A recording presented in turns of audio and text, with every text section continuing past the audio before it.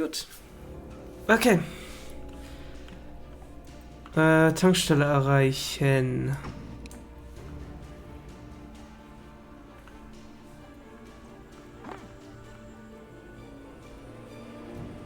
Da oben ist wahrscheinlich das Secret. Ja. Sieht ganz gut aus.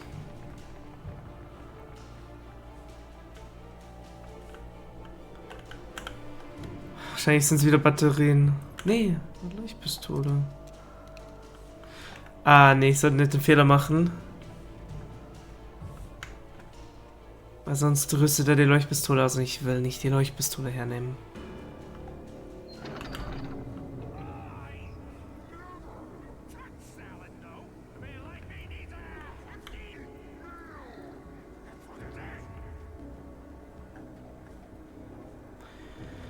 Okay, ich habe was gehört, aber ich weiß nicht von wo. Da leuchtet was unten, aber ich glaube, dass es nur eine Buchseite ist.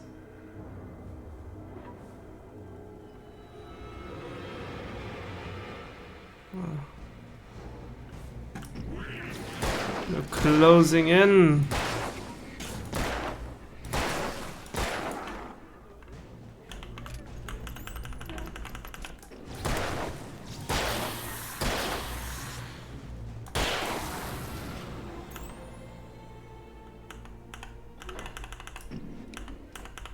Ach, ich habe nur noch 2 Schuss, deswegen kann ich nicht nachladen, okay. Okay, das ist jetzt schlecht. Ich will mir erst die... Doch, ich will mir erst die Buchseite. Oder das Manuskript. Ob ich 2 neue? I stepped into the gas station's garage. It was dark and quiet. The place was a mess. It looked like someone trashed the place or that there'd been some kind of fight. Light spilled into the room through an open door at the back, and I made my way toward it.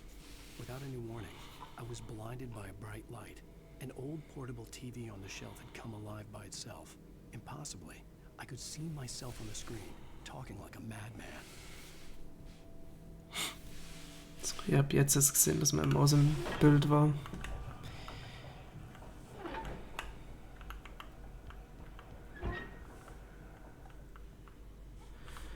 Okay, kann ich was anschalten? Hier sind Motten. Eine weitere Schrotflinte. Tja. Batterien. Ansonsten nichts weiter Spannendes. Kann ich eigentlich Licht anmachen? Nein, kann ich nicht. Okay, gut, ich könnte das Licht höchstens ausmachen.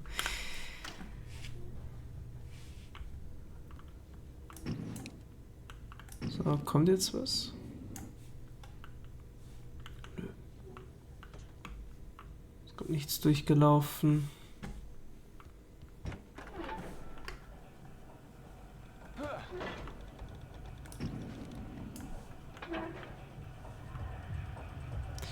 Okay, da liegt Loot.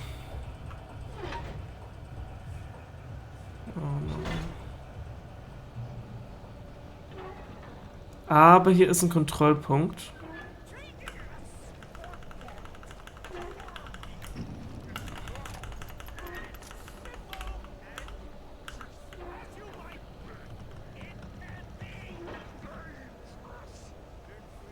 Okay, ist interessant. Ich habe jetzt hier unendlich Munition. Es deutet auf einen großen Kampf hin. Wenn ich das jetzt benutze, was passiert dann? Ist jetzt keinen... Ah, ich kann es auch nicht mehr anmachen. Okay, das heißt, ich muss die Dinger ausmachen. Wenn ich das richtig sehe.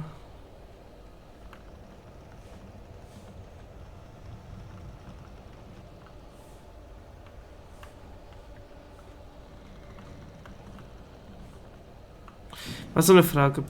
Explodieren die? Sehen halt so aus, okay. Ich will nochmal neue Munition.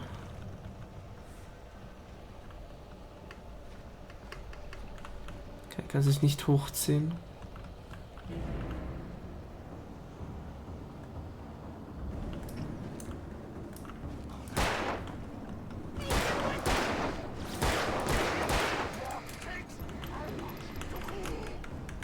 Oh, was war eigentlich Ausweichen? Ich glaube Shift, ich weiß es nicht mehr.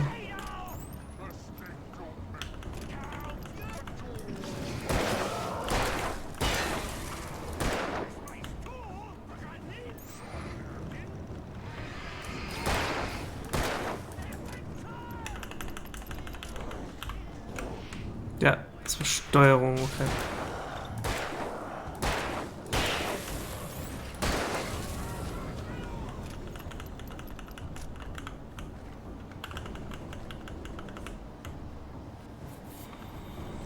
So, nochmal 2.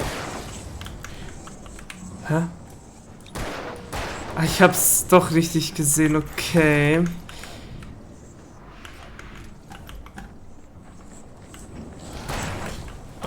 Oh. Oder ist es Shift? Ich sehe es ehrlich gesagt nicht. Ja, ist vielleicht doch Shift. Vielleicht ist es beides. Vielleicht drücke ich einfach wahllos Tasten.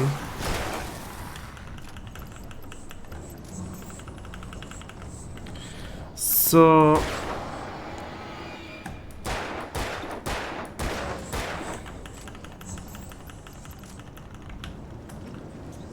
Jetzt haben wir Speedy Boy.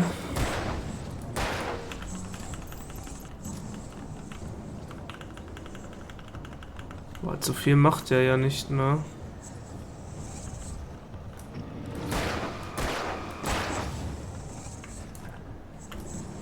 Auch wenn er irgendwie nicht sterben will.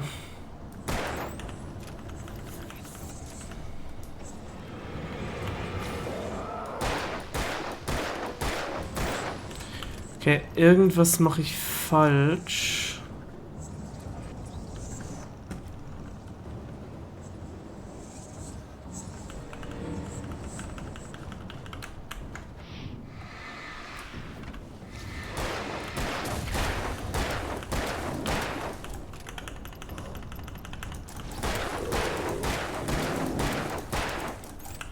Okay, ist einfach nur ein extremer Bullet Sponge.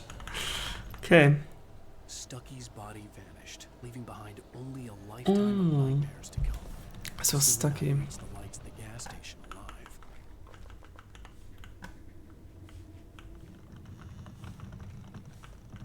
alive. Warum ist hier eigentlich eine riesige Kiste an Munition? Wir sind doch hier bloß in einem Sägewerk, oder? Warum braucht ein Sägewerk so viel Munition? Oh, Thermoskanne.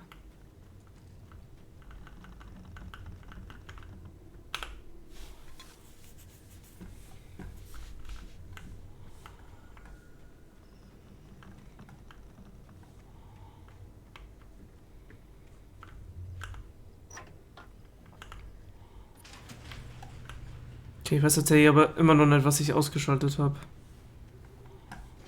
Vorher.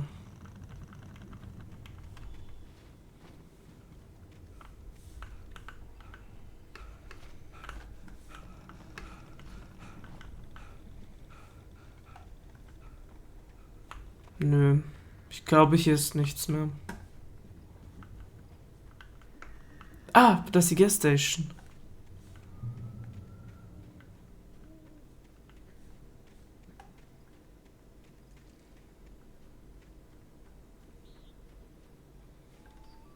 I recognized the parade float I had seen in Bright Falls when I first arrived with Alice.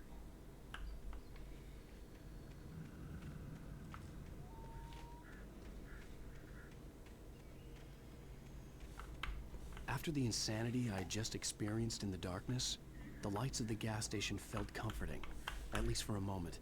The sane world reasserted itself.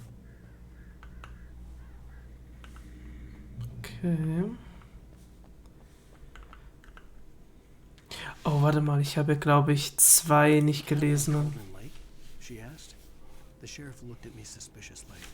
The early morning light flooded through the office windows. I would probably never have gotten out of the woods alive without her help.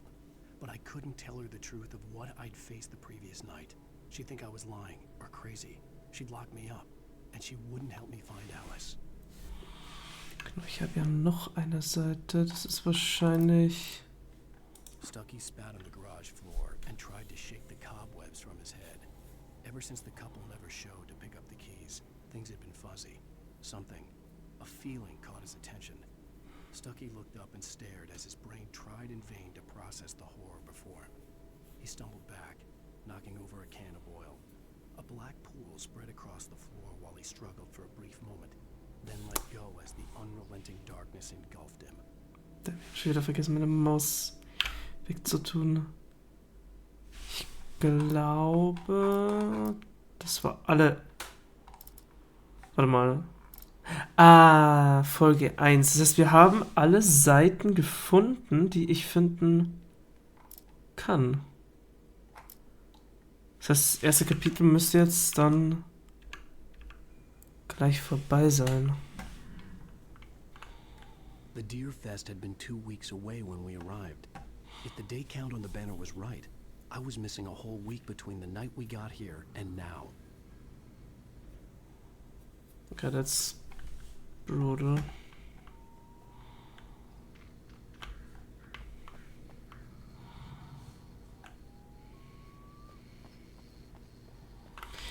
Muss ich irgendwas noch machen?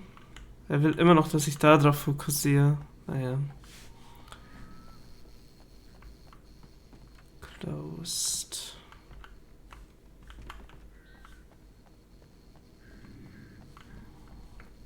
Kann ich eigentlich auch hier rausgehen? I had to get inside the gas station to find a phone to call for help.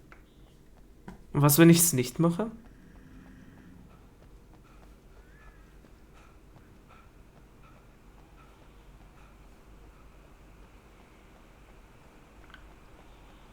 Hier ist Nebel.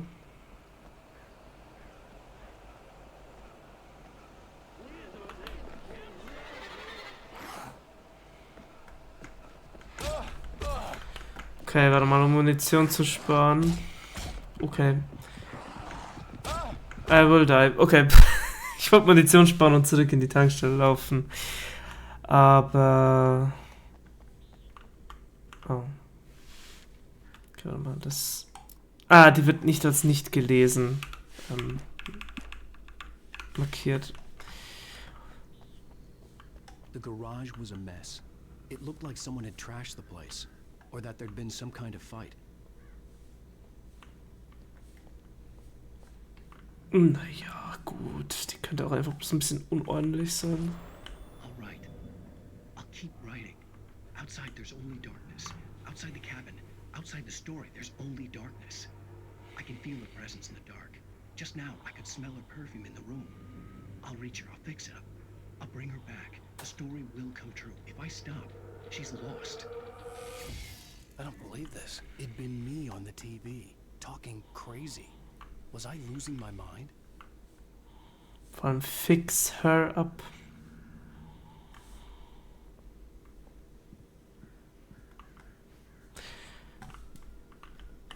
Oh.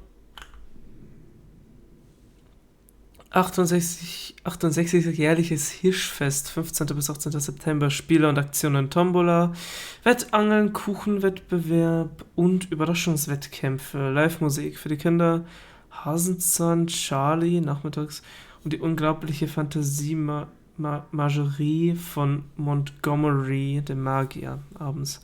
Verpassen Sie nicht die legendären Hirschfestparade. Also Waffenwechseln geht's weg, okay, cool. Genau. Als ich ja das letzte Mal gestreamt habe, das war ja vor über einer Woche,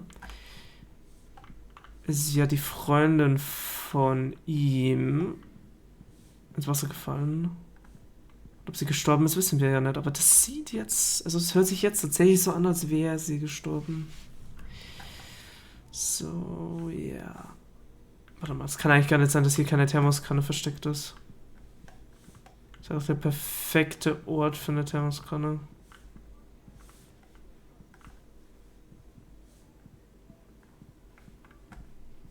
You're shitting me, right? No Thermoskanne?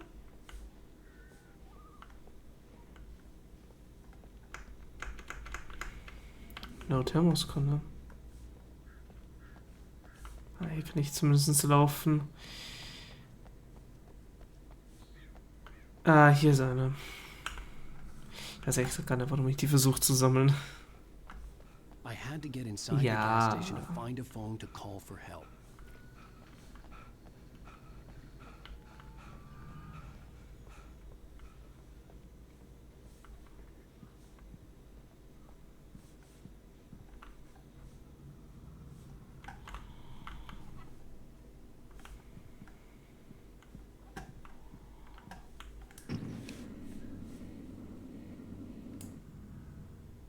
Ist hier eigentlich irgendwo eingezeichnet, ob wir, also wo wir hier sind?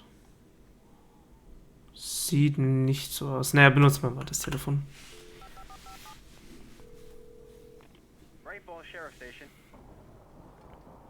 Oh, we can. Wow. Schau bitte noch motivierter. Oh, thank God, Sheriff. Sheriff Sarah Breaker, you are... I'm Alan Wake, but listen, I was in a car crash. My wife, Alice, she's missing. Calm down, Mr. Wake. We were staying in a cabin on the island, on Cauldron Lake. There's no island on Cauldron Lake, not since the big eruption in the 70s. Please, I can take you there, okay? You look like you've taken a pretty bad knock to the head. Are you okay? Listen. We'll figure this out. Please get in the car. We'll swing by the lake and then we'll go to the station, okay? Mr. Wake, have you seen Stucky, the guy who owns this place? I realized I couldn't tell her what had happened in the forest. She wouldn't have believed me. And then she wouldn't have helped me with Alice.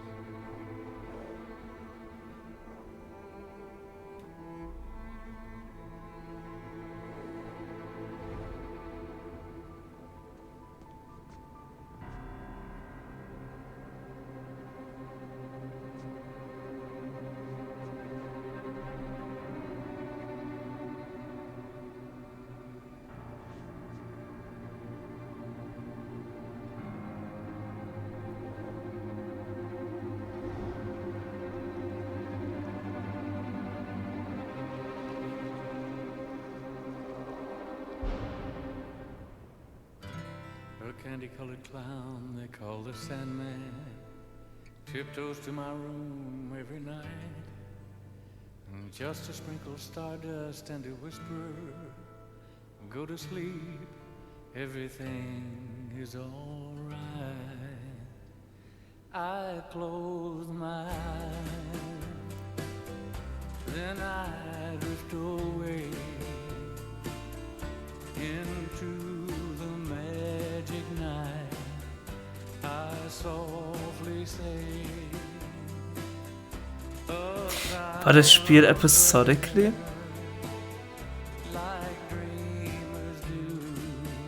Wann ist Alan Wake rausgekommen? Ich glaube 2010 oder nicht? dreams of you. In dreams 2010 für Xbox 360 und 2012 für PC. In dreams I talk to you. Ja, to be honest, ich überspring's jetzt mal. On Alan Wake. Oh. I came to Bright Falls with my wife, Alice. Es muss episodically gedacht gewesen sein. Thought maybe you could write here. I don't want to hear it. God damn it, Alice. Now, she's missing. Alice?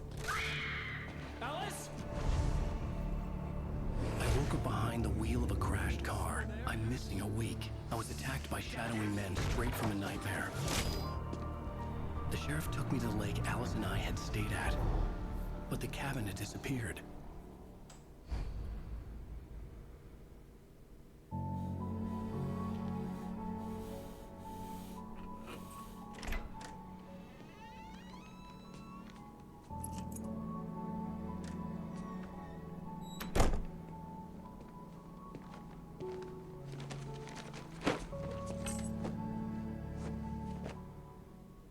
Honey, I'm home.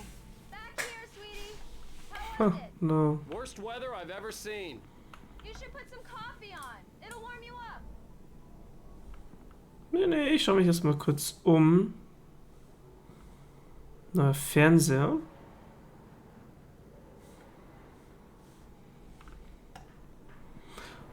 Okay, gut für... Okay. Also... Ja gut, Alan ist ja ein erfolgreicher Schriftsteller, so wie ich das sehe. Ich will gar nicht wissen, wie viel so ein Apartment in New York kostet. It's true what they say about the fall and the sudden stop at the end. I'd lain here in the snow while the lurid chain of scenes that had led me here kept playing in my head. A rerun of my own private snuff movie. A memory of my corpse. Alone at my own wake. Thinking in metaphors again. The femme fatale was gone. Only a sour taste remained of the kiss that killed me. This was a late goodbye. 13 years after I'd gotten my revenge, it had finally caught up with me. It had been a long time to bear the pain. My blood painted the snow red. The gruesome slushy dissolved all the scattered painkillers and leisurely dripped down to the sewer, mingling with the bile of the city, becoming one with it. I can see them now. My wife and my baby. Honey, I'm home. A baby?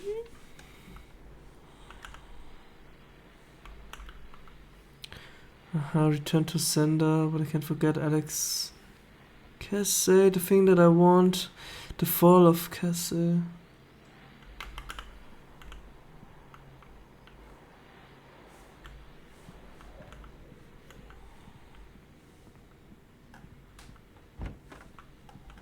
Okay, geht's noch weiter. Okay.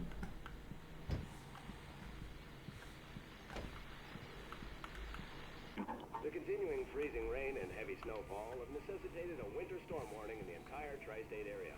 People are advised to stay indoors as many roadways are already closed, and city officials are not expecting snow crews to keep up with the weather. We're now on the third day of the blizzard, and the weather is not expected to clear up anytime soon.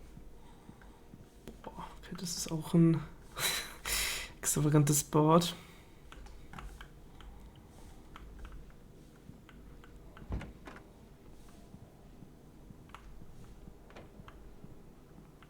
Hey, handsome. This is gonna be a long night, but these shots are turning out great. I guess you're gonna need that coffee then. I'll go put it on. Aha, sie ist anscheinend Fotografin. Ich weiß extra gar nicht, ob das schon mal gesagt worden ist. Sie hat am Anfang ein Foto gemacht von uns, true. Coffee's on. Das kann auch ein Hobby sein. Great, thanks. I'll need it if I'm gonna finish this by tomorrow. So, ach, wir haben es schon, okay.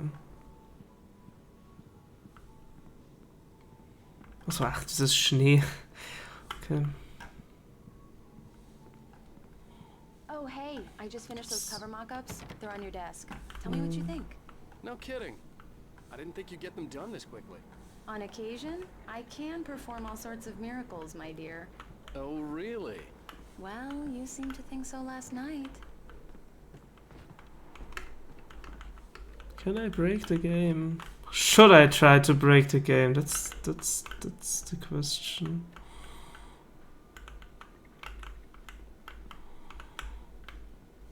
Nee, ich glaube, ich bekomme den Stuhl immer so hin.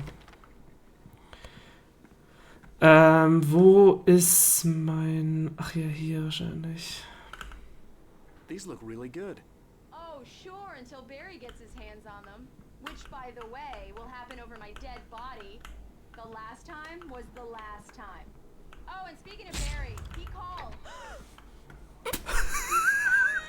Sorry, ich habe bloß Schaden bekommen. Fuse box. I'm right here. I'm on it, honey. Please hurry. No, Right here, baby.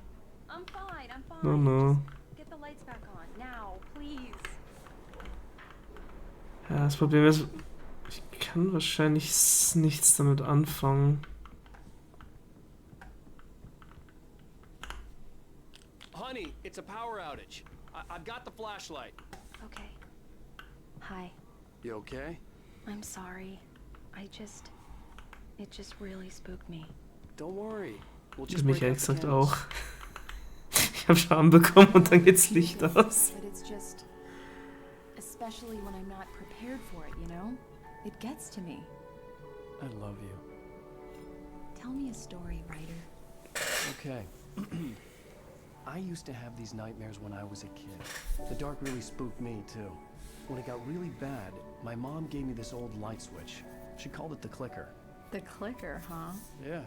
If I ever got scared of the dark, I could just flip the switch and a magic light would scare the monsters away. Oh, sure. Here it is. Alan. Maybe it'll help you, too.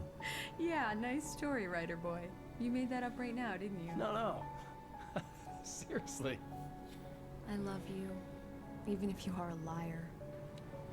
Thanks for this.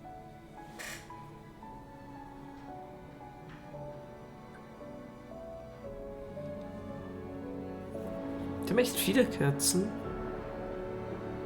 Aber gut, ich meine, sie hat ja enorme Angst vom Dunkeln. Ich glaube, dann hat man wahrscheinlich wirklich zur Sicherheit How do you feel, Mr. Wick? Any Kerzen. nausea, disorientation, anything like that? Mr. Wick, how are you feeling? Terrible. I'm okay. My head's fine. I had to lie about my headache and memory loss. He'd send me to a hospital for tests. I couldn't leave without Alice. Very well. I don't think you have a concussion, but you've obviously been through quite a shock.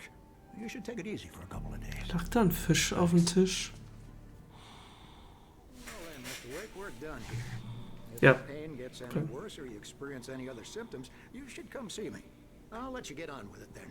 Sarah, Sheriff Breaker, is waiting for you. She's very good at her job. I'm sure she can locate your wife in no time. Doc Nelson was the image of a small-town doctor. Sheriff Breaker had called him to the station to take a look at the cut in my head. Oh ja, es geht mit denen auch. Outsider! Ja, okay, nee. Ich versuch's gar nicht erst. Nee, gut.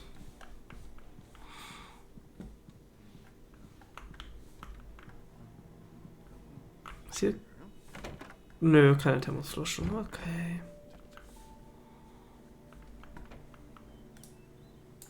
Missing cat, I see. Aha. Die Frau im Campingausflug zurückgekehrt, Kontakt abgebrochen. Wenn Sie diese Männer gesehen haben oder wissen, wo sie sich aufhalten, rufen Sie bitte an. Okay. Come in, Mr. Wake. Your phone's on the desk. The battery was dead. It's charged now. Have you started looking for my wife yet? My men are already on it. Now, can you tell me what happened? I'm not sure. I can't remember. We were arguing. I walked out of the cabin. The cabin on Cauldron Lake? How did you end up at Stucky's gas station? I wanted to tell her what had happened last night, but I couldn't. She'd lock me up. Excuse me. I need to take this. Verizon gab jetzt tatsächlich eine echte Marke, Hello? wenn ich mich nicht täusche. Alan, please help me. Sagt mir irgendwas. Stop talking to the law. You'll do exactly what I say if you ever want to see your wife again. Who is this? Go to the back lot. There's a hole in the fence on the left. Look inside the junker. I left a little something there to convince you we're all on the same page here. After you ditch the cops, you're gonna meet me in Elderwood National Park. There's a spot called Lover's Peak. Midnight. Don't do nothing stupid, pal. We're watching you. Mr. Okay, Wade, can I help you with anything? Komme ich I jetzt? need to get some air. The sheriff said I could go out back. Of course, Mr. Wake. You can get there through the cell corridor. Hey, can you turn the lights on? The deputies, they don't understand. They won't listen to me. I need it to be bright in here. Yeah, it's a you problem. In spite of its human mask, to describe the dark presence as intelligent would have implied human qualities on something decidedly inhuman. Nonetheless, it found the one spot in the diner that was dark enough. Some light spilled into the corridor, ravaging it. But it took the pain, horrible as it was, The writer would soon fix that. He would be coming to the one place where it still had power. Hey! Warum schalten die überhaupt hier das Licht aus? Hey! Hey, you! Can you help me? Can you turn the lights on? Warte mal, could I? Oh, I could. Thank you, man. Thank you. Hey, you're all right. You're a good guy. Don't let anybody tell you different. You know, I shouldn't even be in here. The cops, they got it all wrong. See, sure, I beat him up, but I wasn't drunk. I mean, I wasn't drunk at the time. I only got drunk afterward. Okay, listen, you gotta listen carefully now. Here's the kicker. That wasn't Danny. No, sir. It only looked like him. You wanna know who it really was? I'll tell you who it really was. It was a goddamn space alien! I know No it sounds like space aliens. something a drunk would say, but believe me, I wasn't drunk then.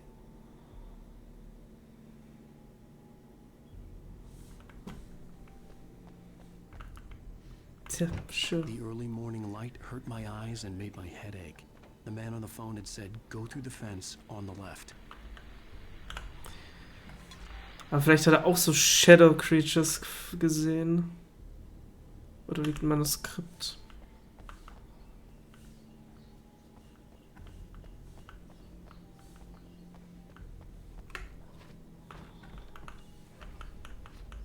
The caller had told me to find a hole in the fence behind the police station. There was something for me in an abandoned car.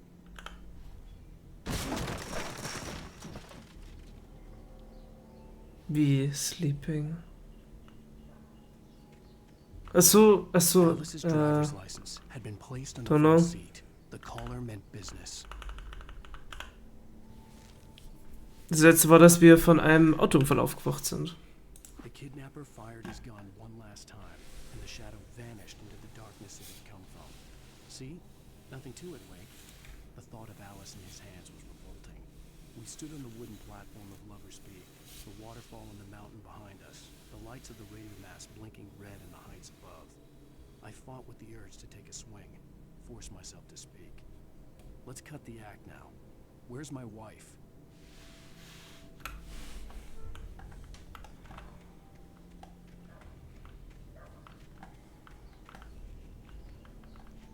Ausweis. Barry? Ow! Thank God! Where the hell have you been? I've been trying to reach you for a week, you and Alice. I've been worried sick. I flew out yesterday. I'm here in Bright Falls. Barry, listen to me. I'm at the sheriff's station. Come and get me. I can't talk now. Ow! What the hell is going on? I had to get the sheriff to let me go. I needed to get to Elderwood National Park to meet Alice's kidnappers. Und es fehlt übrigens tatsächlich eine Woche. Es ist einfach eine Woche vergangen, ohne dass wir Erinnerungen drüber haben.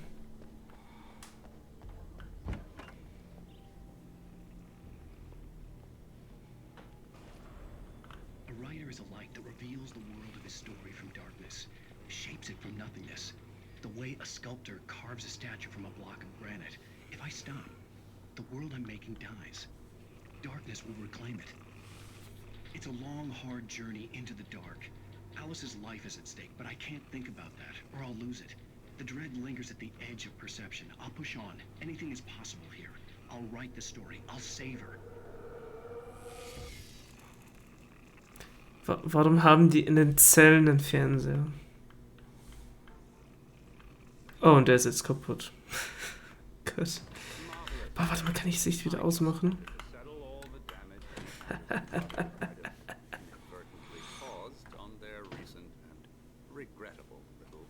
They are not accountable for their actions, of course. I can assure you that my staff has been reprimanded.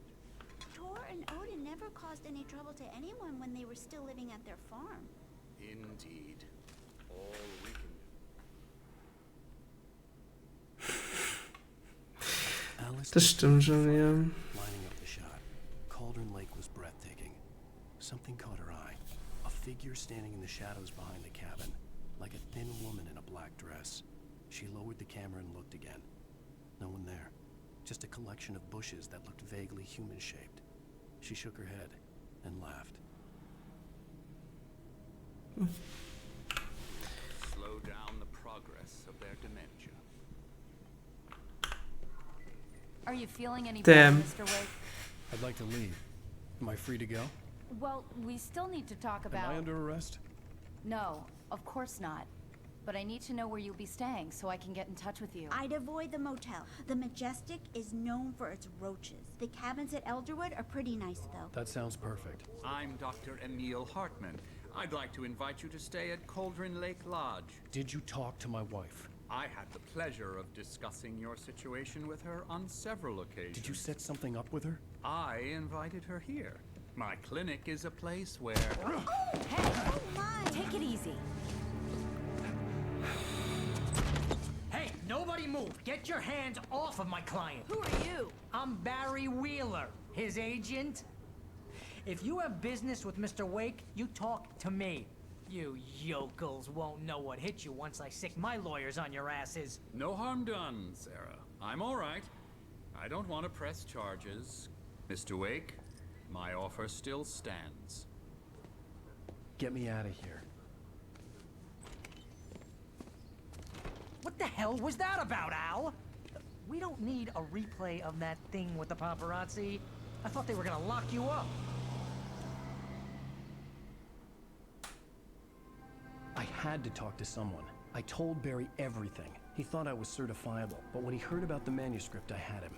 The fact that I'd written something, even if I couldn't remember it, was enough for him. He smelled money. And he believed that Alice had been kidnapped. Anything beyond that was another story. Oops. I had a midnight appointment with the kidnapper in a place called Lover's Peak, somewhere in Elderwood National Park. The plan was to rent a cabin. I don't like it, Al. I don't like any of it. It's not good. In fact, it's the absolute opposite of good. Mr. Wake! Barry, you found him! Hi, Rose. Oh, wow, I was just thinking about you, too. Great. I was just bringing Rusty some coffee. He's on the balcony, looking after Max. Poor thing. I really need to go. Great to see you again, Mr. Wake. Later! Who's Max? What an airhead. Hört sich wie der Hundename an. Takes a swing at everybody. Joey Wheeler, der Name sagt mir irgendwas. Nice girl and, more importantly, Irgendwas. Okay, das sieht echt nice aus hier. Das gefällt mir.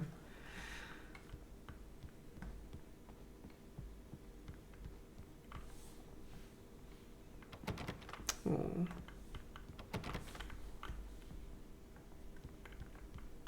Seriously, Al, what you were saying in the car? Just listen to yourself. What, you shot a guy and his body just disappeared? When was the last time you slept? What, are you high? Have you been drinking? No! Look, Barry, I'm missing a week, and someone's got Alice, and everything's just... Habe ich den Dialog gerade abgebrochen? Do you understand what it sounds like when you say stuff like that? Don't get me wrong, it's a good story, could be a bestseller. But when you start confusing fiction with reality, you're buying yourself a ticket to the funny farm. Wait here. Jetzt, Dog.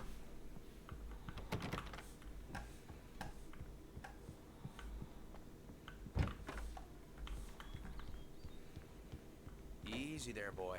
I'm almost done. Hey, Rusty, right? Oh. You rent cabins. Oh, Mr. Wake. I'd shake your hand, but mine are kind of full here. Actually, I'm sorry about this. Would you mind grabbing the registration form from the desk? It's just across from Bucktooth Charlie. Okay, sure. Seriously, Al, you can't just go and meet a kidnapper. Those situations always end up in disaster. You gotta talk to the cops. She's my wife, and it's my call. Can we talk about this later? No, this whole thing... Listen, you hit your head. I mean, geez, Al, come on. You gotta understand how crazy all this sounds. If you're trying to pull a joke on me, freak me out, it's working. Ha ha, let's have a laugh on Barry. Well, you had me going there real funny, Al. You can quit it now.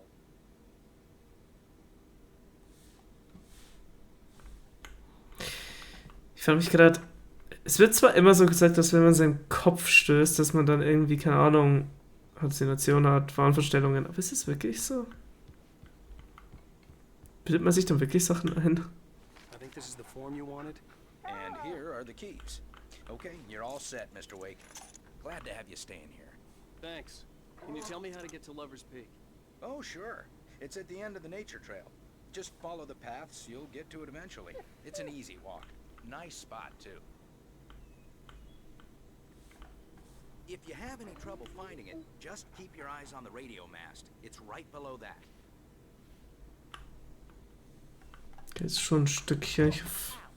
You're asking me to believe that you shot a dude who went poof into thin air, a guy who was bulletproof until you pointed a flashlight at him. You hear that from people who end up spending time in padded rooms, strapped to their beds, wearing white shirts with too long tangled up sleeves, and eating a healthy diet of pills. Al, you make cruel jokes about people who believe that kind of stuff. Ah, es hat den Dialog doch abgebrochen.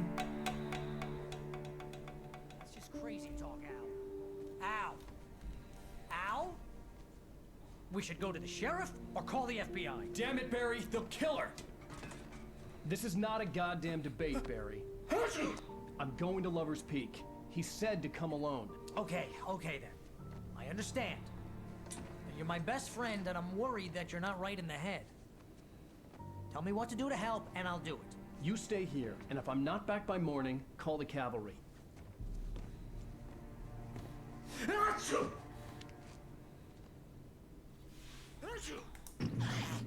Just be careful with the natives, Al. These yokels are dangerous. Everybody hates a tourist, or it'll be deliverance all over again. Yokels.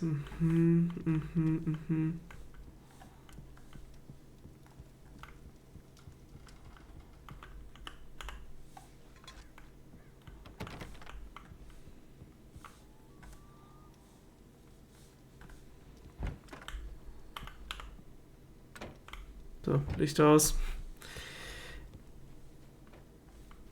Was weg? Nee, ich hab.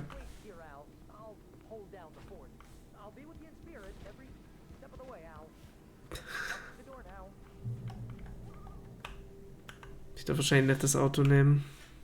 Barry had never gotten along with Alice, but he knew Alan loved her with an almost frightening intensity. And now something had happened to Alice. And here was Al armed with a gun and saying things people got put in padded cells for.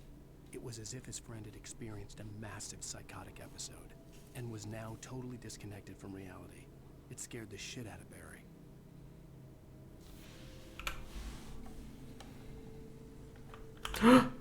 Barry had the keys to the car he rented. Wasn't a long walk to the visitor center, and it wouldn't be any use to me in the forest. Oh, sad. Aber es hat Scheinwerfer. Imagine, Scheinwerfer. This wasn't the smartest thing I'd ever done, but I was still angry with Barry for trying to talk me out of it. These people had called me right in the sheriff's station. The cops wouldn't scare them, and they had Alice.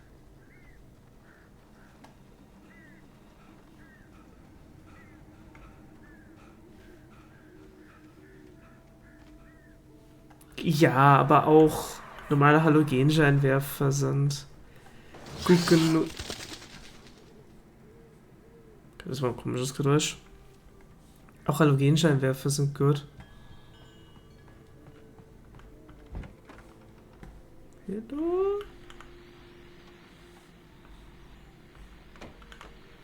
Welcome back to the show, folks. As promised, our very own Dr. Nelson has just parked his rear end in the studio. Doc, what's your Deerfest plan like? My plan? You'll make it sound a lot more organized than I ever seem to manage.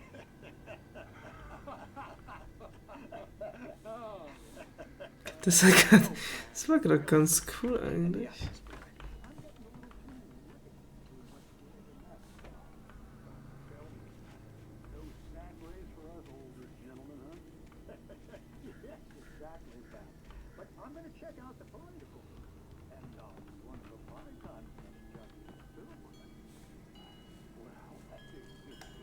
Cool.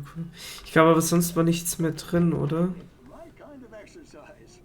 Doc, seriously, you're in pretty good shape, though. You're the outdoors type. I know for a fact you're an avid fisherman.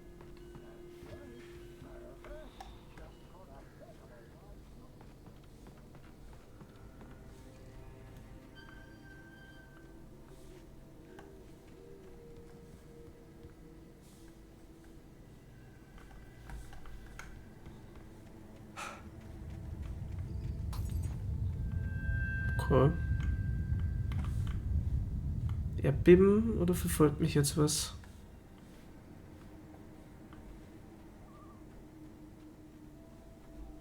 Oh, das Haus hat bestimmt keine Lichter. Kannst du da drüber springen? Nein, kannst du nicht. Okay.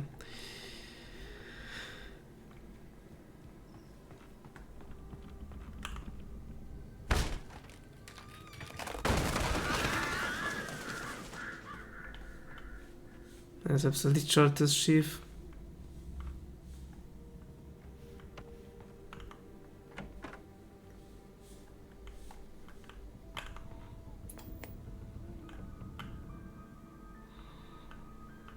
Crime and punishment. The cancer and cure of civilization. But some crimes are impossible to punish, especially in Night Springs.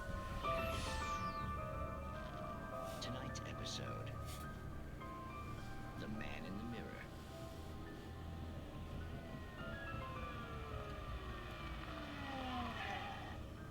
He's inside, Agent. He's a weird one. So, you're confessing to killing that guy, huh? Why? And it coming? Yeah, but why would you do that? I mean, you're a nice guy. Normal.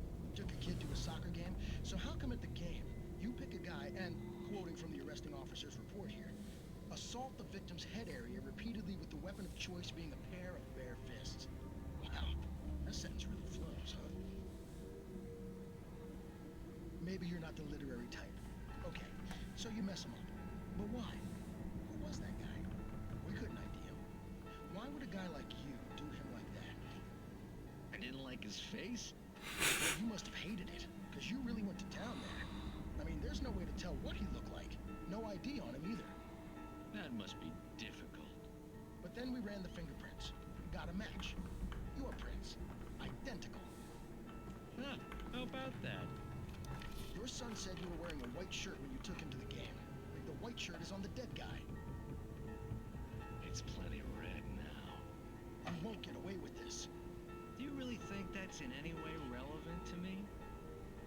I had plenty of time to talk to my boy before the cops arrived, you know?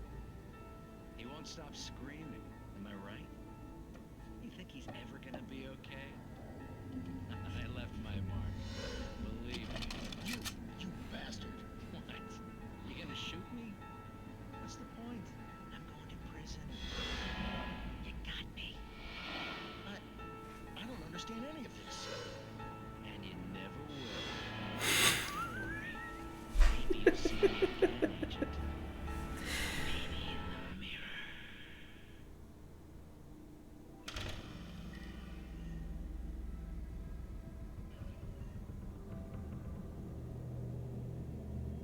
Yeah, I will watch that.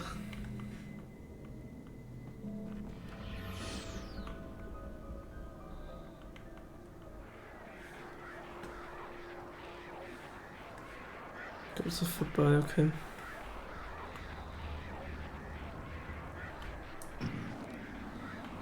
Schuh. Nicht angreifen, bitte.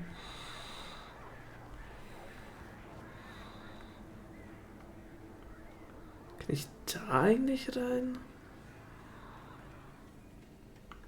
Na, okay.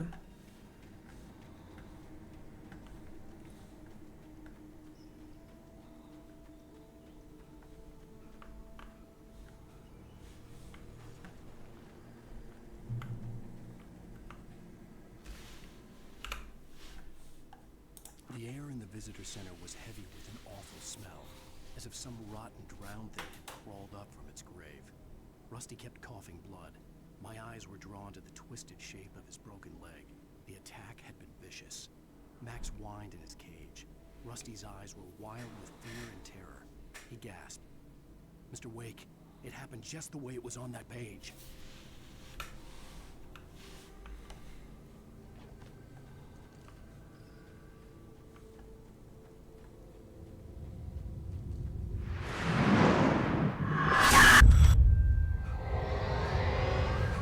The vision left me weak.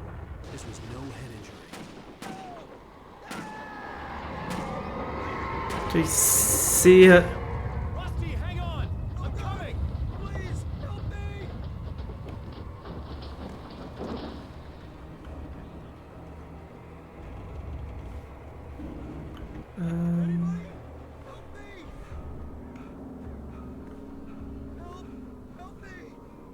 Von wo Schredder? Ich sehe ihn nicht.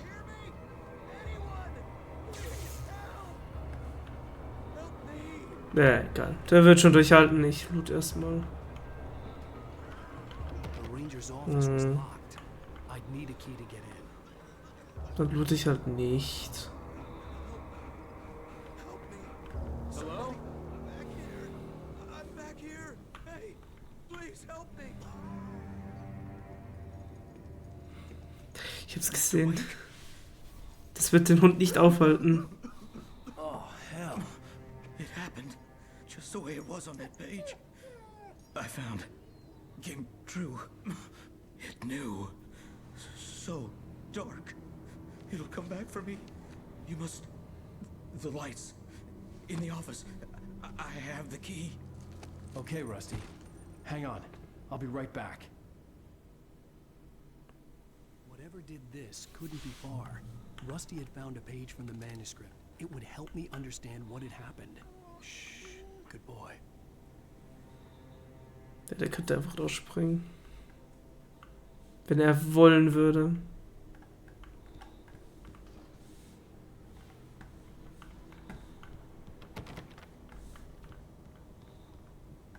Kann ich eigentlich jetzt... Na, ist zu spät, okay.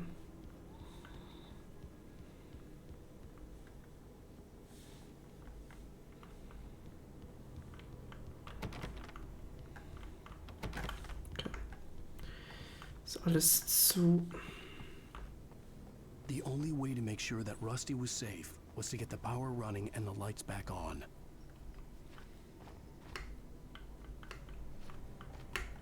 Nee. Nee, okay, da kommen wir nicht hoch.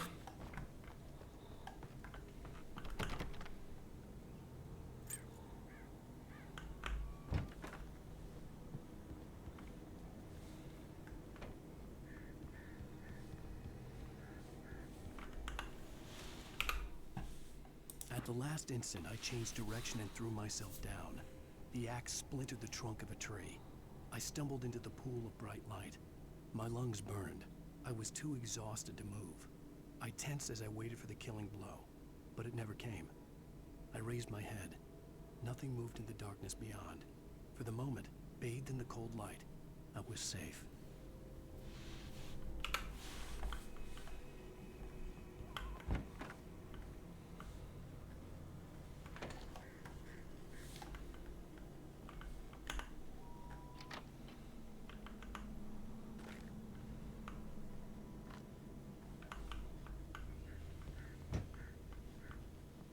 Ah.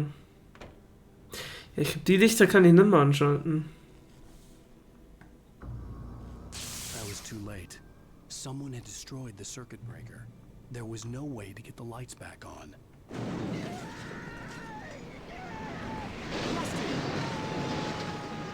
Rusty! Yeah, he did.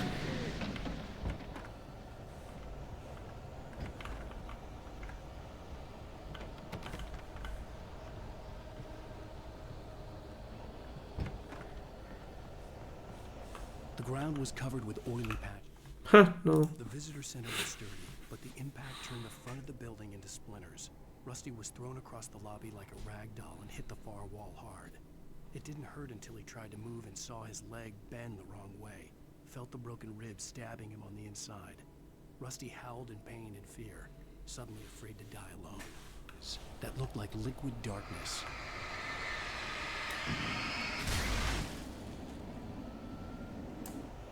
Liquid Darkness.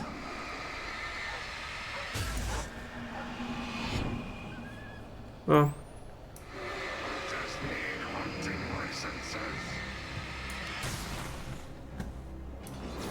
Warum sind das jetzt 2?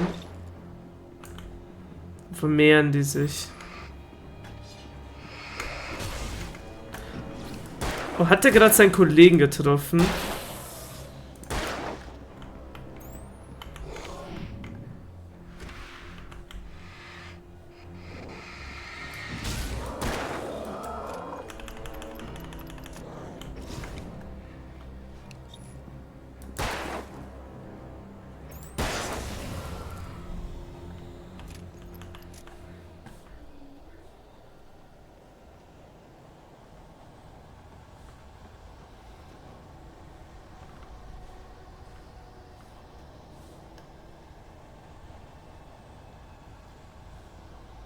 Something had torn a mammoth-sized hole in the wall. Yeah. Please don't feed the animals.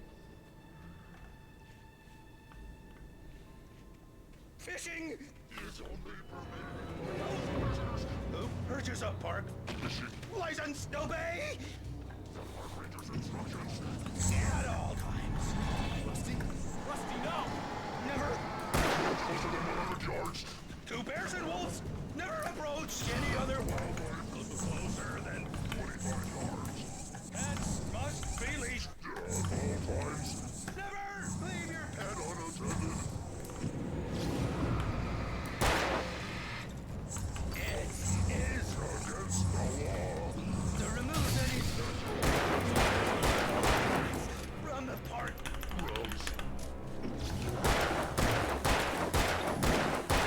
This includes even you, mate.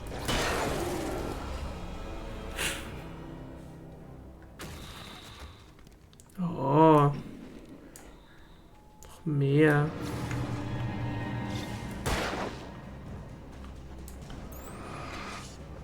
Ja. Fucking Wurfwaffen.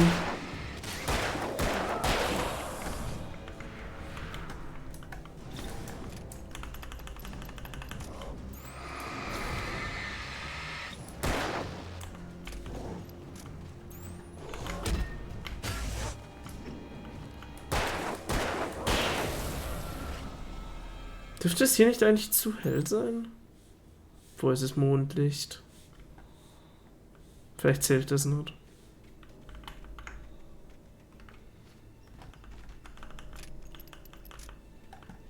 Oh yeah, Infinite Munition.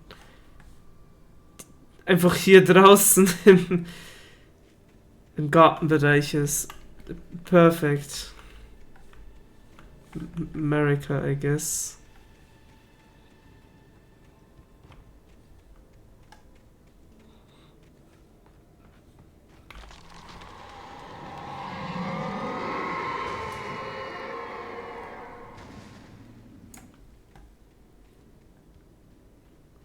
Was immer auch die Bäume da gerade gefällt hat. Ich habe keine Lust gegen das Ding zu kämpfen. Okay, das ist kein Darkness am Boden. Drop Hazard.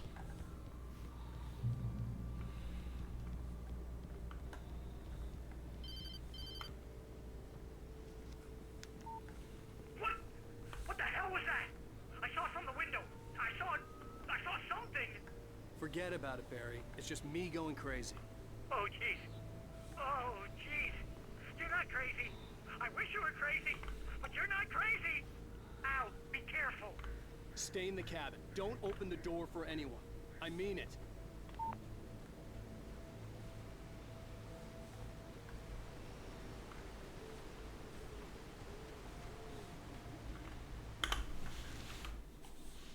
In that last instant of consciousness, Rusty thought about Rose. He was older than she was. Rose was barely out of her teens, but she made him feel young and forget what a train wreck his long-dead marriage had been. He still wore the ring. He'd been waiting for her to tell him to take it off. Now she never would.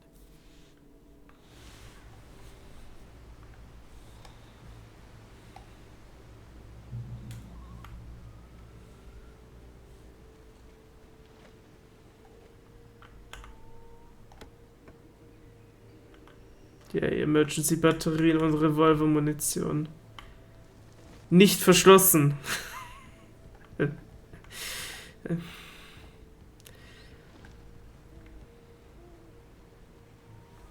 glaube, mit Munition allein kann man ja nicht so viel anrichten.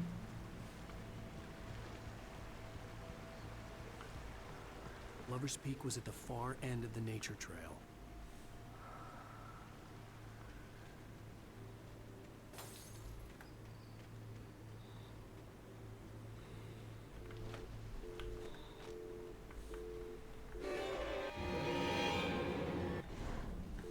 Cool.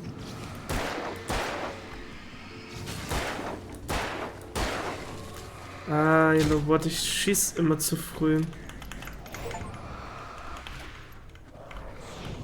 Achievement fordert. Okay.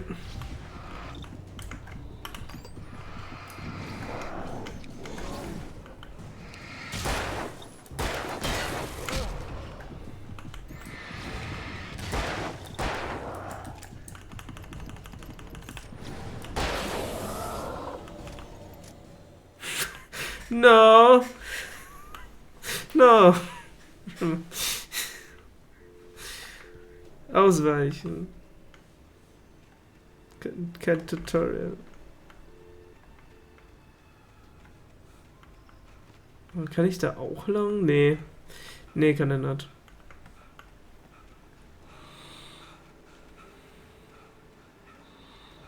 Regeneriere ich eigentlich mein Leben? Ja, ja, ich glaube schon, tatsächlich.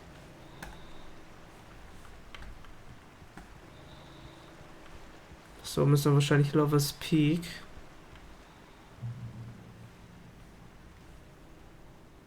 Es gibt ziemlich viele Kontrollpunkte.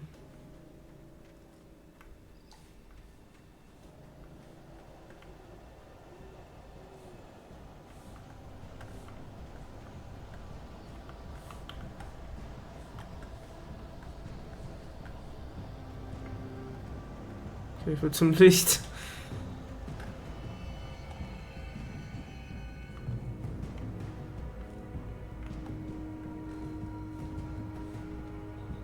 Da liegt eine Schrotflinte und Schrotflintenmunition.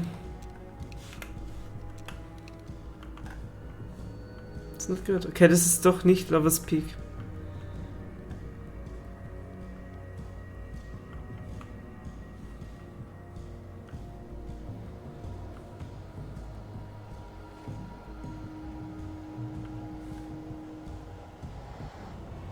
Oh.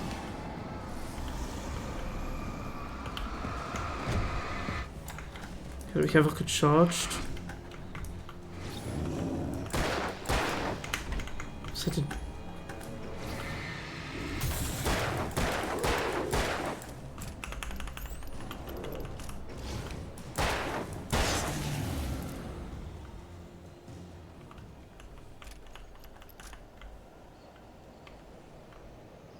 The Great Old One.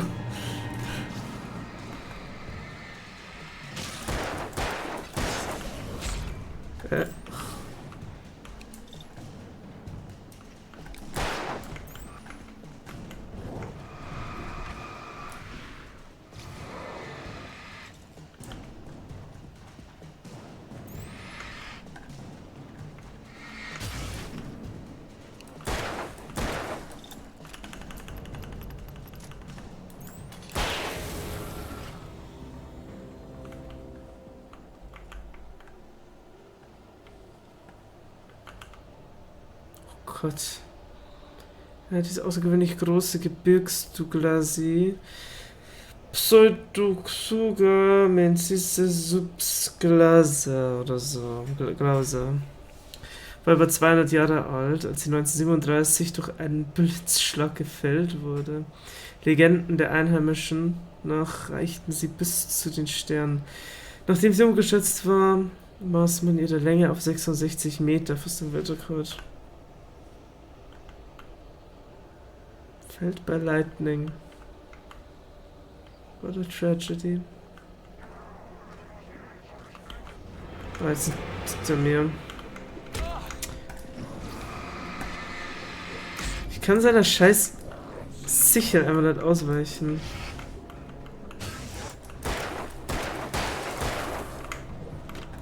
Oh mein Gott, das sind zu dritt.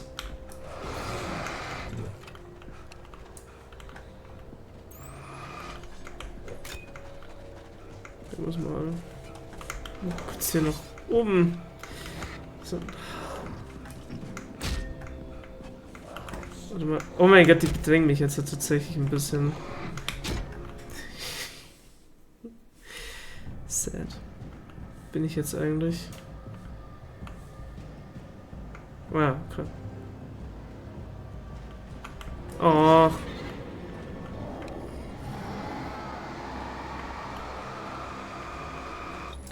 Oh, jetzt kommt noch ein zweiter. Oh shit, die anderen drei kommen auch. Das ist jetzt kacke.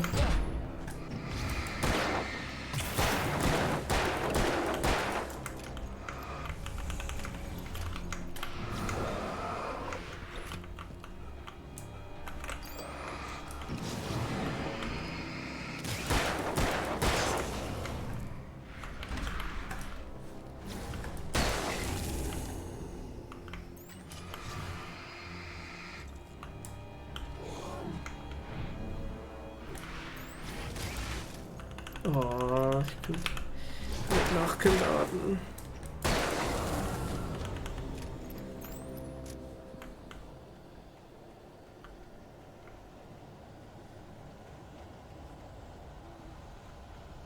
Okay. Aber das waren wahrscheinlich nicht die zwei, die jetzt hier spawnen. No. Ganz tatsächlich nicht. Jetzt sind es zu dritt? Hä? Es waren vorher nicht drei.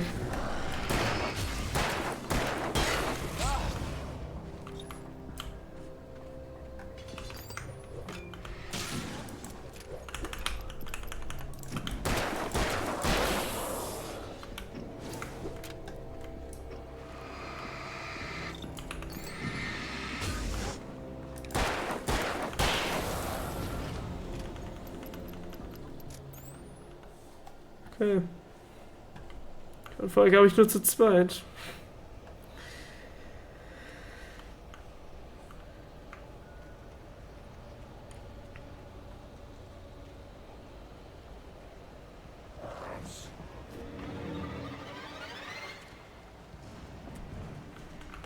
Oh.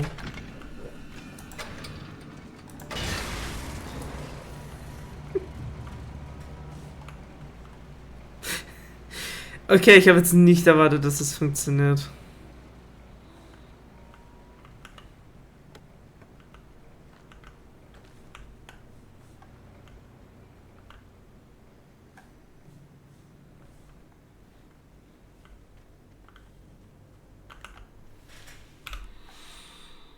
I turned the corner, afraid of what the flashlight's beam might reveal.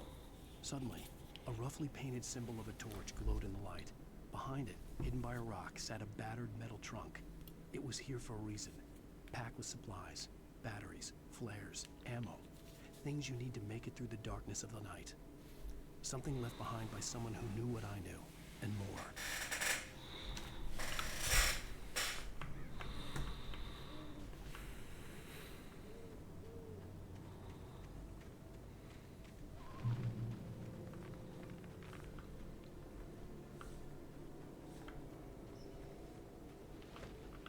Oh, that's not good.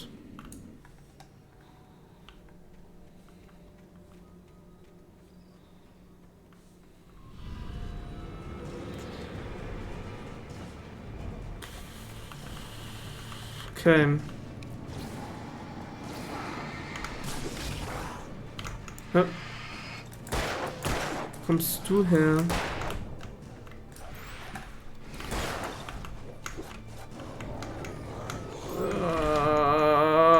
Please.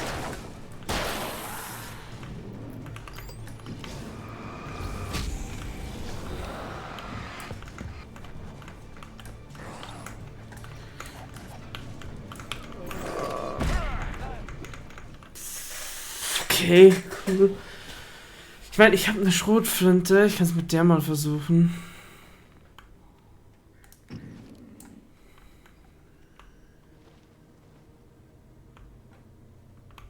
Ah.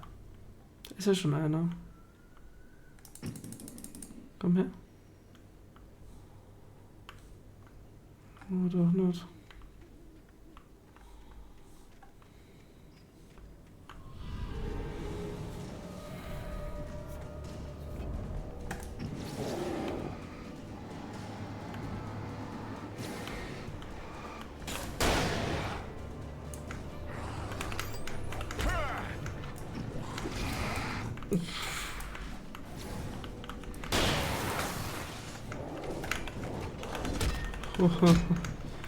Okay.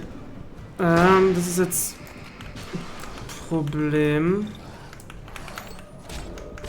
Ja, shit. Die Schrotflinte ist auch keine gute Idee.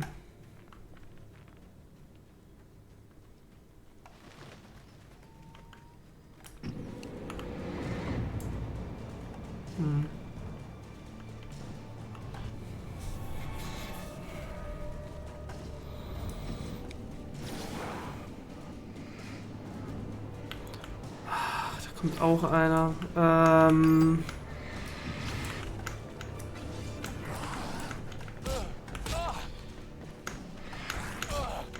Ja, natürlich. Das sind einfach zu viele.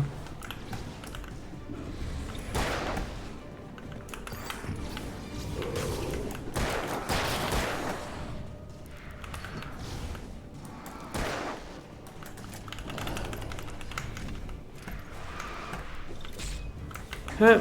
Oh man. Okay, cool.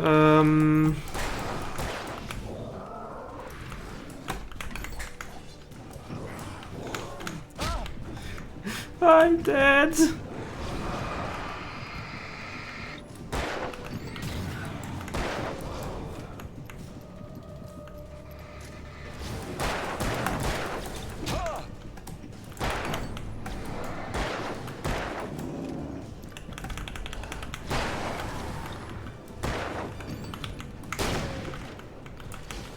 Ach, keine Batterie mehr, cool.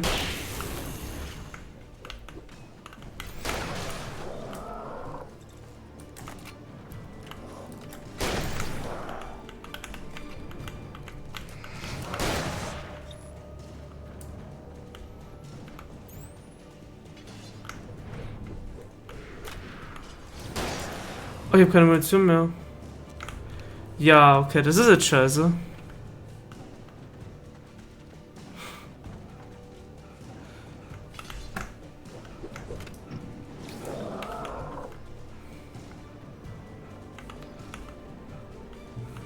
Okay, ich habe kurz. Oh, das ist jetzt. Oh, fuck. Ja, I'm doomed. Ich habe keine Munition mehr.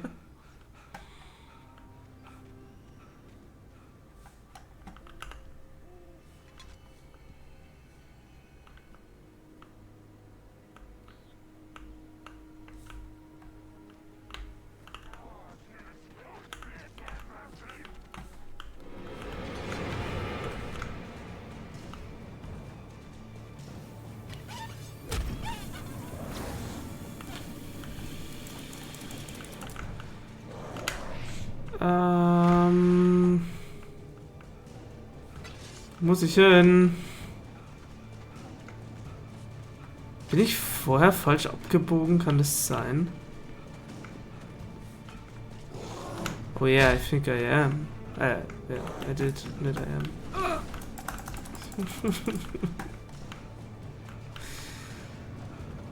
Warum ist hier dann ein Kontrollpunkt?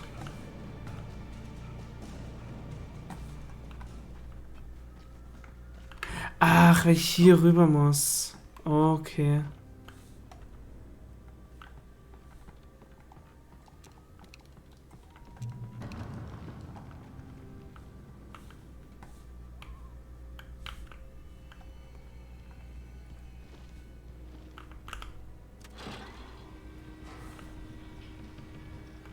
Papier im Licht steht.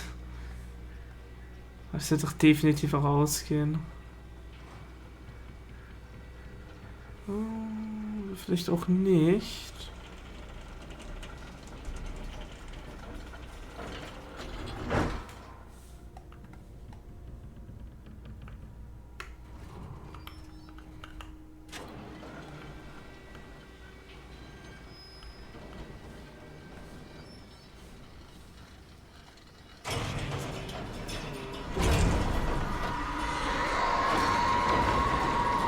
Was greift mich an?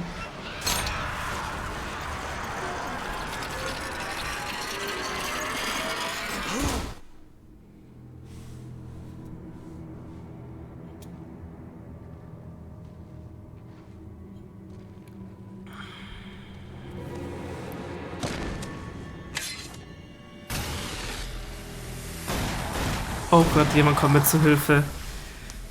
Puh. Come on, we gotta get moving. More of them coming.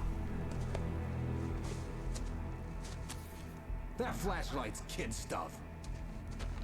The flares won't keep the bastards away.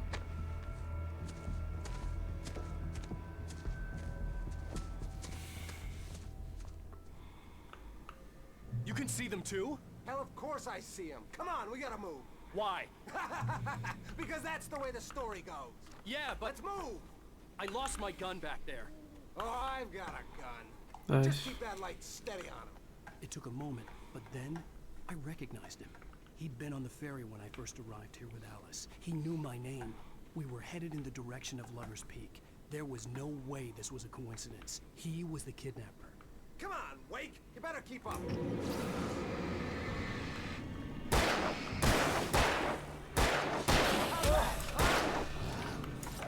Oh. Okay, das finde ich jetzt nicht gut.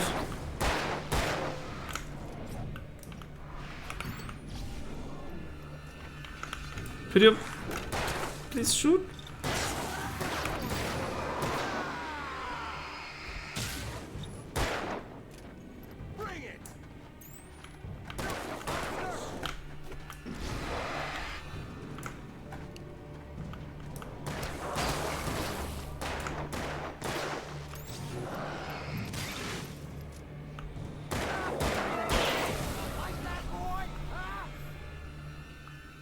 Interesting, damit habe ich jetzt nicht gerechnet.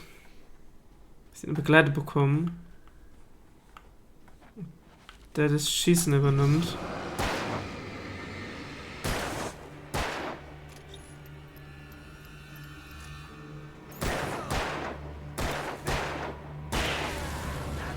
Lover's Peak.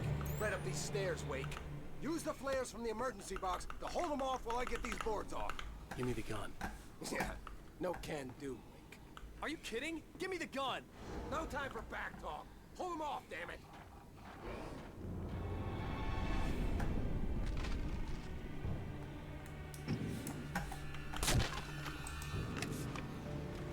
A little longer. Scare them off. Den lasse ich einfach fallen.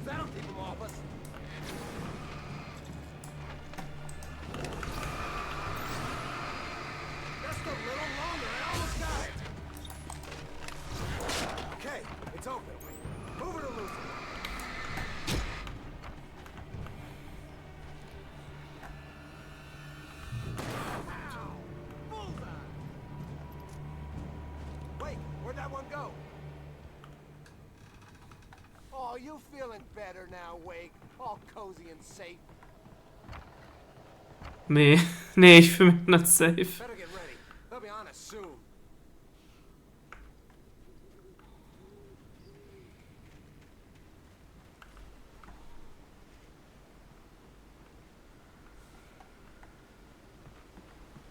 This is it, Wake.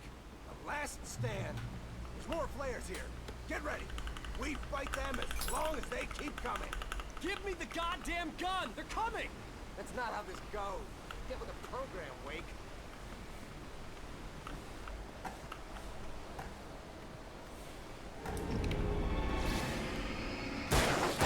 Oh, that's right. You just keep coming. Ah, so kann ich den in der Hand halten. So, das ist okay.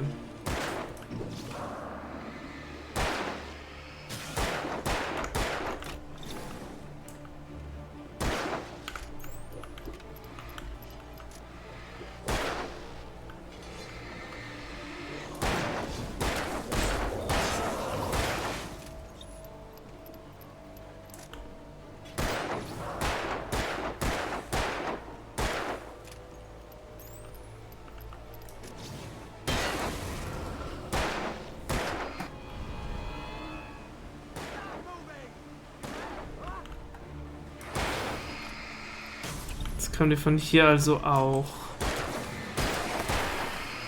Von da? Nö, okay.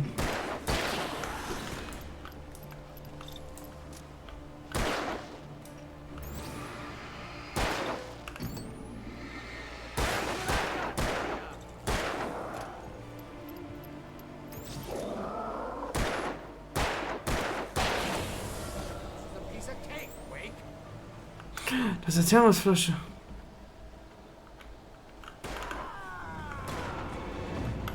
Priorities.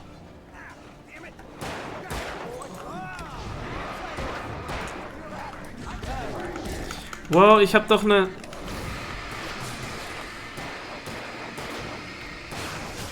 Könnt ihr die wegschmeißen?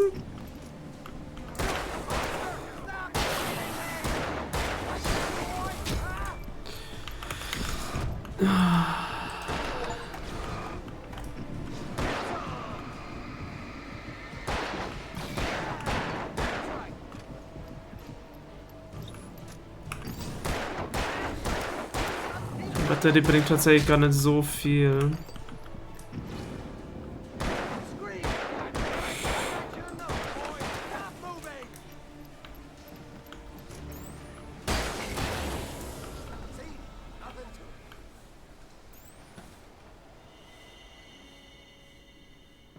Und jetzt? Let's cut the act now.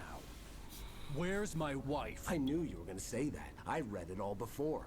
You're a hell of a writer. Congratulations. You're gonna bring about something glorious and terrible once we get you some proper editorial control. What the hell are you talking about?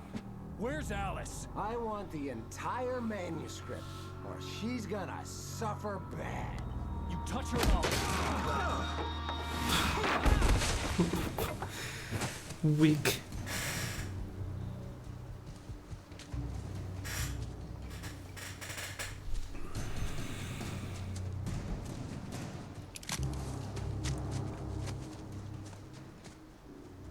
Nein, Alan, es ist eine schlechte Idee, ihn zu erschießen. No! Come back here!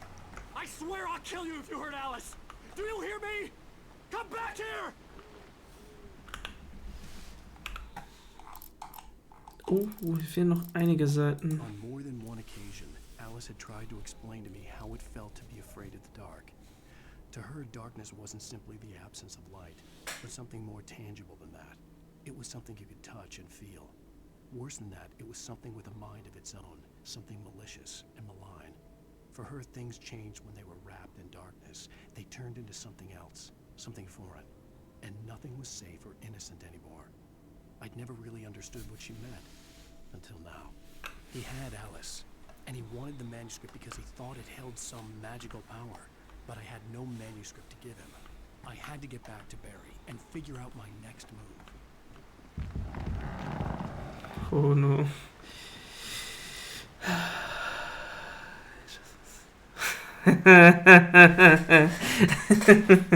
No, it will never happen. Maybe, I don't know. Vielleicht finde ich irgendwann mal die Zeit, aber I highly doubt that. Ich glaube übrigens, dass wir tatsächlich irgendwie immer noch in einem Koma liegen oder irgendwie träumen, weil die ganze Zeit davon weil er die ganze Zeit davon a bad job. Weil er davon redet, dass alles so passiert wie in den Büchern. Es leuchtet.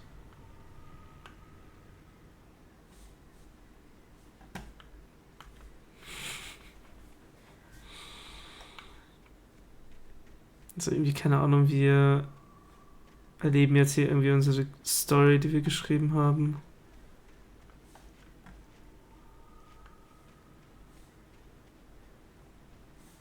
Oder dabei sind zu schreiben. Warum leuchten die Beerenvollen? Wenn ich sie besser sehe? Probably.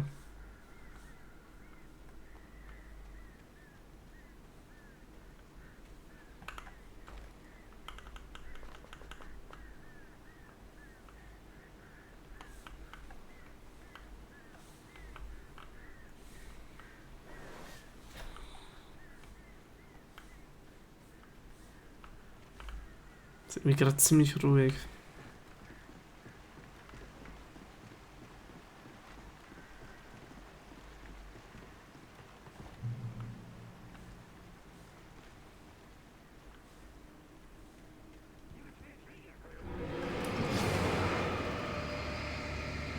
Das sind, glaube ich, wieder 3.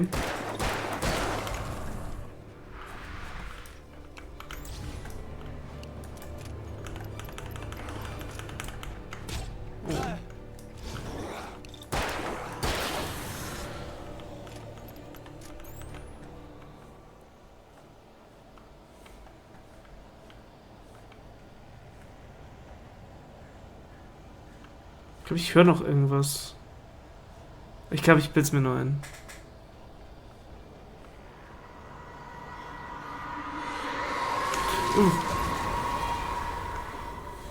Okay.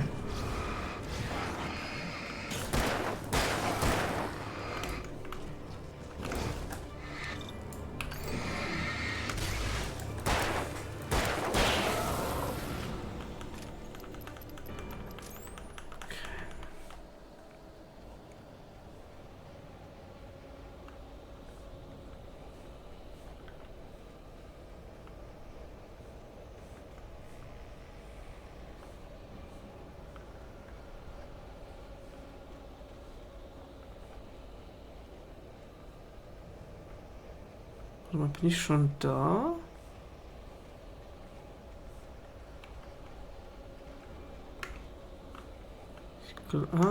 Ja. Mich folgt jemand, okay. Okay, es sind wieder mehrere. Während dem Nachladen kann ich nicht aus... Scheiße.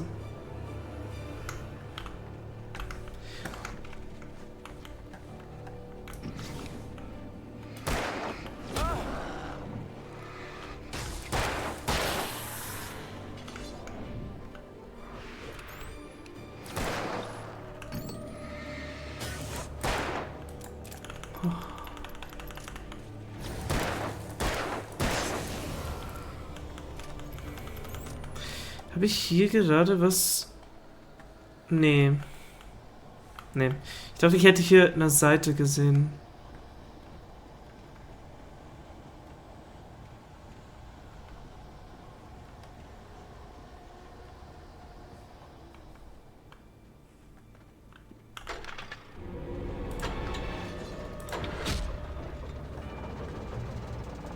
Gemein.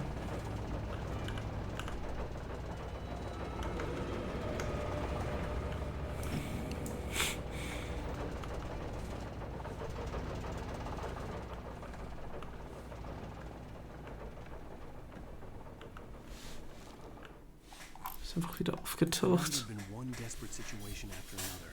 I was exhausted, and my body felt as though it had been chewed up and spat out.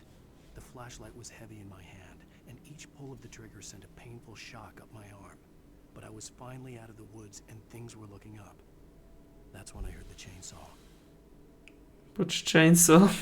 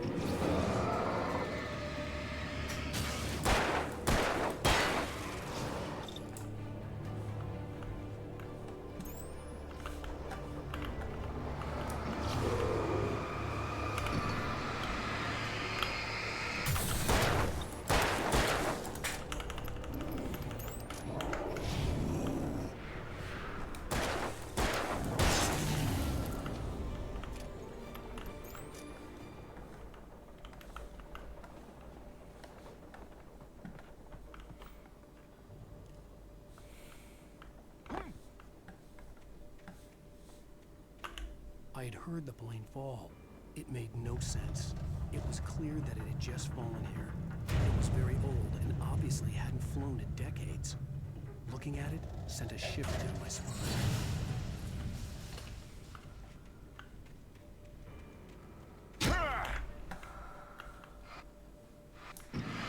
Ach.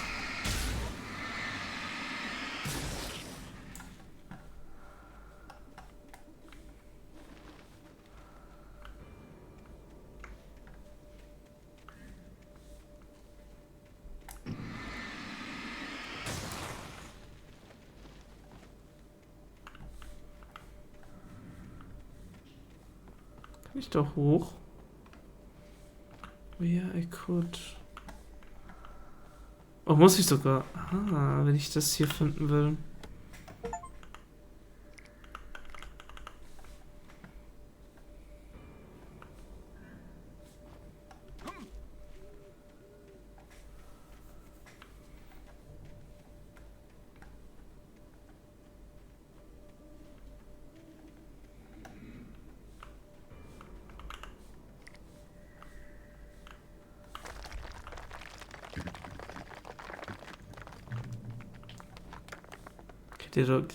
Die Geräusche sind nett. Sehr beruhigend.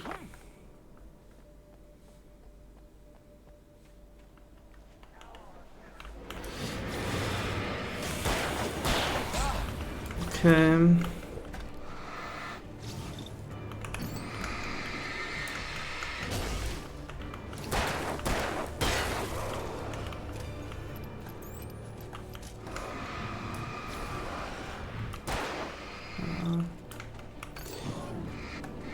Ich bin auch schon durchgebrochen, oder nicht?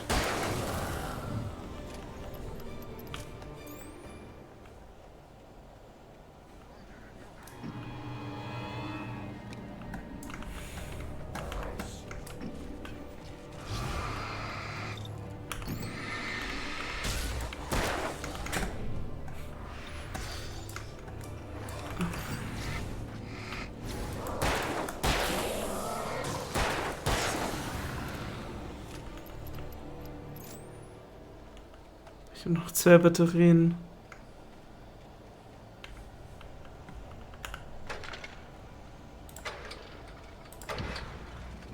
Okay.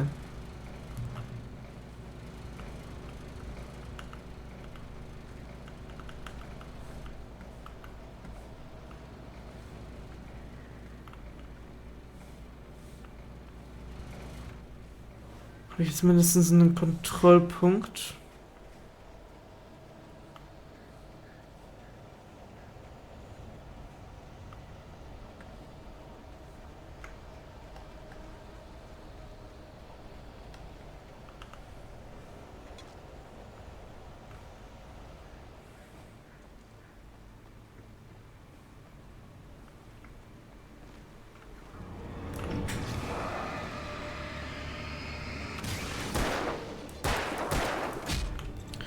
Ah, das ist links auch einer, okay.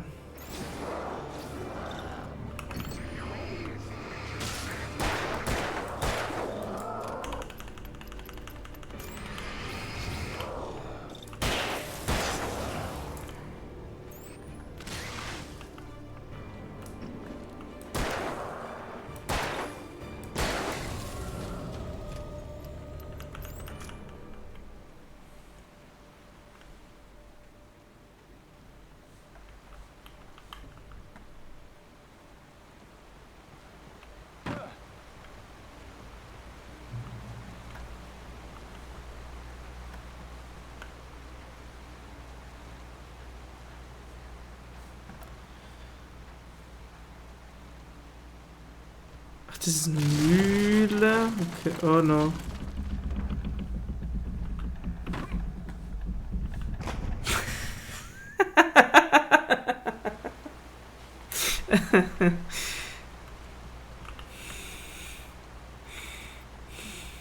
Ah, how unlucky.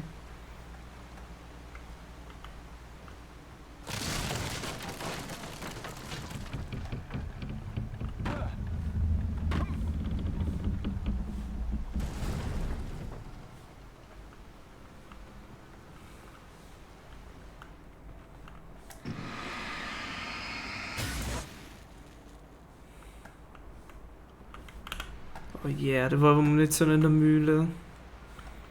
So was braucht man. Warte mal, kann ich das aufzuverwenden? Okay, nein, kann er nicht.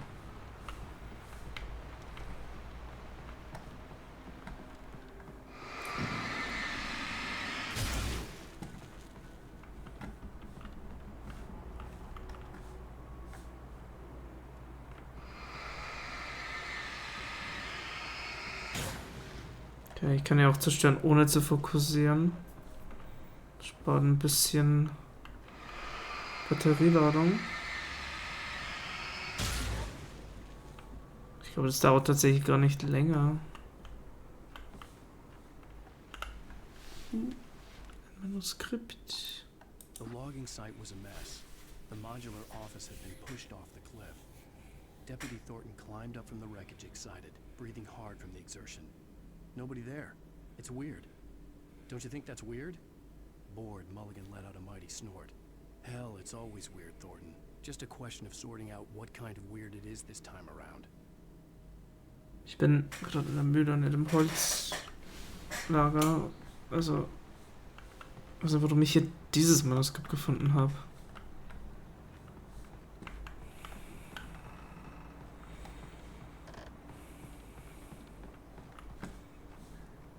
Ah. Das Gegengewicht. Ja, ich hätte vielleicht...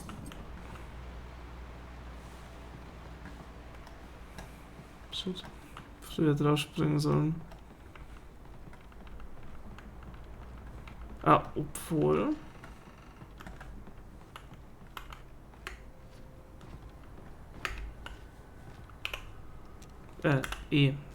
nicht 3. When Barry saw the darkness attach the visitor center, it made him a believer. The men Al said he'd shot, they hadn't been just locals on crank. Somehow the world had changed, like the channel had been switched without warning.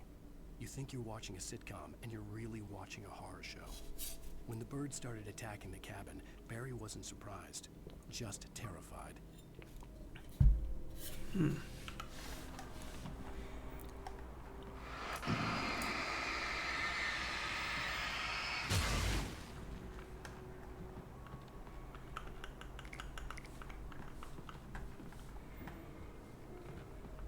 Terrasskanne.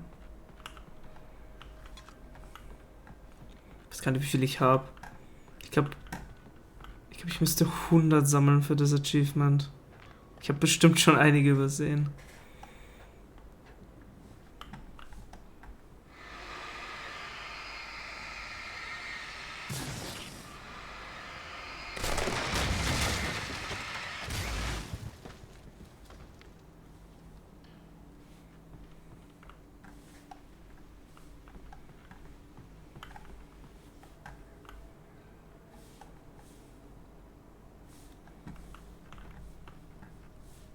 Ich glaube, sonst gibt es hier nichts.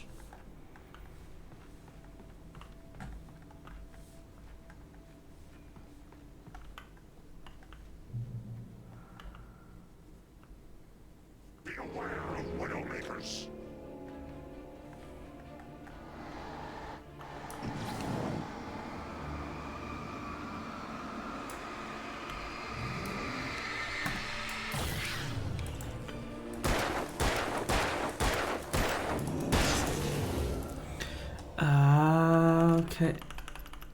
Ich glaube, ich verstehe so langsam die Strategie, die man eigentlich anwenden sollte.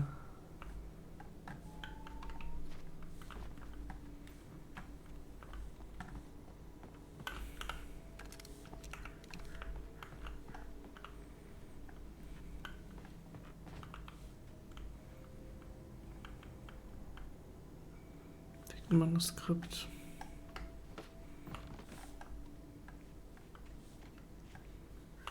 But wait, wie komme ich da hin?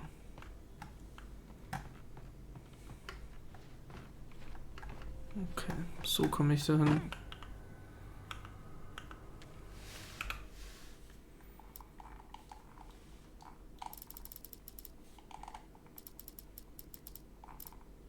Ah, okay. Shadows stirred and the wind picked up as I ran through the forest. I felt the dark presence turning its gaze toward me. Then the moonlight was blotted out by dark shadows that raced violently across the ground, moving too swiftly to be natural. Darkness gathered between the trees and melted again to reveal the Taken. No natural path had brought them here.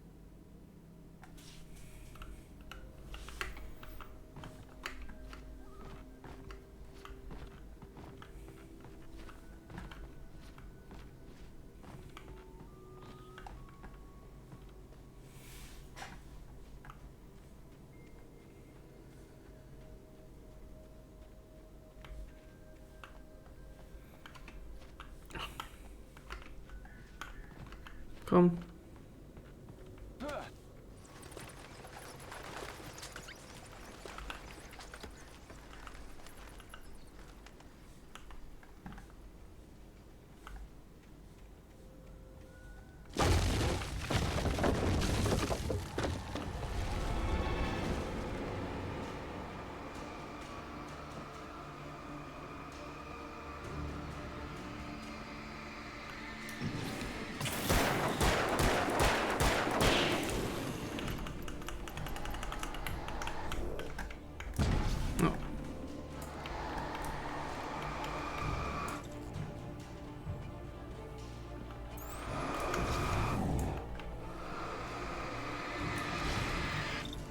Ist bei denen aber schwer, weil die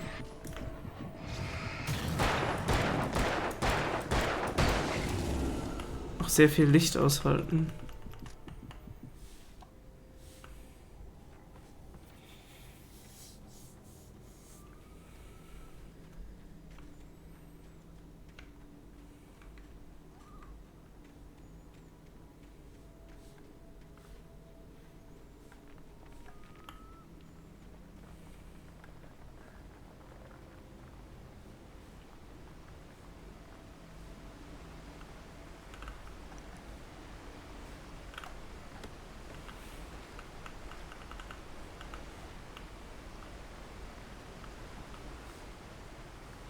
Ach, da drüben waren wir.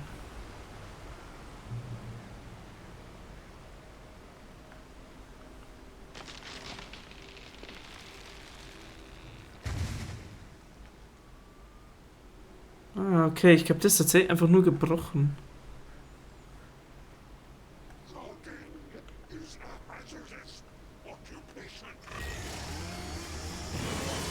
Ah, that's the chainsaw.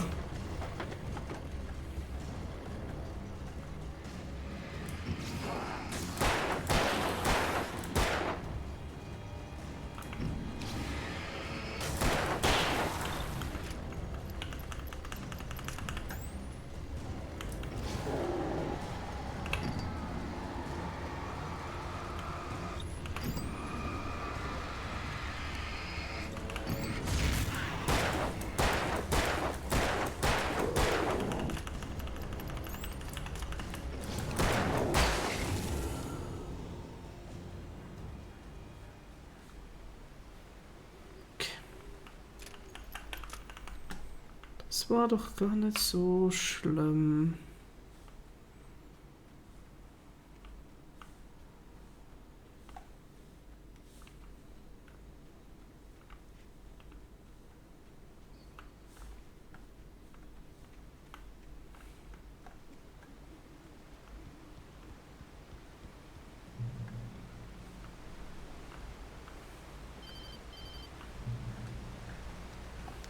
Barry?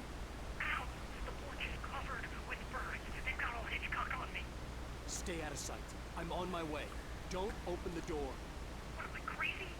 Stay hidden. I'll be there soon. Just make sure you keep the lights on.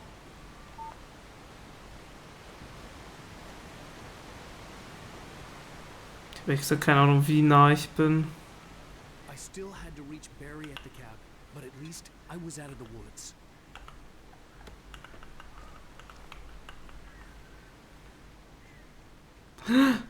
Ein Auto. Please. I'd have to get the car from the locked garage. Yes. Get me back to Barry faster. Yeah. And the headlights were a welcome bonus. Yes. Driving. Come on.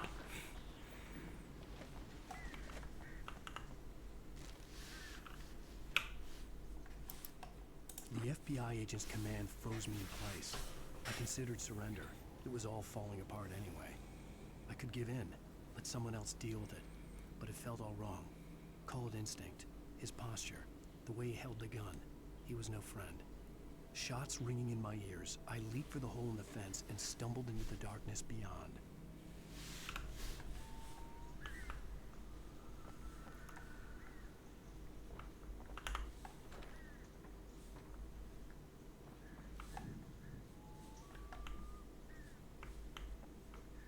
Ich glaube, da hat sich einer eingenistet.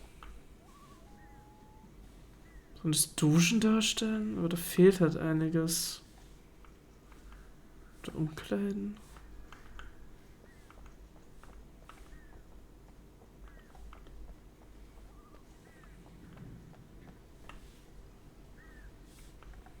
I had to find the key to the garage.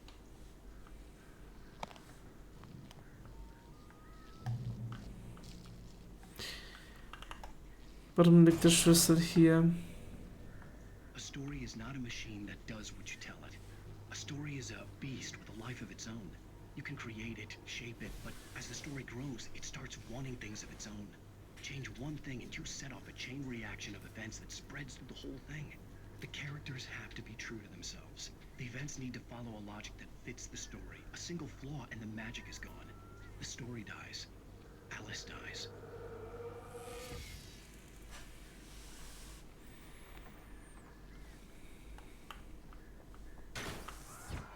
You can learn about nature and yourself.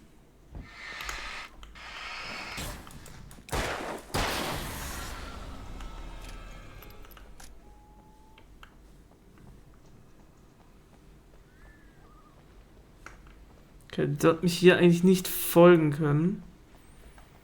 Die Autoscheinwerfer sind aber... Das Gefühl, dir fehlt eigentlich noch irgendwas.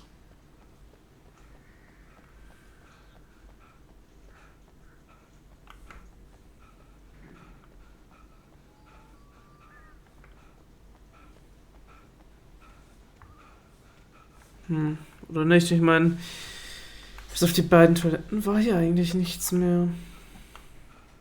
Oder ist nicht wirklich mehr was. Ich habe auch ein Manuskript gefunden.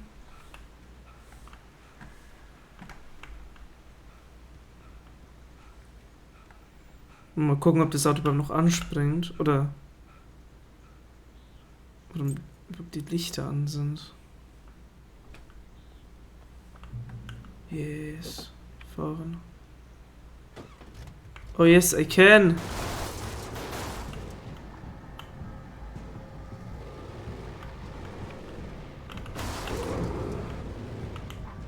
Ich muss echt das Tutorial abschließen. Okay.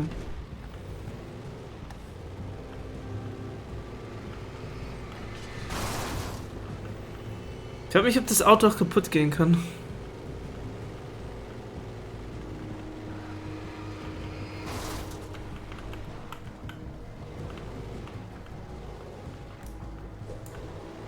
Ich kann auch hier im Auto die Scheibe verstärken, als sie.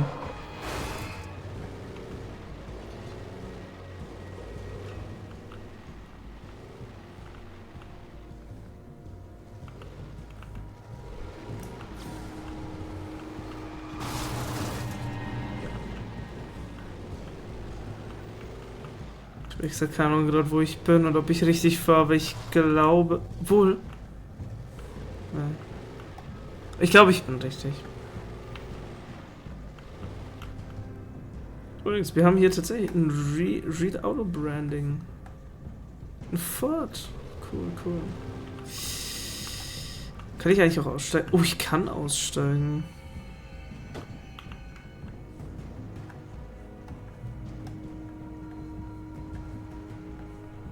Ich sehe, dass es hier runtergehen. Oh nee, ich provoziere hier nur einen Bossfight.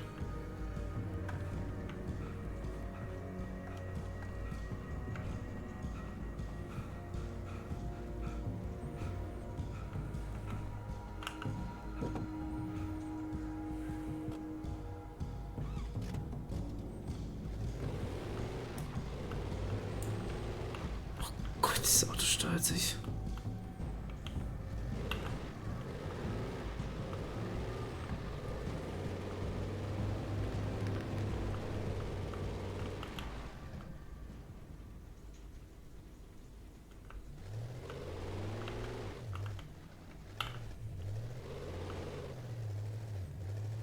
Sad. Zwinge ich dazu auszusteigen.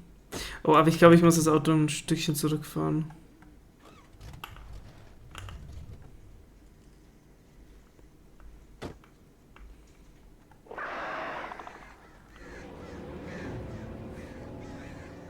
Okay, das war terrifying noise. The flare gun was probably the best weapon I could imagine against the dark things I was facing.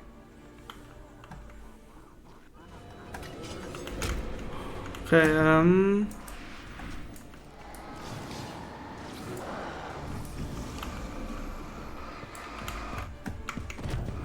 Oh.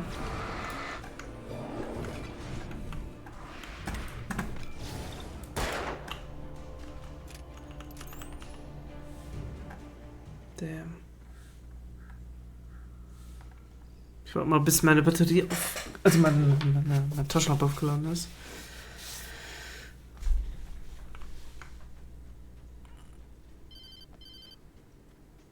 It was the kidnapper. You son of a bitch! Where's my wife? Enough horseplay, Wake. You deliver the manuscript, and you can have your woman back. Simple as that. I don't... Listen. I'm gonna need time to finish it. I still need to write the ending. I need a week. Not done? I need a week. 2 days. The old Bright Falls coal mine is nearby. You can find it easy, city boy. The main building, there at noon. You bring the manuscript, you'll get your wife. Not, well, get me? Yes, I get you.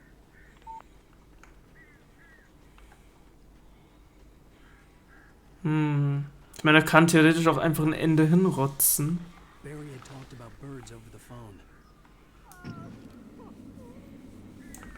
Man hat nichts gesagt davon, dass das Ende gut sein muss.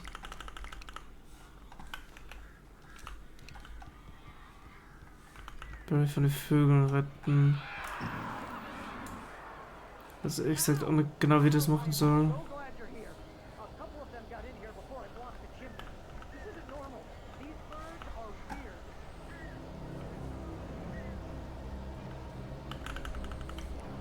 Kann ich eigentlich rein? Nee.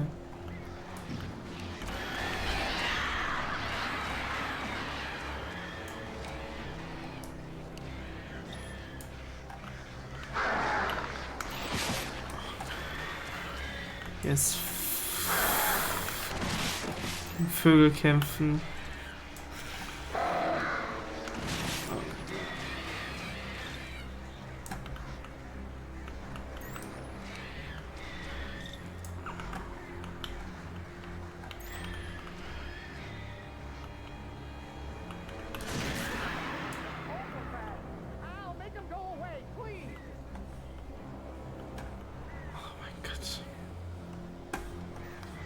Noch mehr.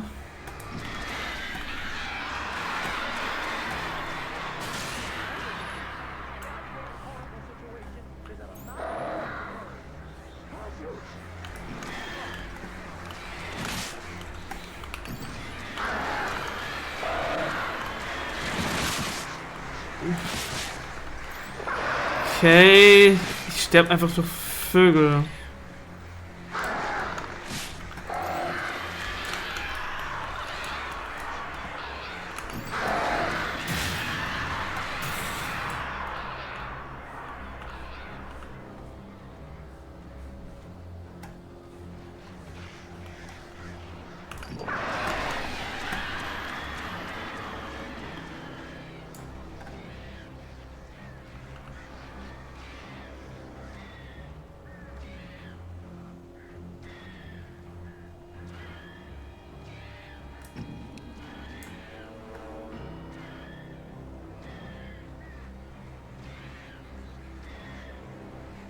Was wollen Sie nochmal?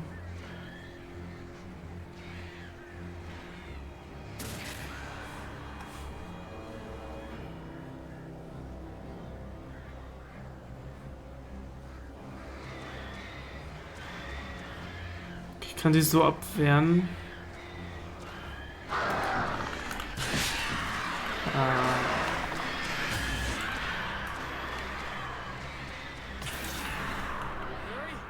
You can open the door now. They're Okay. gone. Hey, Al. I'm sorry for thinking you were having a psychotic episode, man.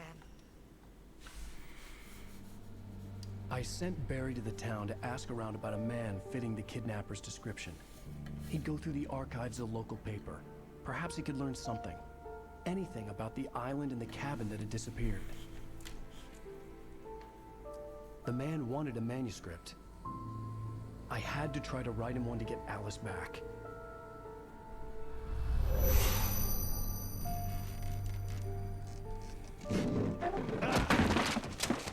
For me, the supernatural had always been nothing but a metaphor for the human psyche, a tool to use in writing fiction.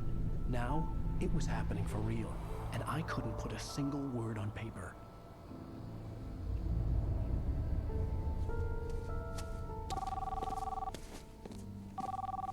Barry Wheeler speaking. This is Rose. Rose? I found Mr. Wake's pages. Oh, you sweet, brilliant girl. Could you and Mr. Wake come get them? I live in the trailer park outside the town. We'll be there in less than an hour. I know. See you soon. Have a great day. Hope you come back soon. Welcome to the old dear diner. Good girl.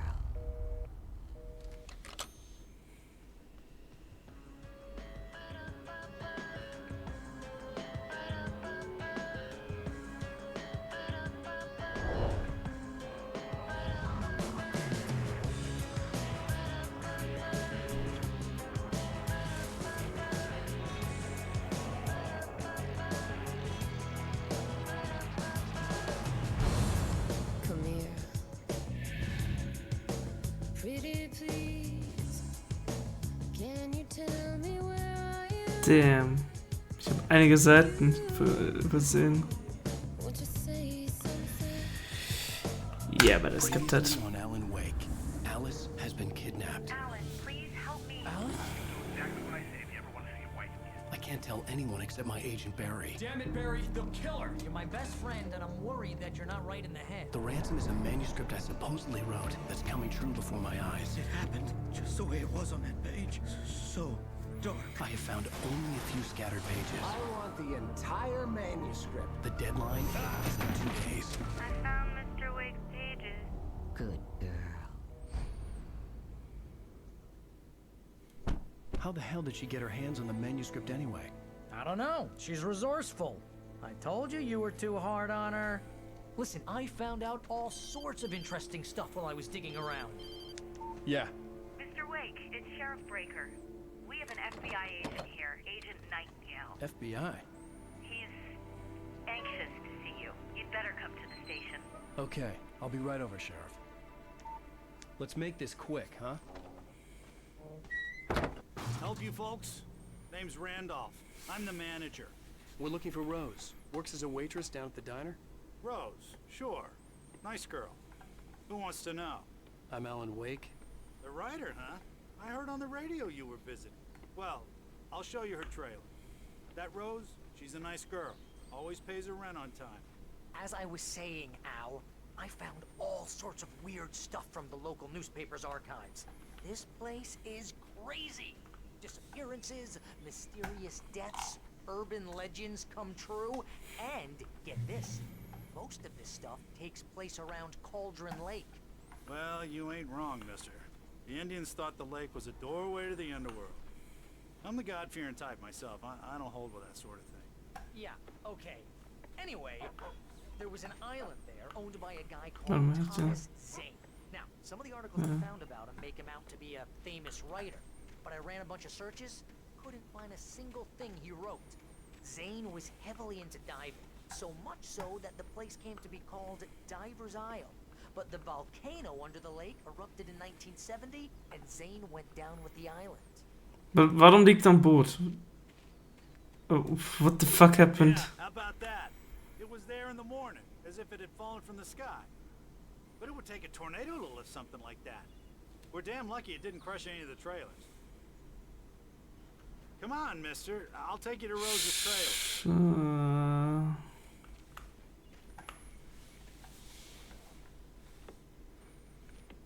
Ist gerade auch eine Idee gekommen. Ich habe so schon mal angemerkt, dass die Cutscenes einfach deutlich schlechter aussehen als in-game.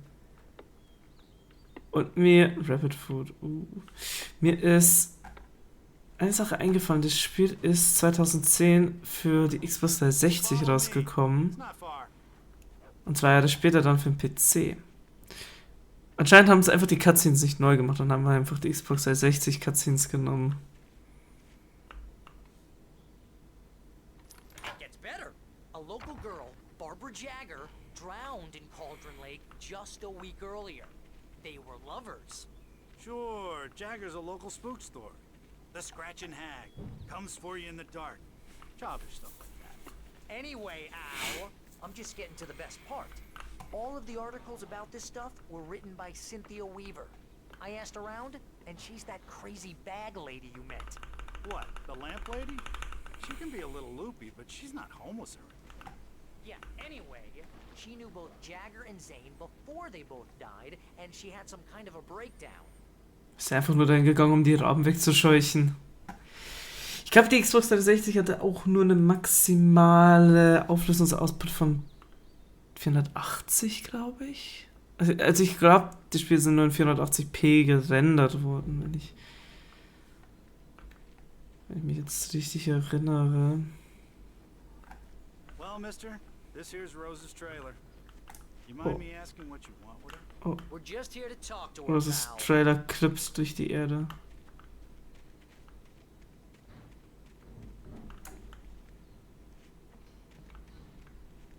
Ah, jetzt komme ich nochmal. Ah, doch.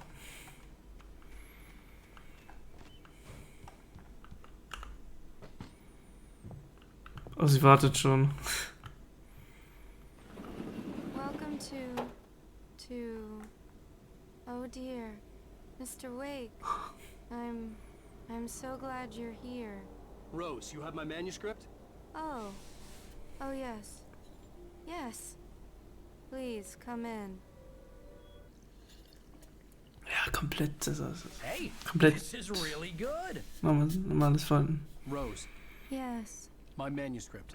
I really need it. I understand. I know what you need. A muse to inspire you. Oh, for Barry. She doesn't have anything. Yeah, hey, Al? Al, what's... Oh... Barry! What? Würde Schlafmittel so schnell funktionieren? Keiner da hat.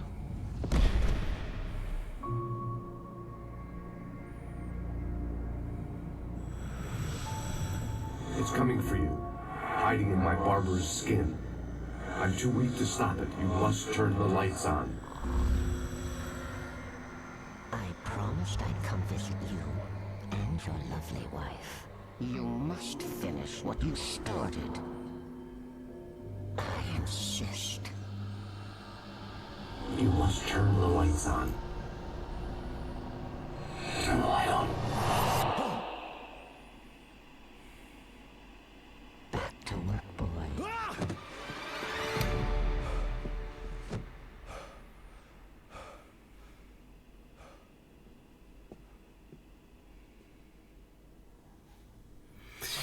Yeah, spooky grandma. Only anger kept me going. Oh no. I can't tell reality from dream anymore, but it seems I have an imaginary editor to help me. She's an old woman in a funeral dress. I call her Barbara Jagger. She's very strict. I'm writing faster and faster. My manuscript is being heavily revised. The edits are getting very aggressive, and each day there's less of me and more of her. I hate it, but I know she's right. She promises me I can save Alice this way. She knows more of this than I do. About the complex incantation I'm attempting. About this place. She's worked with another writer under similar circumstances, Thomas Zane. The genre of the story seems to be shifting. It's turning into a horror story. I'm getting close. I can feel it.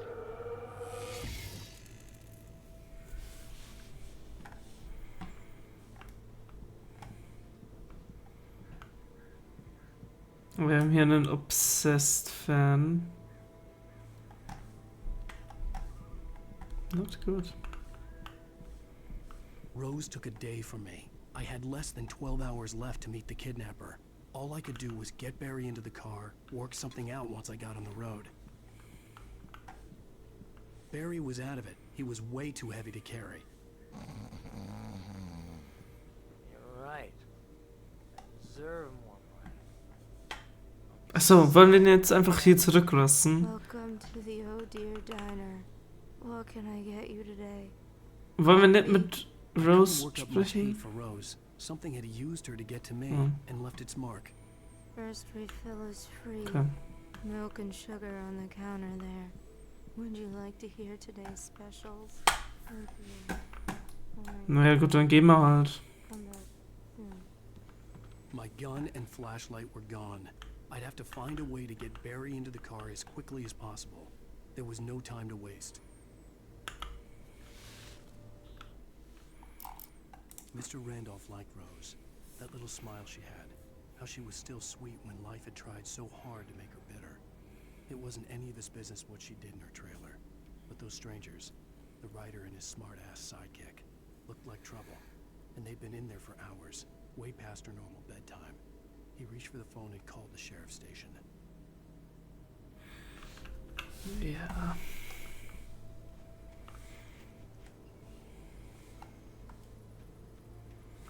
Kann auch überreagieren.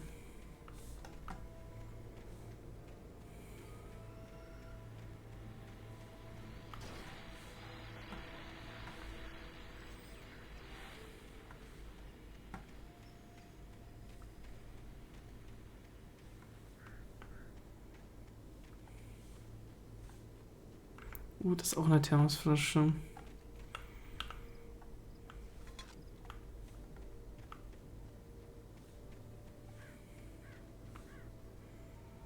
Das sieht nicht gut aus. Das gefällt mir gar nicht.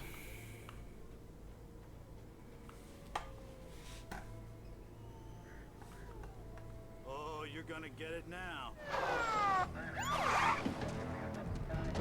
God knows what you've done to that poor girl. This is Agent Nightingale, FBI! Get him up, Hemingway! You're under arrest! You move a muscle, I'll unload right in your goddamn face! Stay right where you are, Slade!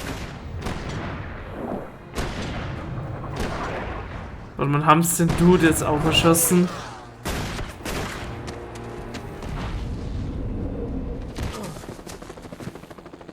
What are? I'm standing right here, you Okay. goddamn maniac!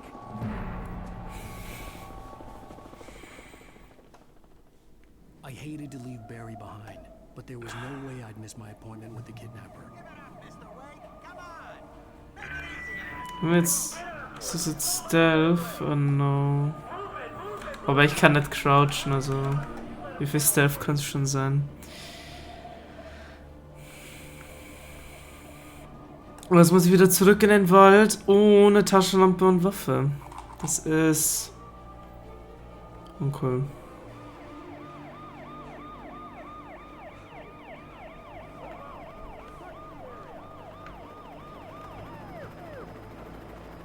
Kann ich so entkommen?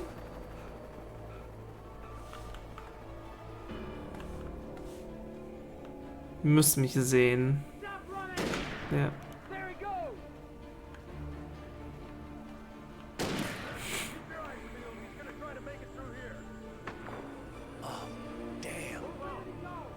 Ja, wenigstens soll mich die Schotten-Creature nicht angreifen können.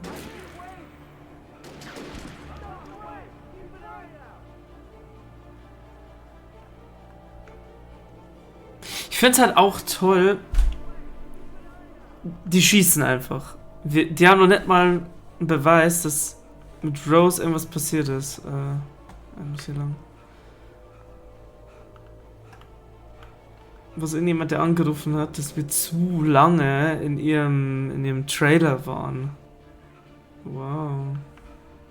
Big fucking deal.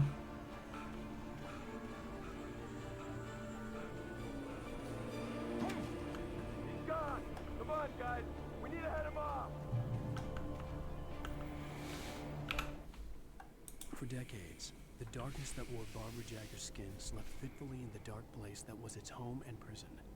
It was hungry and in pain. It dreamed of its nights of glory when the poet's writing had called it from the depths and given it a brief, terrible taste of power and freedom. The rock stars had stirred it from the deep sleep the poet had sunk it back to in the end. When it sensed the writer on the ferry, it opened its eyes.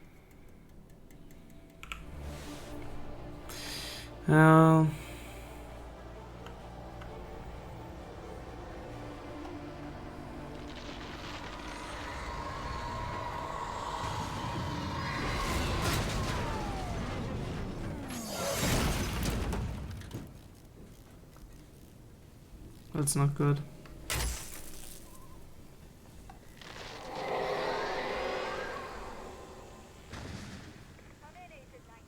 Ich hab da liegt ein Manuskript. Bekomme ich eine Waffe von... Nein, bekomme ich nicht.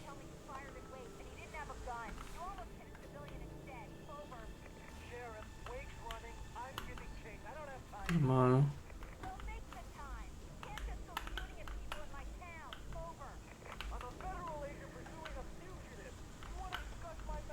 Naja, okay, ich dachte, ich kann es ein bisschen deformen. Und ja, Sheriff, ich habe den Namen vergessen, beschwert sich jetzt bei den anderen Polizisten. Recht so. Rose didn't know how the strange old lady got in her trailer, and she looked wrong somehow. The woman showed her teeth in an approximation of a smile and traced a finger down Rose's cheek. Pretty girl, she said. Rose felt as if she was falling asleep, but her knees didn't buckle. The crone spoke in a whisper, her words ice cold and dark in Rose's ear.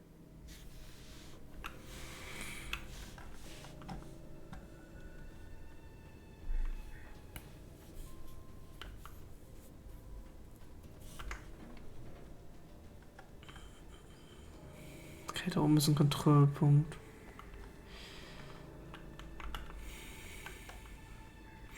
Okay, da kommen wir dann weiter.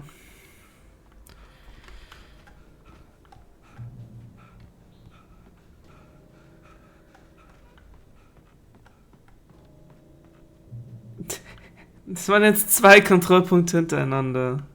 Ja. I guess. So, auf was schießt ihr denn jetzt, bitteschön?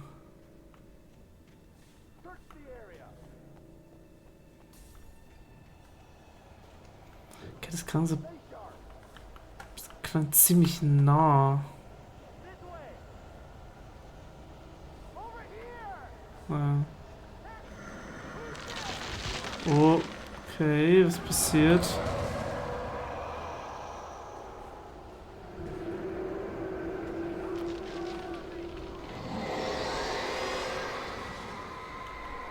Ja, keine Ahnung, ich sehe rein gar nichts.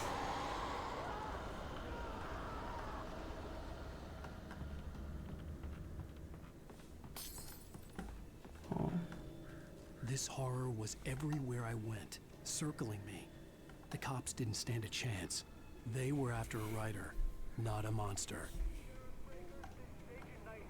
I've lost contact with Lucas and you assigned to me.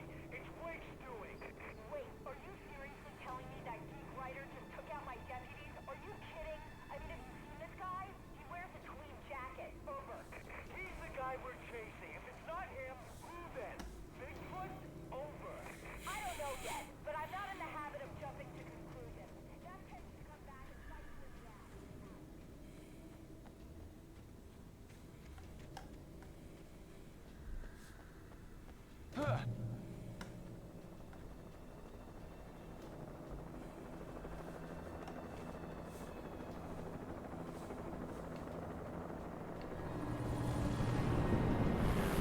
Well, that's fucked.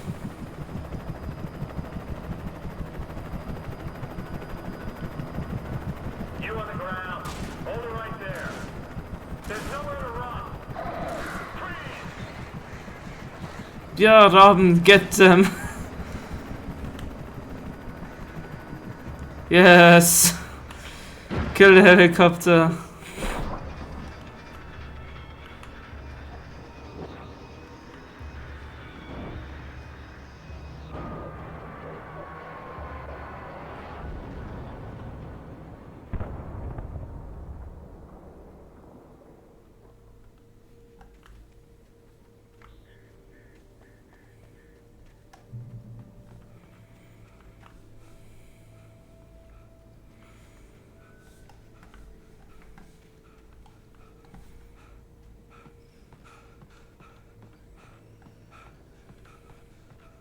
So, du meinst die Gasstation?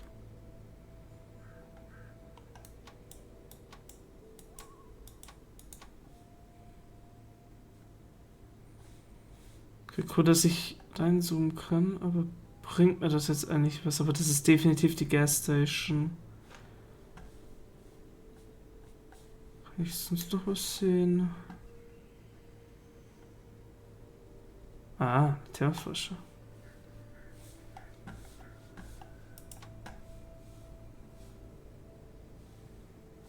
Nö.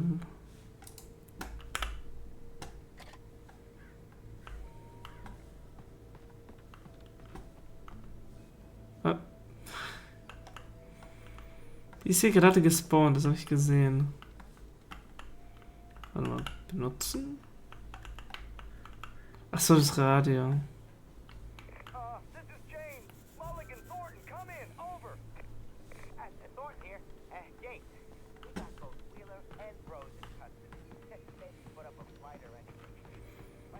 Ah, hier ist auch eins. I could see the lights at the radio station in the distance.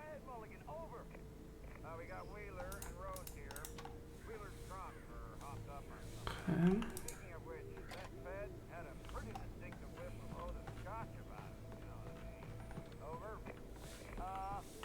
I don't have anything on that, Deputy Mulligan. Over. Well, whatever. Anyway, Rose is just being plain weird here. You better get Doc in to take a look at both. Over. I imagine that the broadcast tower in the distance was part of the local radio station. Maine seemed like a decent guy. Perhaps he could give me directions to the coal mine.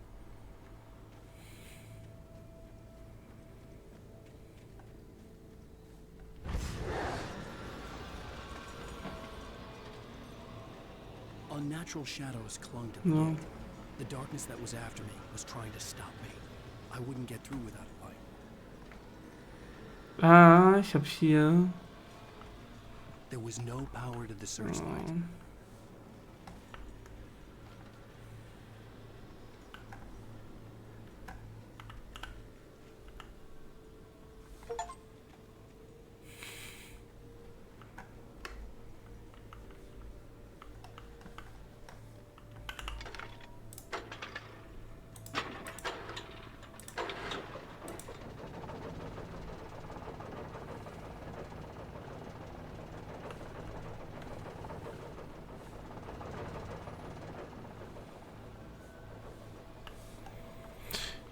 Hier liegt doch bestimmt auch noch irgendwo ein Manuskript.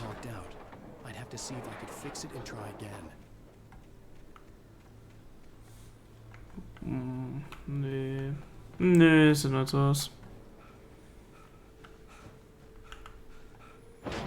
Ja, das repariert definitiv.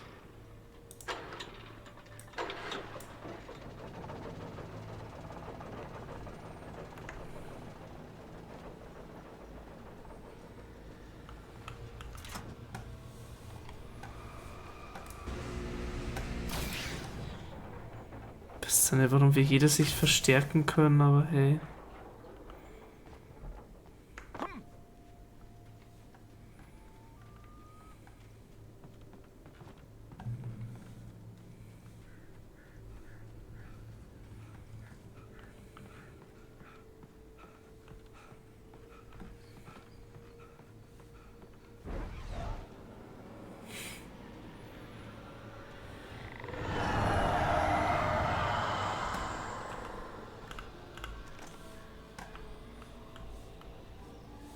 Habe ich gerade einen Scare übersehen?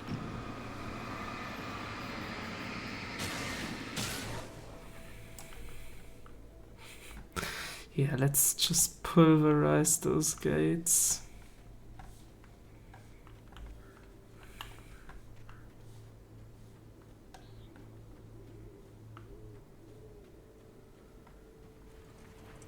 It took me a moment to recognize the flashbang grenades. They were an ideal weapon for my situation.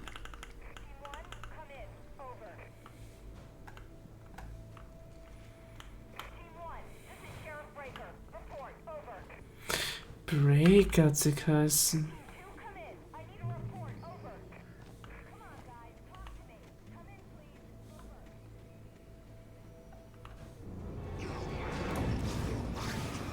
Machen Blendgranaten Schaden? Letzte Question.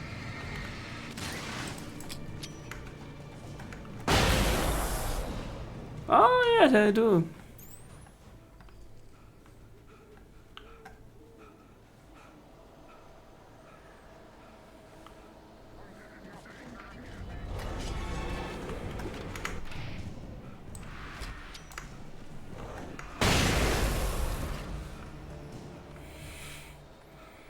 Ich habe nur 4. Bitte.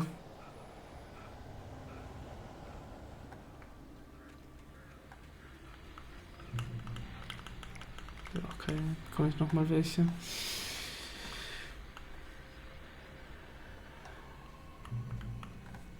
Ne, ich glaube, das gehört zum Baum. So, hier war irgendwas. Batterien. Ja, okay.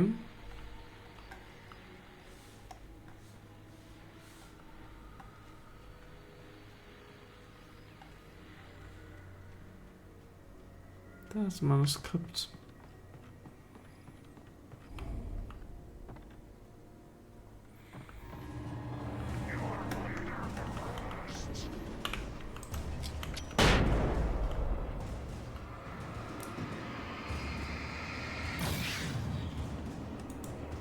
Ja klar, ich muss eine Blendgranate hinschmeißen.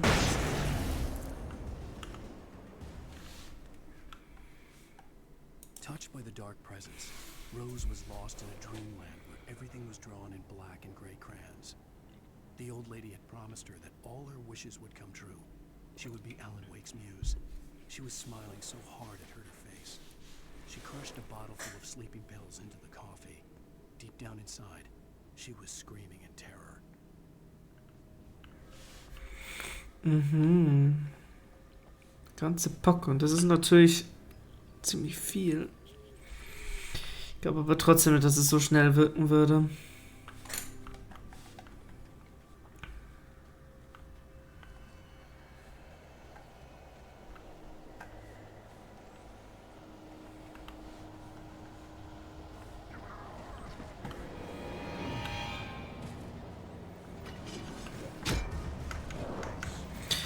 Warte mal, ist es eine gute Idee zuerst...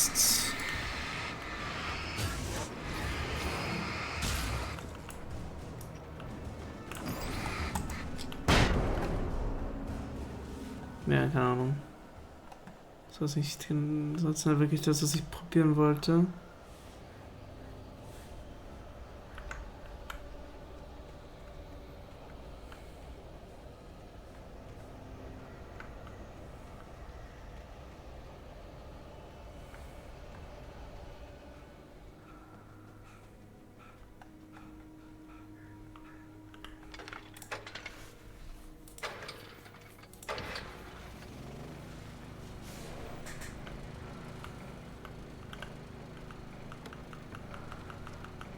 So, ich habe irgendwas angemacht. Ah. Ich habe hier Licht angemacht. Schön.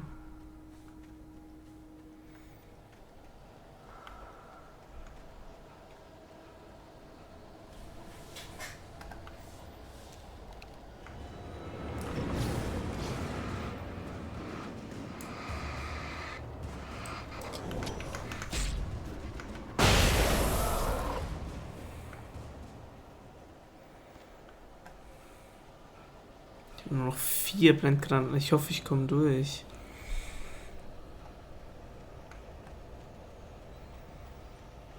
Radio Station hat schon ziemlich weit weg ausgesehen. Aber da vorne könnte... Oh.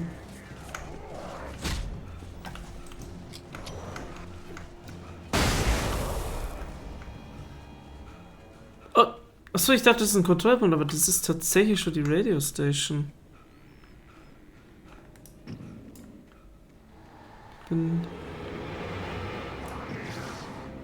Ich glaube aber...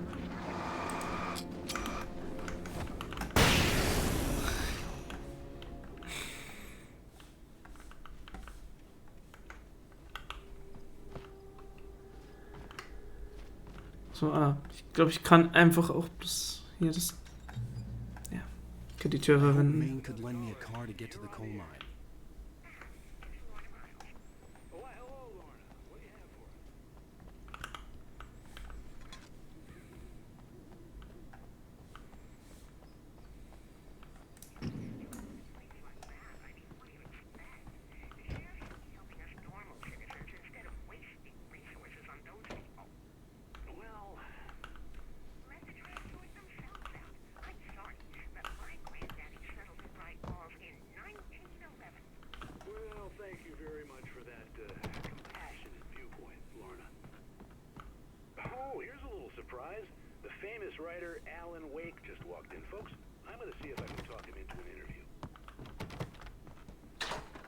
Come on in, Mr. Wake. Oh, I'm so glad you could find the time to do this, Mr. Wake. Nowhere to run now, Dan Brown. You got away from me. Don't hurt. Whoa. Everyone calm down. Put the gun down. We're all friends. Wieso hat der eine Gegensprechanlage? Okay, der ist fucking aggressive. There's a civilian in there.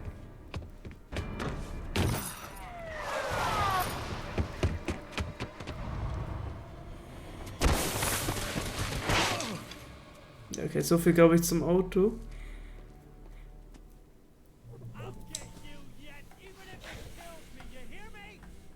But why? What the fuck did I do? I'd fallen off so many cliffs, it was ridiculous. That's what you get for naming a book The Sudden Stop. It was probably good I hadn't had the chance to tell Maine where I was going. I'd have to lose the cops and find my own way to the mine.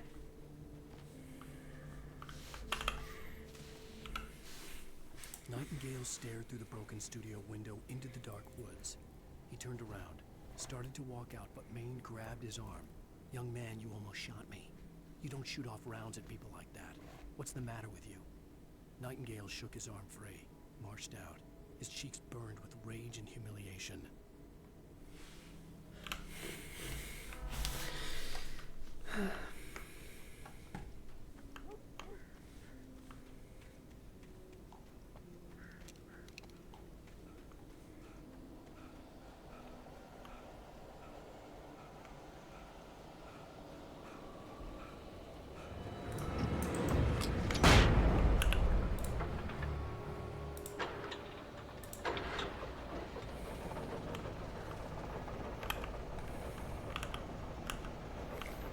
Eine Blendgranate.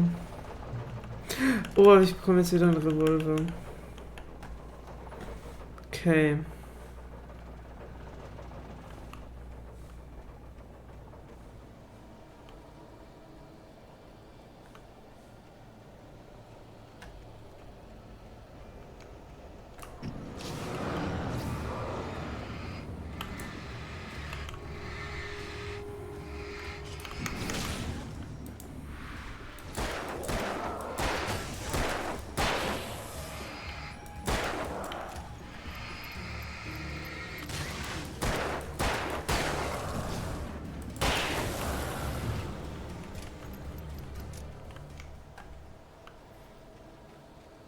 Ich finde es komisch, ich kann das Laufen nicht beginnen, ohne so einen Dodge zu machen.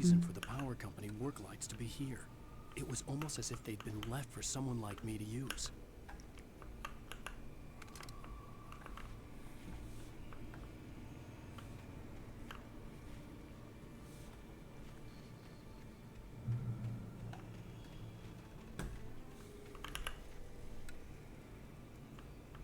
Oh no, es flackert.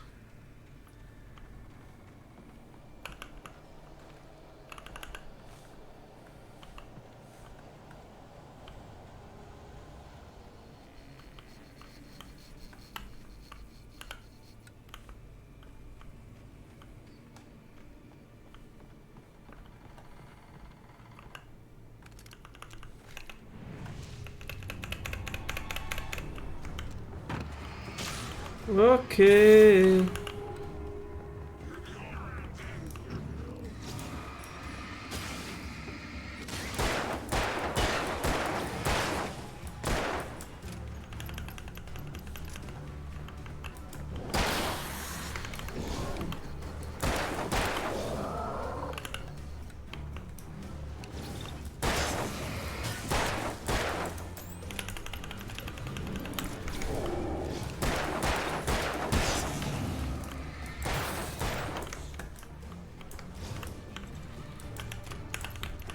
Oh, ja, der lebt auch noch. True.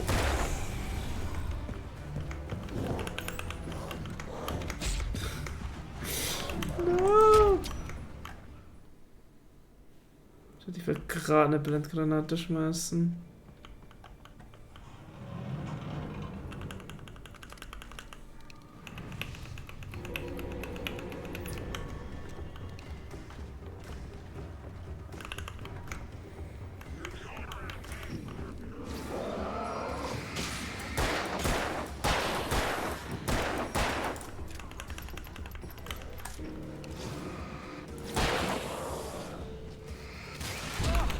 Ach, von wo kommst du?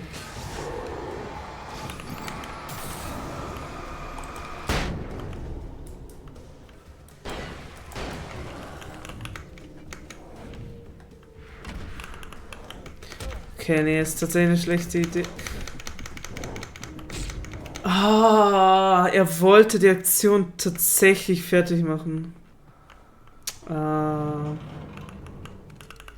Ist einfach wieder zurückgelaufen.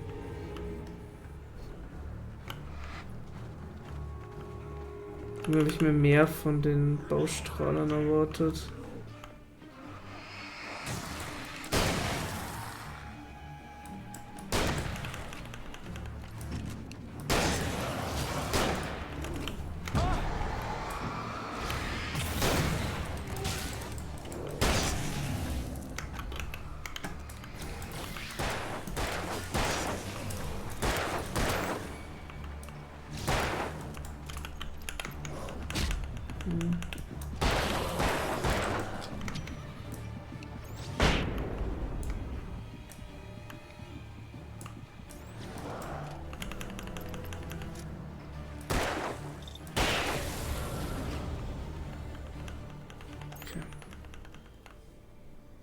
Damn.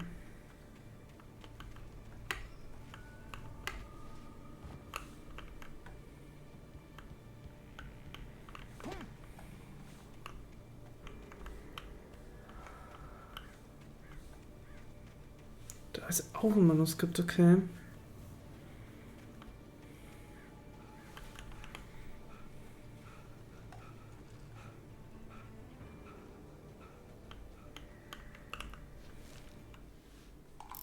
The bulldozer's engine roared to life. Mud and rocks flew as it fought for traction. It crashed through the concrete wall and landed heavily in the yard.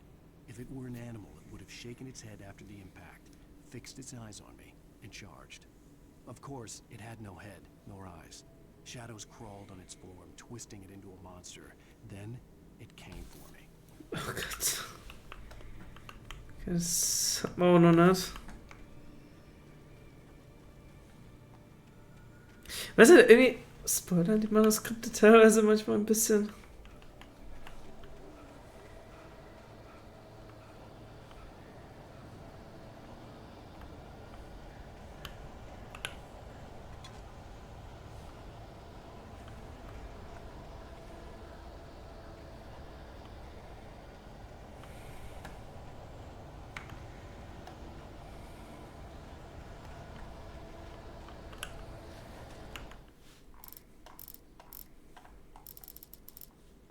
Sarah trusted her gut, and her gut said Agent Nightingale was an asshole.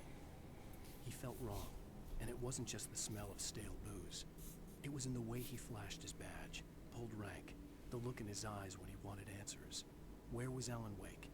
What was this about an accident? Where was his wife? And most importantly, why did she let Wake go? He wouldn't answer her questions. Federal business was all he'd say.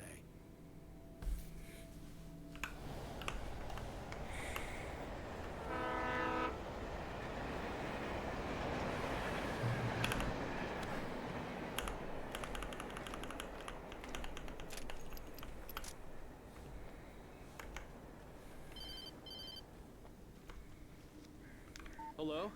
The most stubborn man I've ever met. Alice? Alice? Alan. Alan. I'm so afraid. Keeps me in the dark. Please help me. I look at you, Alan, and it's not you. Something else. Looking out from behind your eyes. Alice, I'm here. alone here. It's all gonna go to hell. You need to be careful. Cooperate. The connection had been terrible, but that wasn't the only thing that hadn't been right with the call. She sounded wrong somehow, but she had called me. Ja. Warum kann sie anrufen? The pipe wrenched itself loose from the bridge's steel framework. Wrapped in darkness, it floated in midair, twitching. For a moment, I didn't understand what I was looking at. The heavy object lurched at me with impossible force. I threw myself out of the way, but just barely. When I turned my flashlight on it, it shook in a dark rage before it flew at me again.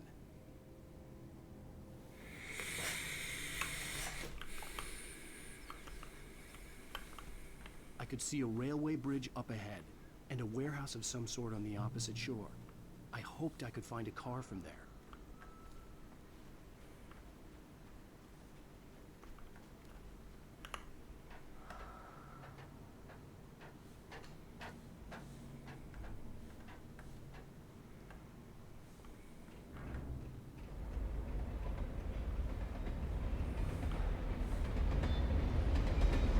Ich weiß nicht, ob ich dem trauen wird.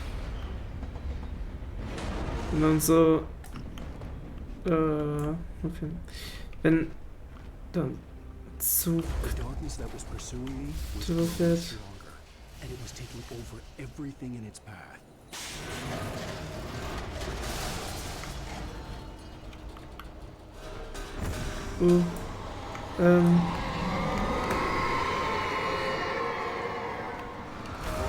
Oh Gott, how do I deal with this?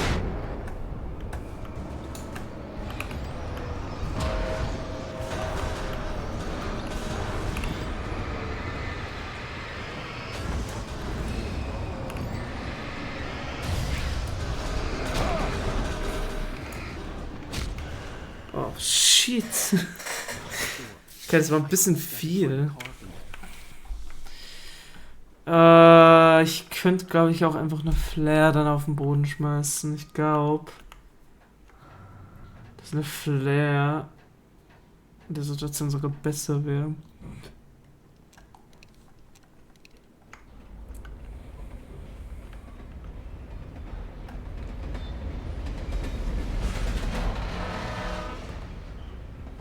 The darkness that was pursuing me was growing stronger, and it was taking over everything in its path.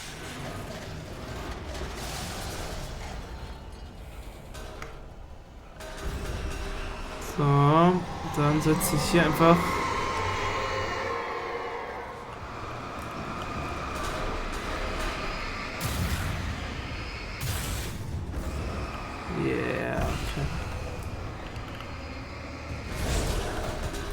okay. Die Dinger muss ich immer noch angreifen. Okay.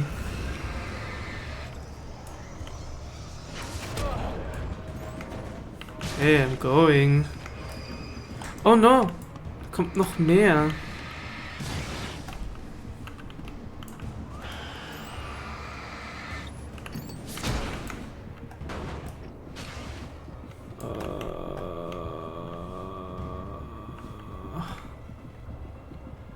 Ich dachte, ich wäre einigermaßen safe, wenn ich unter der Brücke vorkomme, aber hey. He pleaded for me to open the door. True to form, the asshole actually thought I would obey. I had no sympathy left, no guilt either, not for him. I took a moment to savor the scream. I bet I had a smile on my face. It was all that I had time for. The dark presence was inside the lodge with me.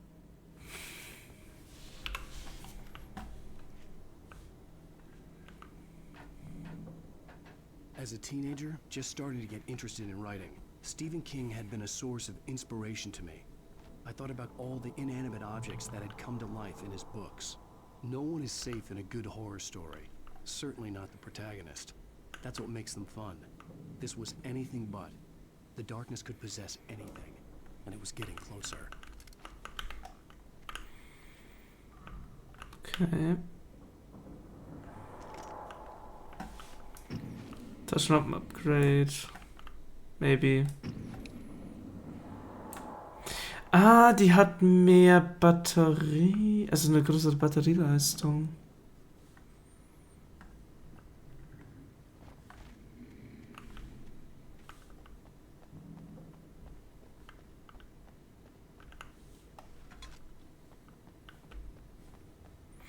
Ich glaube, dass sie nicht heller ist.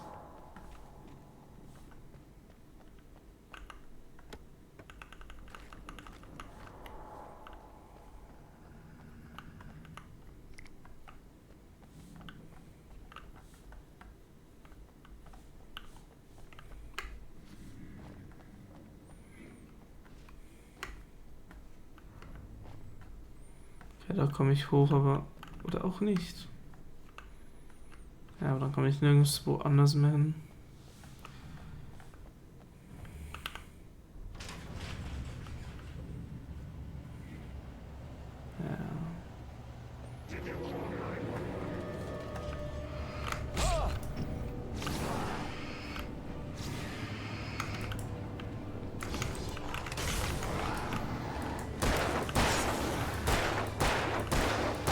Gott, ich treffe halt nicht.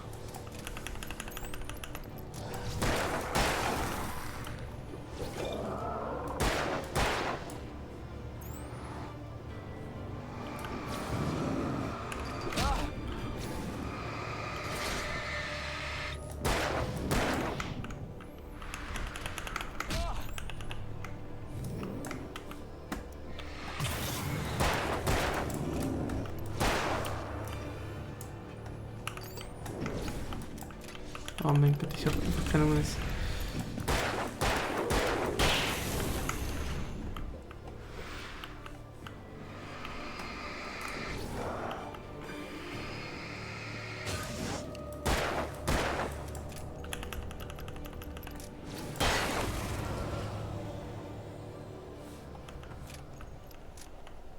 Okay.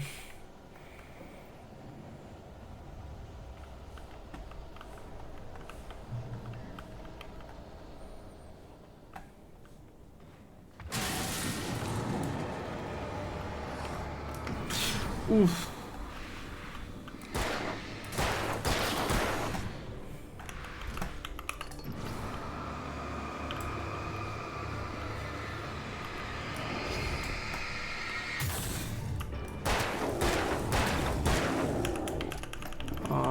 Okay. Ein Schuss. Aber ich habe noch die Schrotflinte. Ich glaube, ich habe noch ein bisschen Schrotflintenmunition. Ja, 12.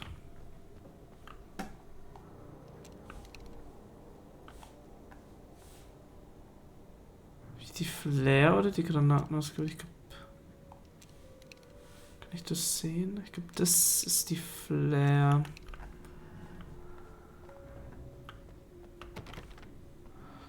Leute können heute am Yip.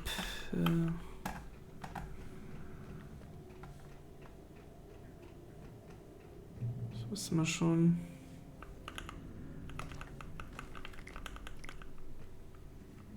Okay, ja, ich habe die Flares.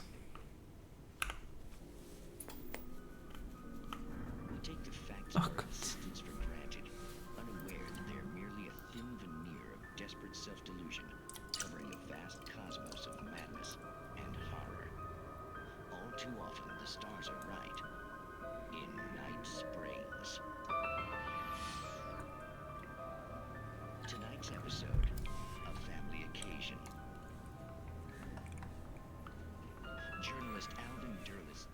Customs of an insular community in Night Springs has been less than successful.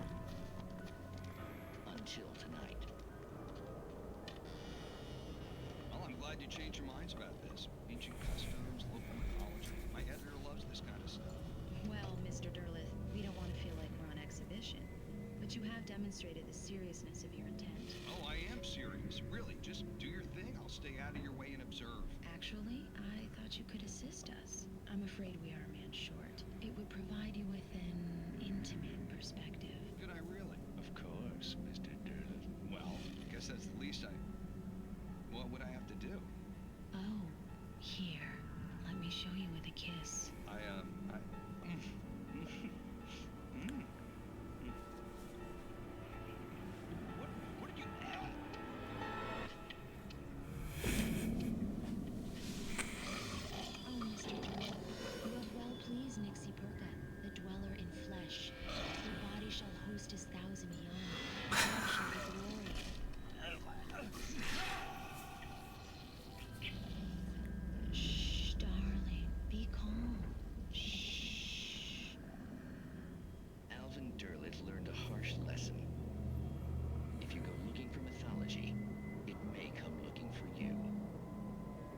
such quests always bear fruit.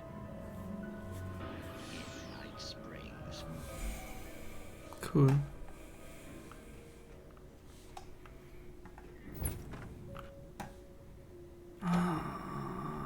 That's not cool.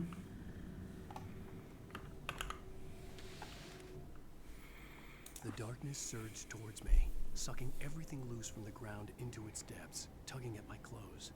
I saw the flare the kidnapper had dropped and threw myself towards it just as I felt my feet leave the ground. The darkness embraced me with the force of a tornado. Somehow I managed to light the flare. The darkness roared and cast me away. I fell toward the dark waters of the lake far below.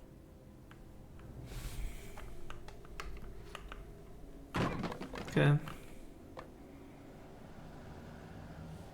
That was not my intention. Yeah.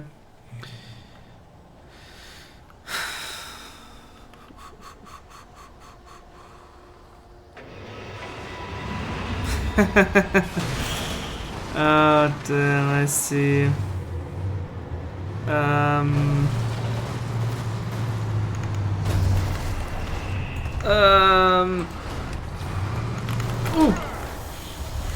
Ja. Es wäre, glaube ich, erstmal praktisch, wenn ich das Kleinviech erledige. Oh ja, bring deine eigenen Kameraden um. Do it.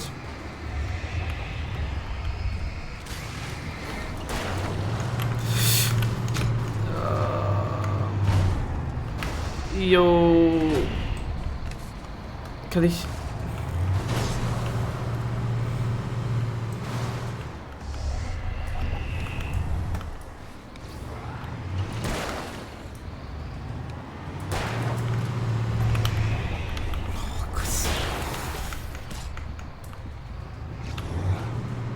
Yeah, I'm dead. I'm so done for. Oh no.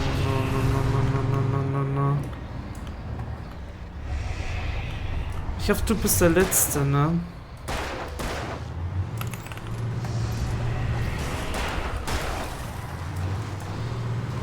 Okay. Oh, du bist nicht der Letzte gewesen.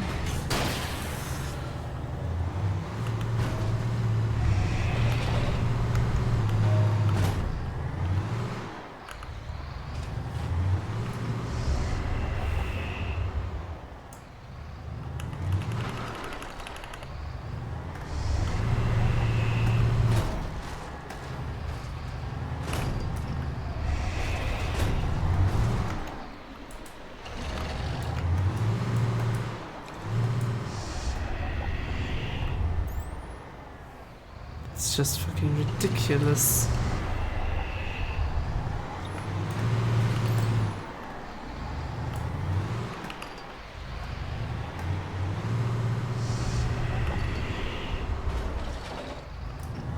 Oh, das war eine falsche Taste.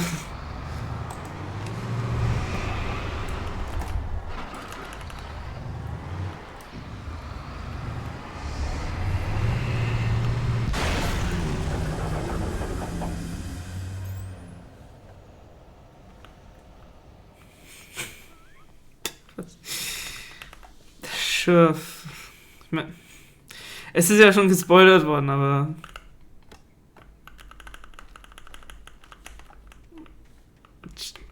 It sure is something.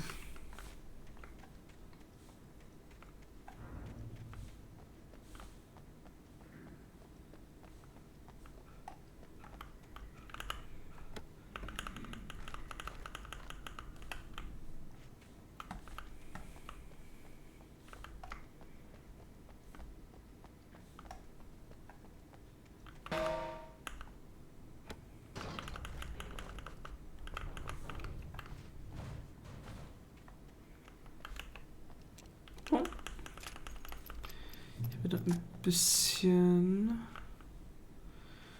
Munition.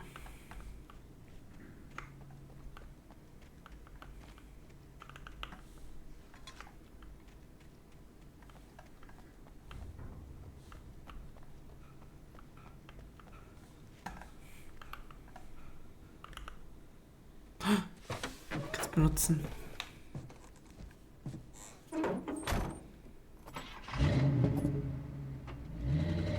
never been this glad to see the sunrise. I had a couple of hours to get to the coal mine.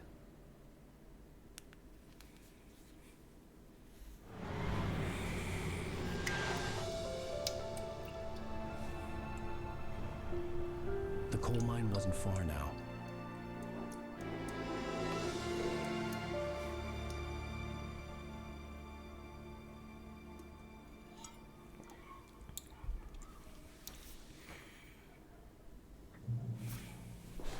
Today, I would meet the kidnapper, and he would give me Alice. I wouldn't give him any other choice. A drowning man will clutch at a straw.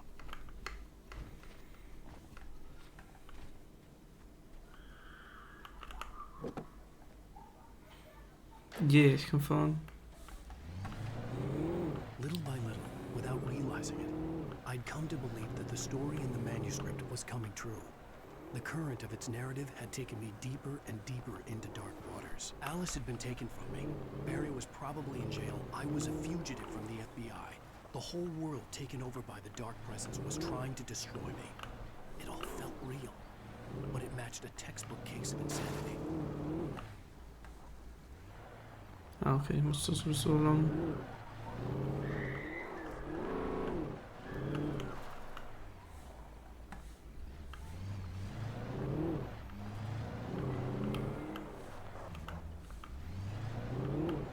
Okay, im Auto ist es halt echt schwer, sich umzuschauen. Irgendwo noch so noch Manuskripte rumliegen.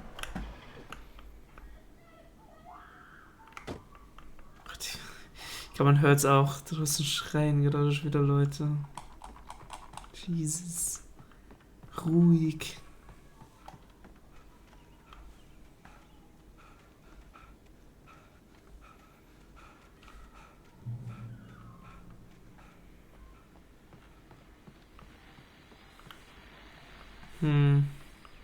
This is Pat Main, and you're listening to KBF-FM. Folks, I want to apologize for kind of abandoning you to that looping music track last night, but I was detained.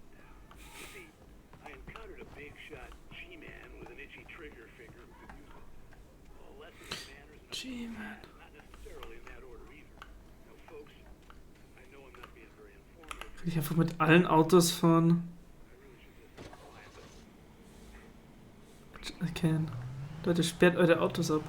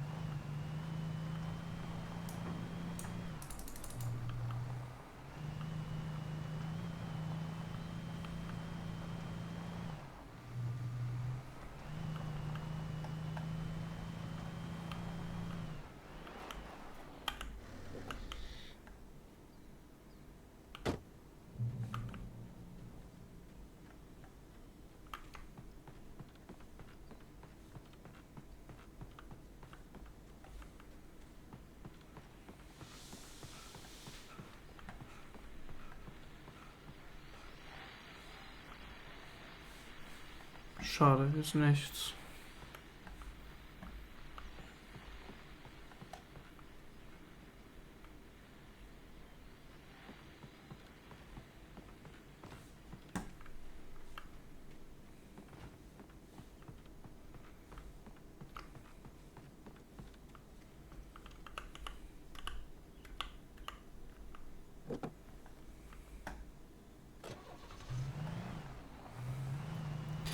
Da unten ist wahrscheinlich, ja, sieht aus wie ein Bergwerk.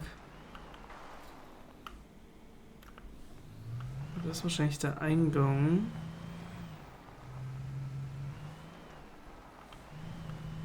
Wo komme ich hin, wenn ich hier entlang fahre? Oder das ist der Eingang.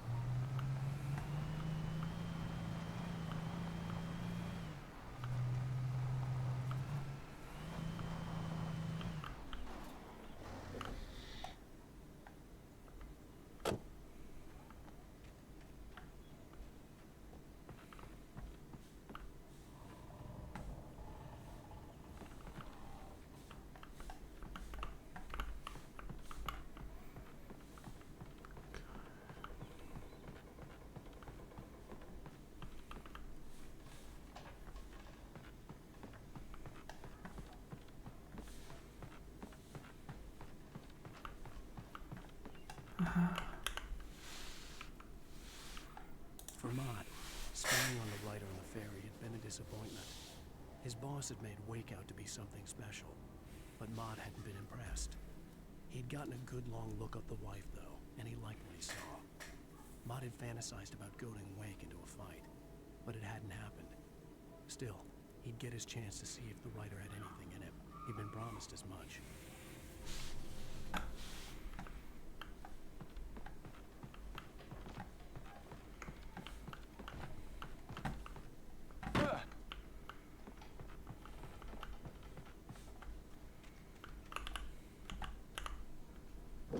Ich werde immer mit F einsteigen. Ich weiß nicht wieso.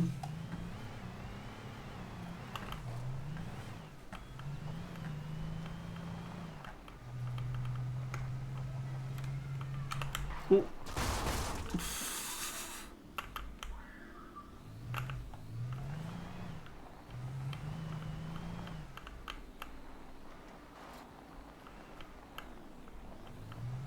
I was early.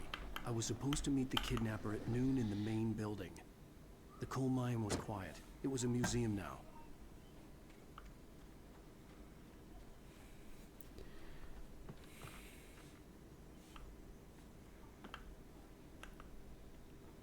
Wo der Bergbau zunächst große Gewinne abwarf, nahm er im 20. Jahrhundert beständig ab.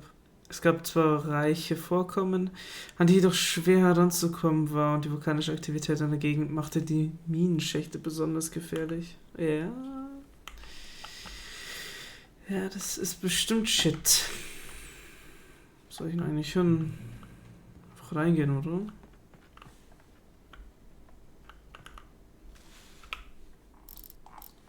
Es sind doch noch ein paar. With Nightingale gone and the night wind blowing in through the broken studio window, Maine stared at Sarah. The sheriff looked away. Maine's voice shook with barely controlled anger. That boy's doing more drinking than thinking. I hope you know what you're doing, Sarah. He's got a sickness in his eyes. You take my word for it. He wants Wake for a reason, and it's not for anything good.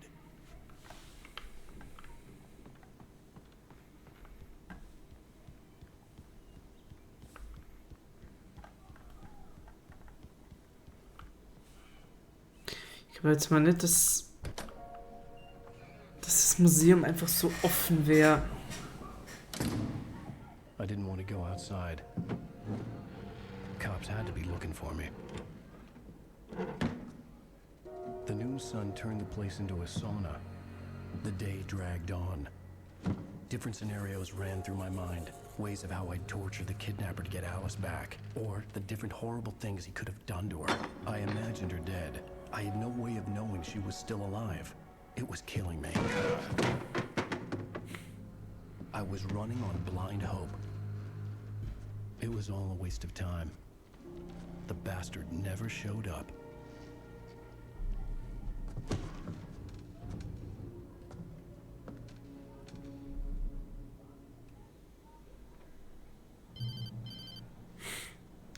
Wake, Where the hell are you? change of plan. You know where Mirror Peak is? It's a big mountain north of where you are. You follow the path from the mine, you can't miss it. There's a lookout point there. I'll be waiting. I'm through being jerked around You by you. want to see your wife alive? Because if you do, you better watch what you say to me. Do we understand each other? I want to talk to Alice. Yeah, and I want the manuscript. Don't keep me waiting, Wake. Hello? Hello? Ah! I'm gonna kill him. I had to get to Mirror Peak. Kann ich einfach drüber springen? Ja.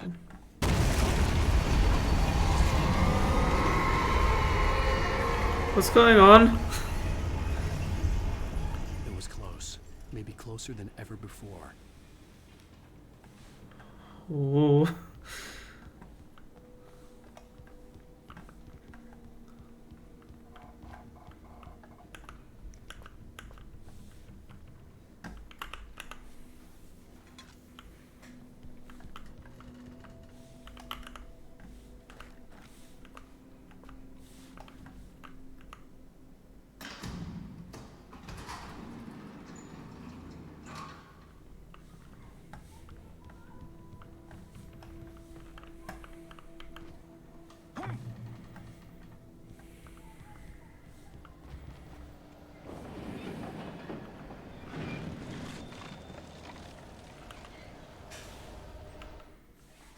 When Thomas Zane fell for Barbara Jack, it happened fast.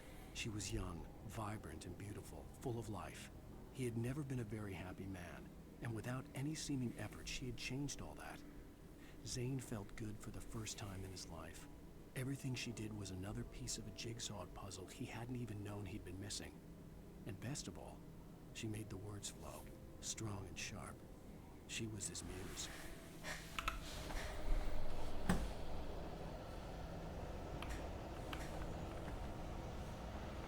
Yay, gibt's hier doch endlich Munition. In einem Museum. Als fucking idea.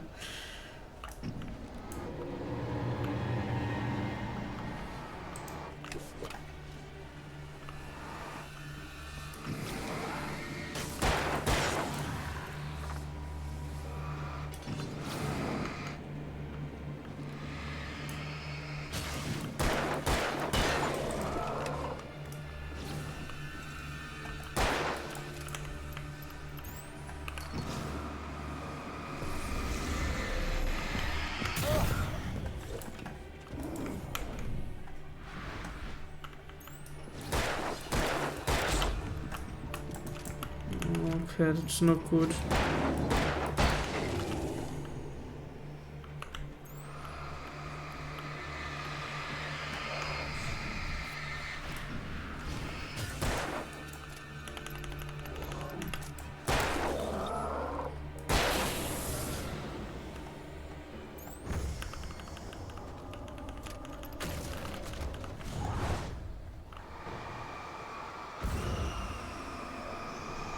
Sure.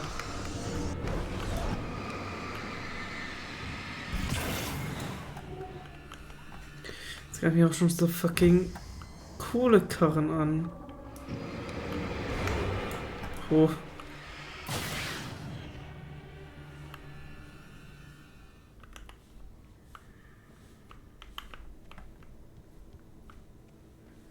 Oder einfach mein Cards. Also Minen. Ja doch, das sind speziell für Kohle.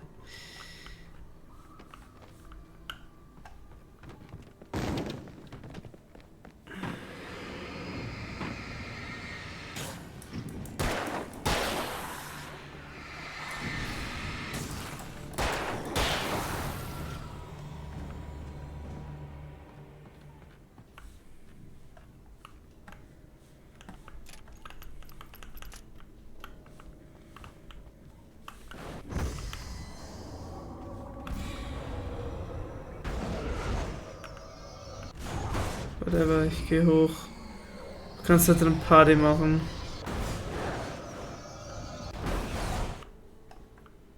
Oh. Ich muss rein. Well.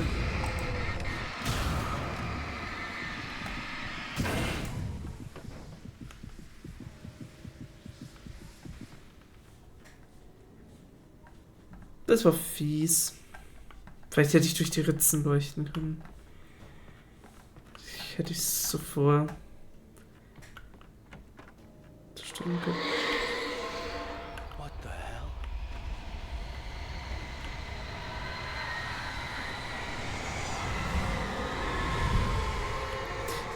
Das ist das, was die Bäume ausreißt. I see.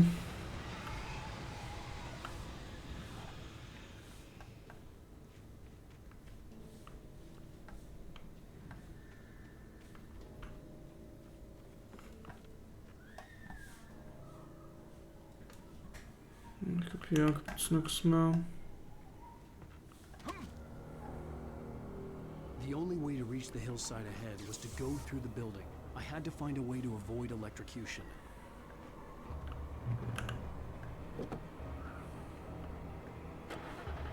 Ich finde es interessant, dass jedes Auto einfach vorbereitet dasteht.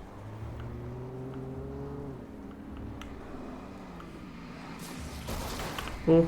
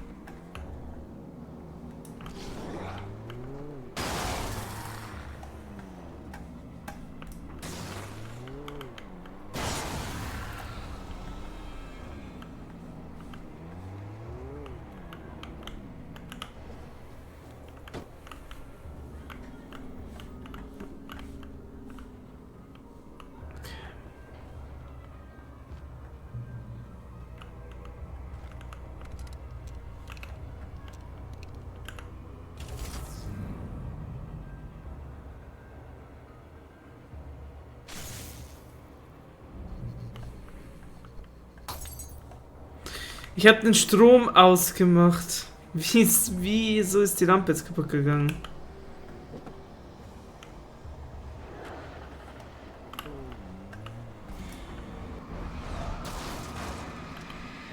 Jetzt ehrlich gesagt nicht, ob mein Auto indestructible ist. Oder ne, ich glaube, es raucht. Das ist nie ein gutes Zeichen.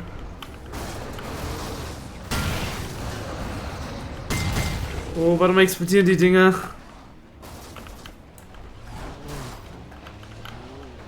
Oh shit, ja, mein Auto raucht ziemlich hart gerade.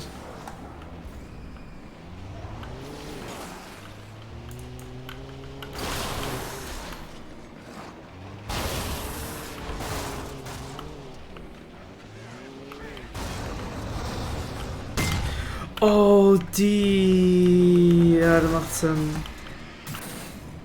Die Gasflaschen explodieren. Die haben anscheinend gerade eine Kettenreaktion ausgelöst.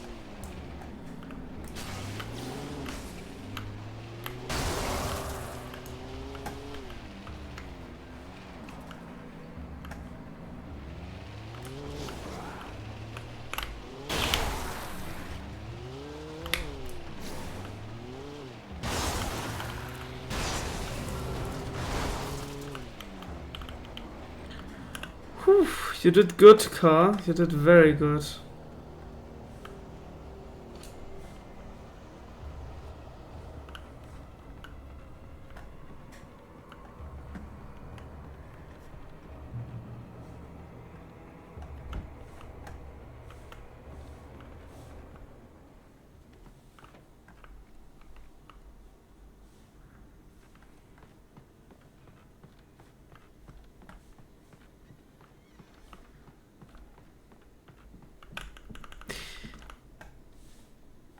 Habe ich gerade jemanden laufen gehört?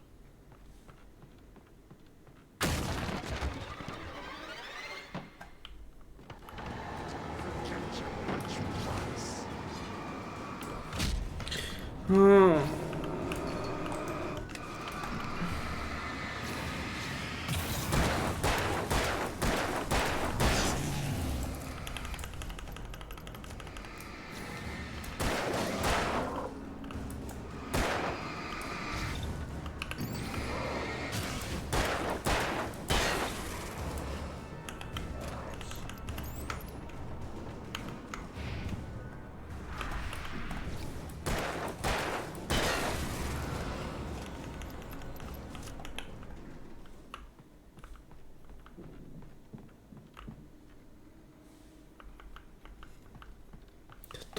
Doch, das wird definitiv jemand anders, der gelaufen ist.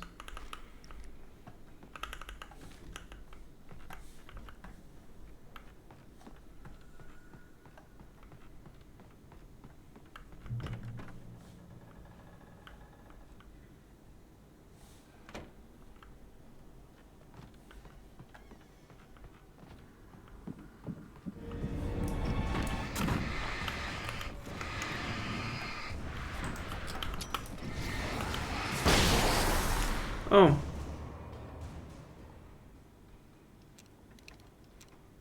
Ich würde zwar eigentlich jetzt nicht auf die Blendgranate wechseln, aber das geht auch.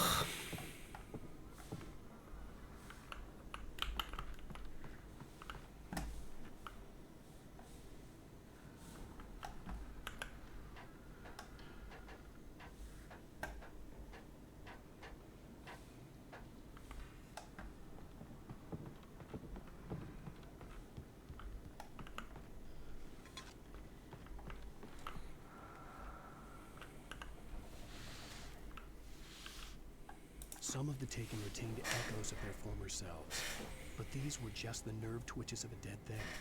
Nothing remained but a shell covered and filled with darkness. In most cases, these puppets were enough for the purposes of the Dark Presence. But for anything more elaborate, as with the writer, it was different. It needed his mind. And so rather than taking him over completely, it merely touched him.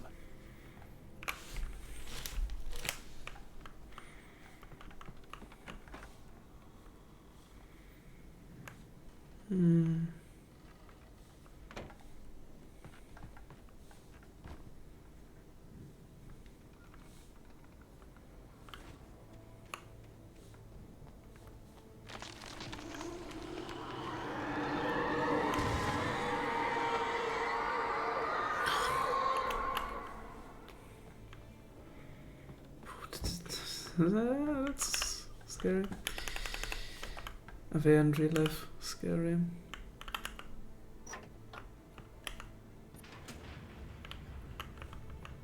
Okay. Kommt jetzt bestimmt doch irgendwo ein Gegner.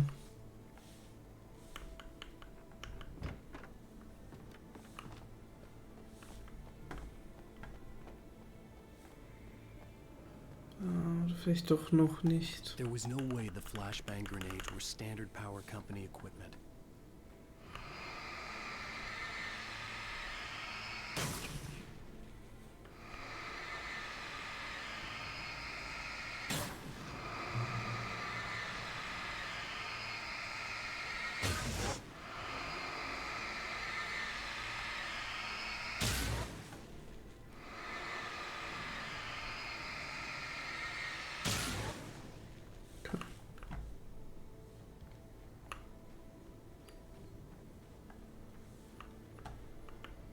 Oh, mit dem kann er nicht fahren?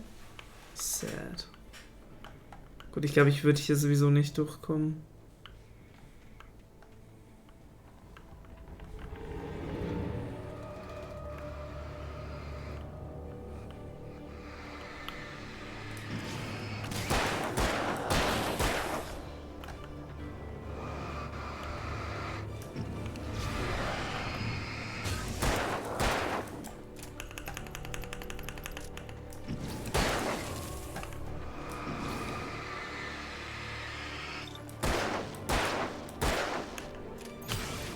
Oh. Da habe ich gerade Munition verschwendet. Oh mein Gott, da kommen 4 neue. Oh Gott, und die alle schmeißen mit ihren Scheiß-Sicheln. Ich glaube zumindest, dass es Sicheln sind.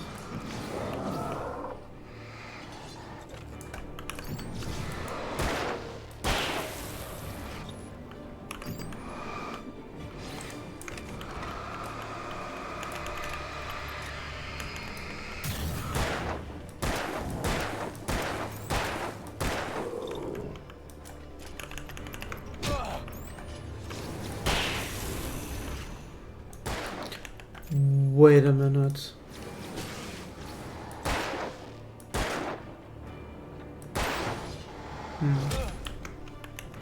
Ich wollte gerade was ausprobieren, aber das funktioniert tatsächlich doch nicht.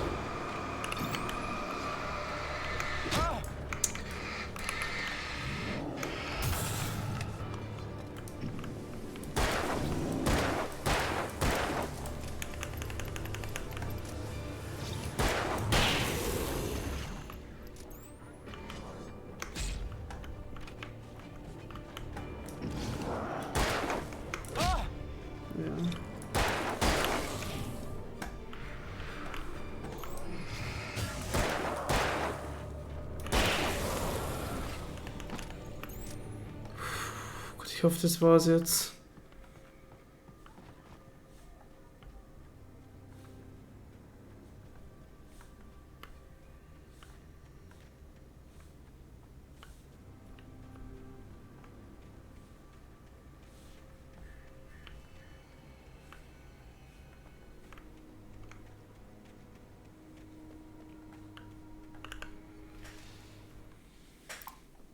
I stared through the bars of the jail cell. Barry stood behind me, swaying on his feet, looking as ill as I felt. Agent Nightingale stood on the other side of the bars with Sheriff Breaker. Nightingale had a stack of manuscript pages in his hand. He seemed unhinged as he gloated. Well, I've got you now, Raymond Chandler. It's all here. All the evidence, including conspiracy to murder a federal agent. Ja, just fucking stories.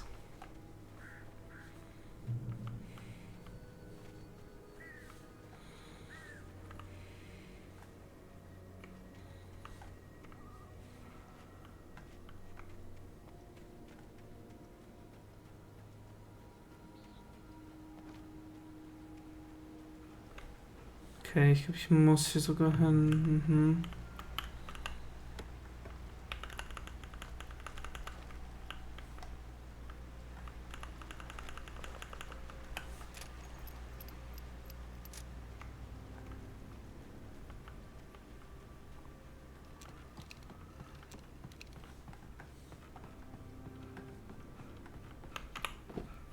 Oh.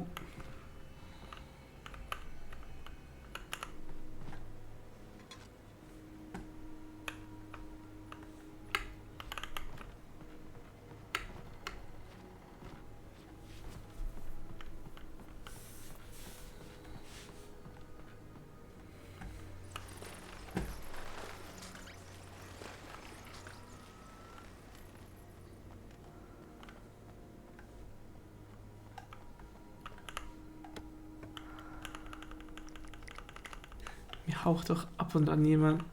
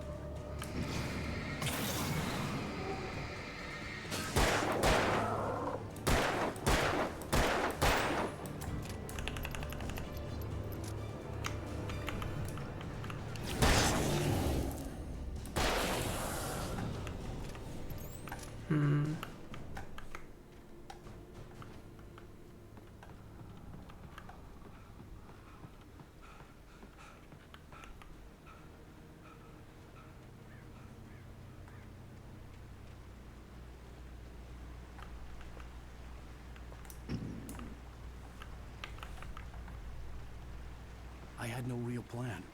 I was going to give the kidnapper all the manuscript pages I had for Alice. If that wasn't enough, I'd hold him at gunpoint and make him talk.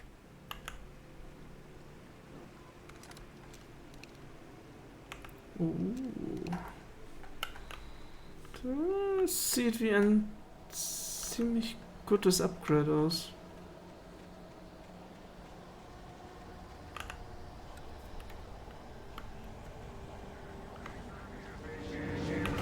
Oh.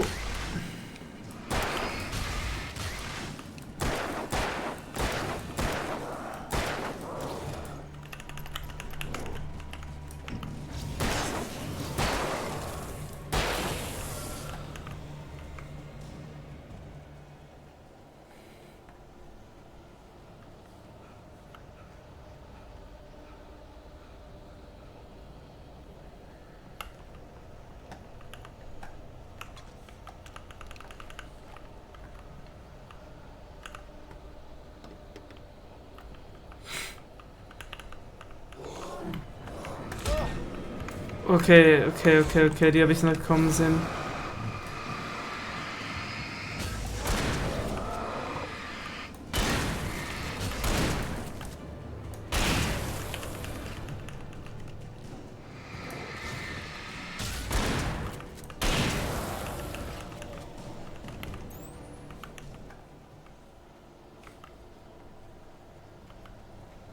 Aber das Ding ist, ich könnte nochmal zurücklaufen in die andere Richtung gehen.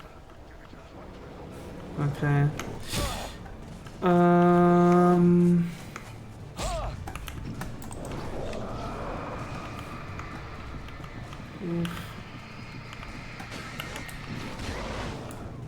Ich sehe die Nummer. Ah.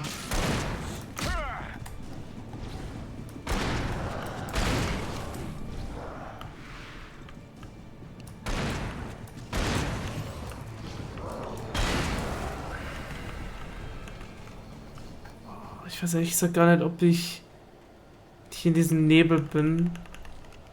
Weil ich unendlich von diesen Gegnern spawnen können.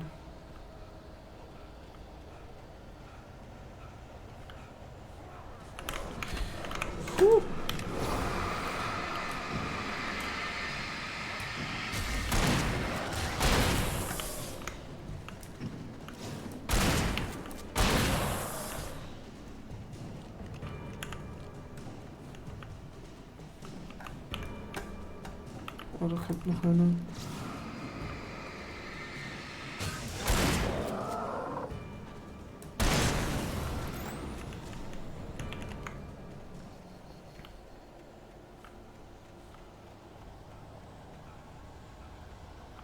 Ich kapiere es nix.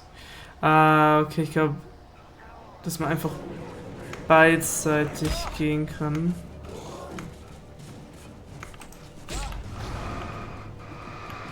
Ja.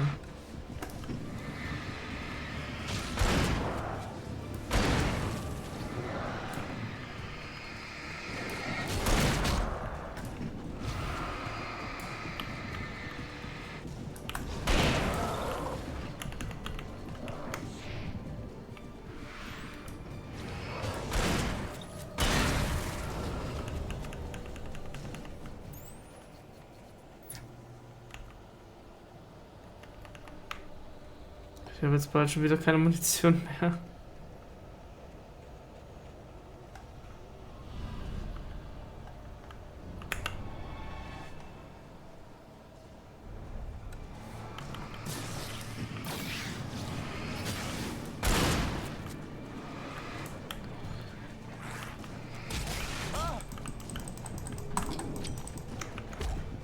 Ich hab doch... Oh, fuck, ey, die war zu langsam. Oh, no.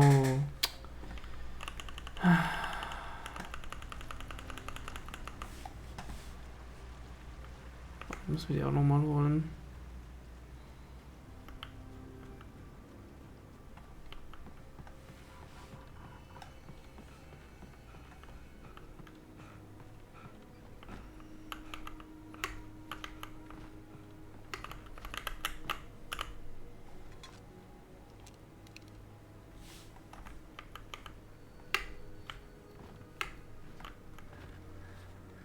Ich glaube, die Blendgranaten von da hinten hole ich mir jetzt mal nicht.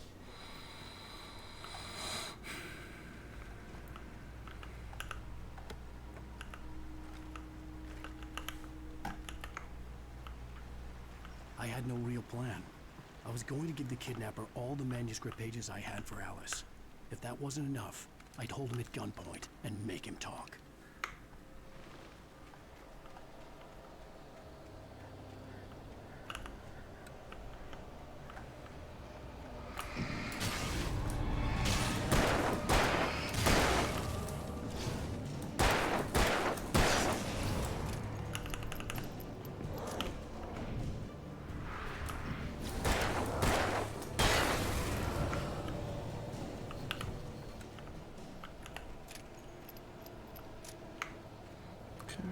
Ich gehe jetzt einfach so rum.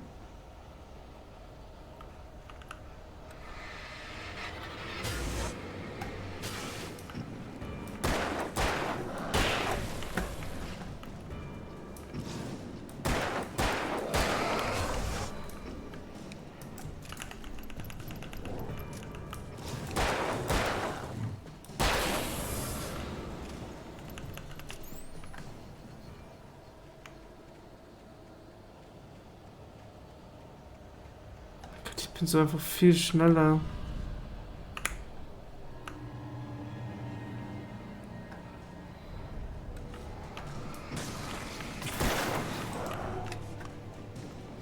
Das ist tatsächlich nicht das, was ich wollte.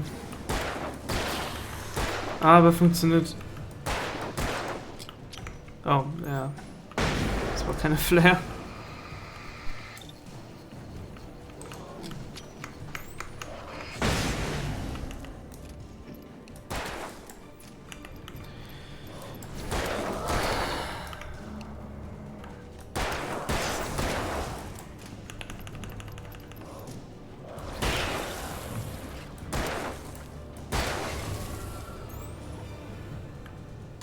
Puh.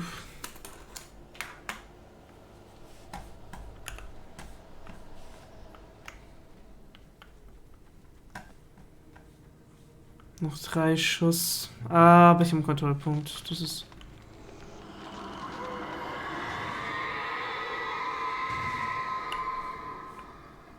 The dark presence was moving ahead of me in the same direction I was going. A cold feeling settled itself in the pit of my stomach. Was it going for Alice?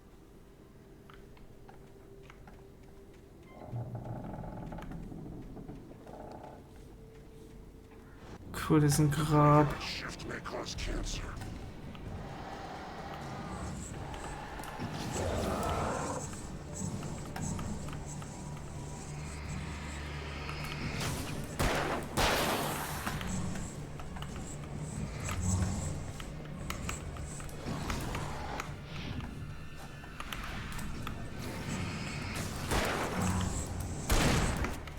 Oh, der hat den Schuss blockiert.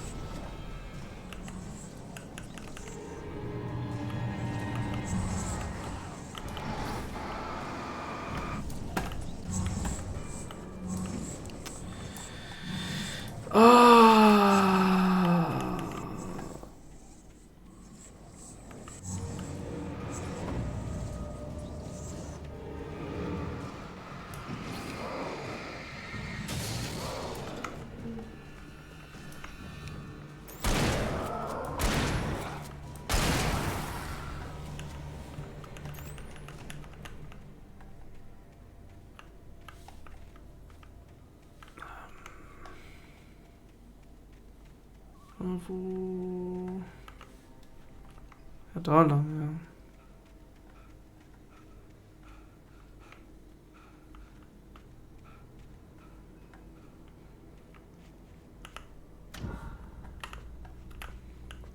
So, bin voll.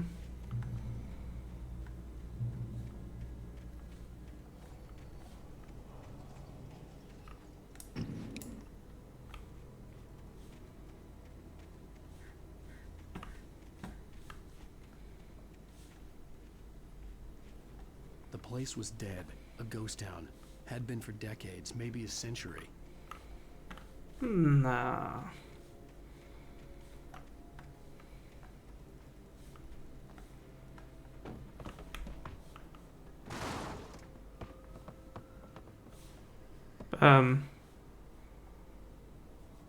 Okay, keiner von euch greift mich an, aber warum seid ihr jetzt...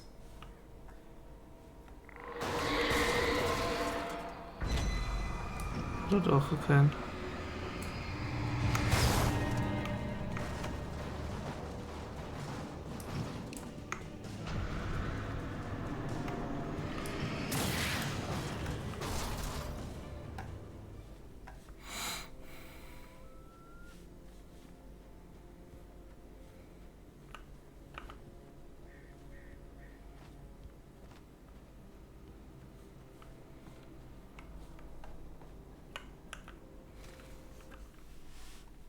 Things were never as simple in real life as in fiction.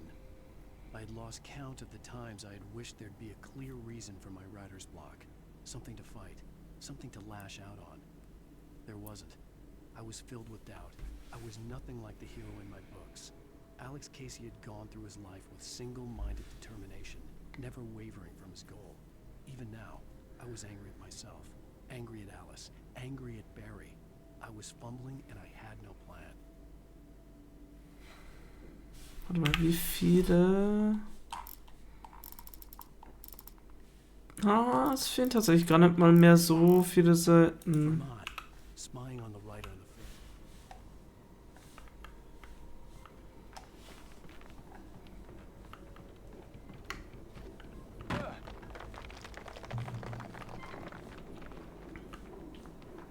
Das heißt, wahrscheinlich ist dieses Kapitel beziehungsweise Folge gar nicht mal mehr so lange. Weil ich bestimmt doch irgendwo Seiten übersehen habe.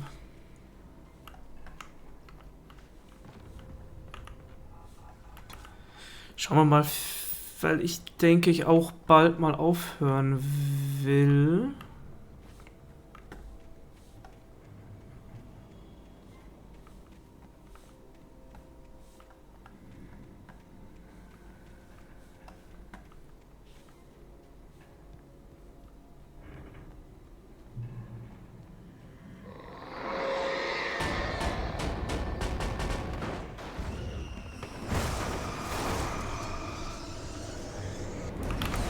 Oh mein Gott, es sind zwei.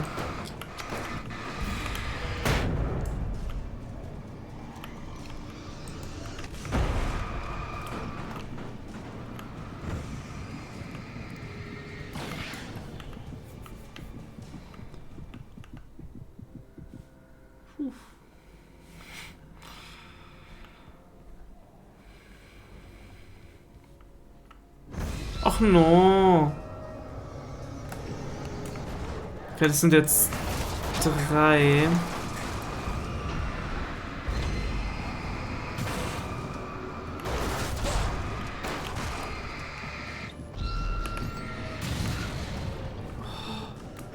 Nein, da lebt noch einer.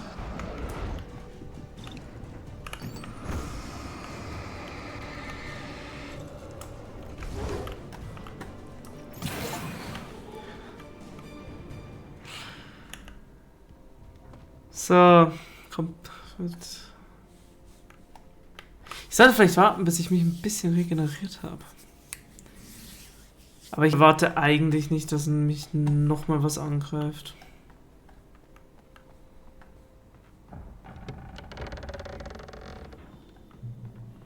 Und ich habe Kontrollpunkt erreicht, so.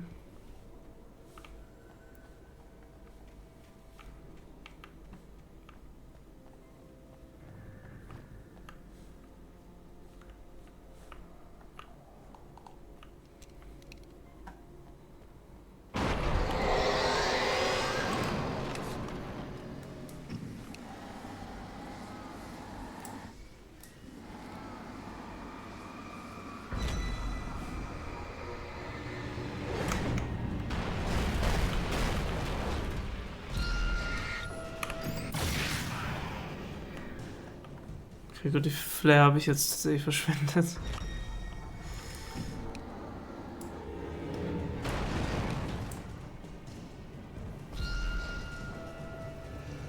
Kann ich mich das jetzt angreifen? Ja.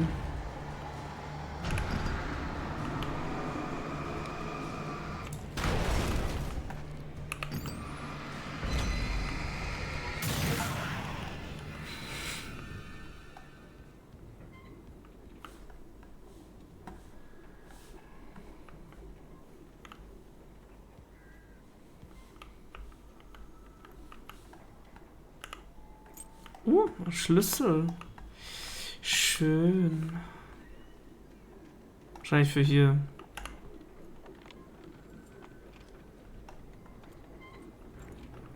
Ah, okay. Ich frage mich gerade, was das für Geräusche sind. Anything outside of writing is a struggle. I feel ill. I managed to make my way downstairs. There's a shoebox filled with books and papers by Thomas Zane. It's very hard to focus, but I managed to read some of it. He's a poet, and a good one. He writes of muses and creators summoning fabulous things from a magic lake, using his powers to shape the world of a realm of gods and dreams and demons, dark things that wait for a chance to slip through, wearing the flesh of men as disguise. Zane writes about himself, his girlfriend being taken over by a dark presence, about growing scared of the lake. Zane believes it's a mirror to the gaping void of darkness above, where some Lovecraftian presence lurks. I crawl back upstairs. I'll borrow these things for my story. They ring true. They fit.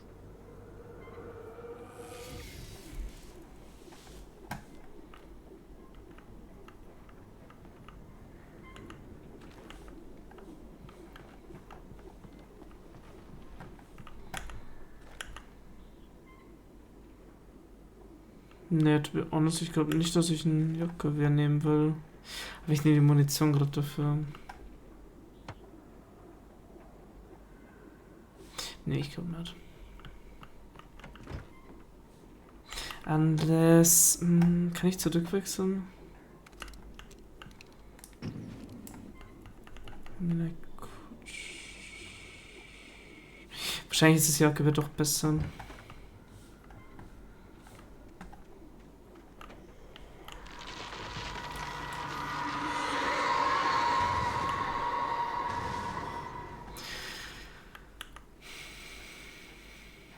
Die Dark Presence schreit auch.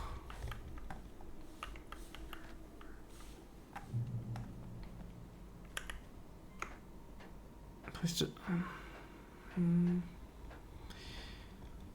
er mit der Vermutung recht hat, dass die Dark Presence auch zu seiner Frau will, vielleicht sind die irgendwie connected. The kidnapper had sent me a text. The message was full of spelling errors and insults. He was telling me to hurry up.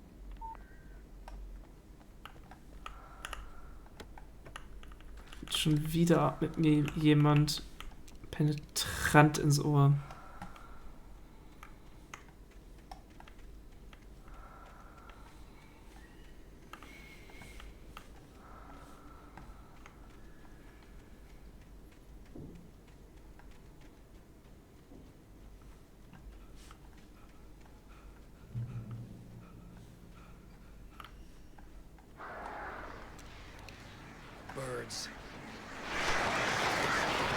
Hm.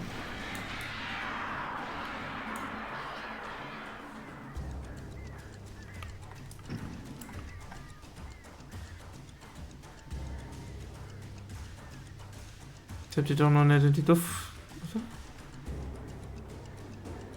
Kommen doch bestimmt wieder zum Angreifen.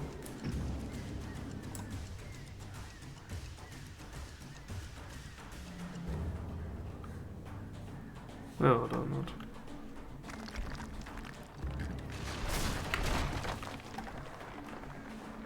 Kommt ihr jetzt? Ja.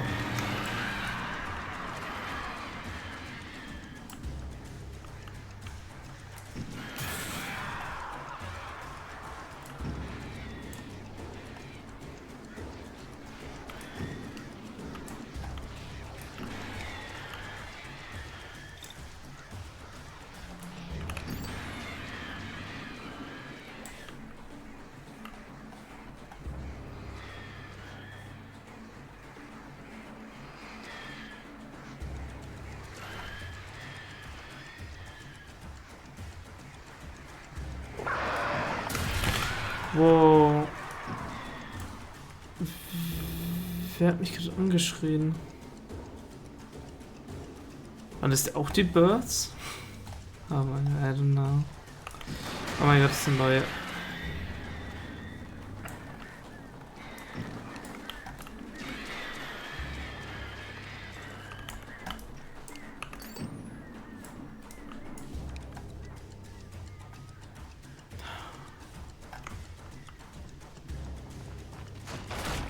Einfach mal weiter.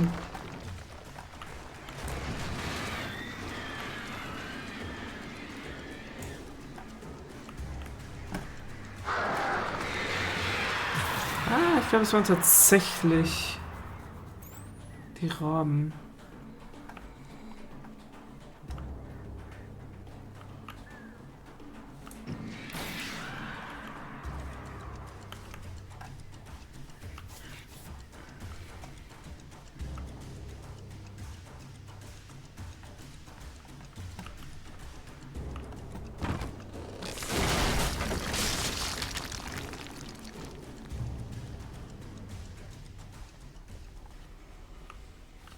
Ich komme bestimmt zu einem Turm.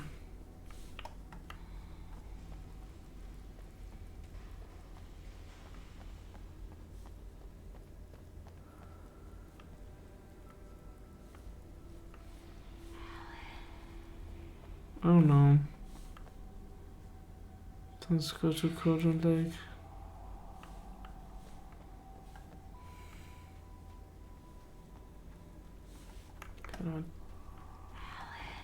Ja.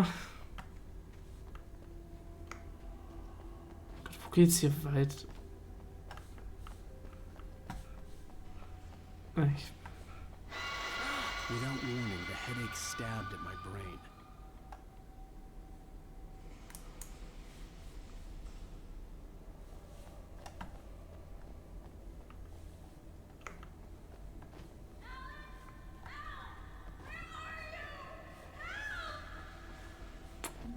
Alice? Alice?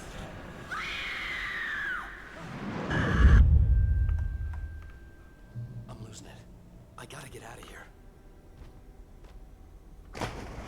Ah, okay, ich sterbe. I'm losing it. I gotta get out of here. The hunters were big, thick-set men, confident and at home in the woods. They were feeling good, running on beer, ghost stories, and camaraderie late into the night. It did them no good, as they were taken by the dark presence, sucked deep into a darkness far worse than any ghost story they ever told or heard.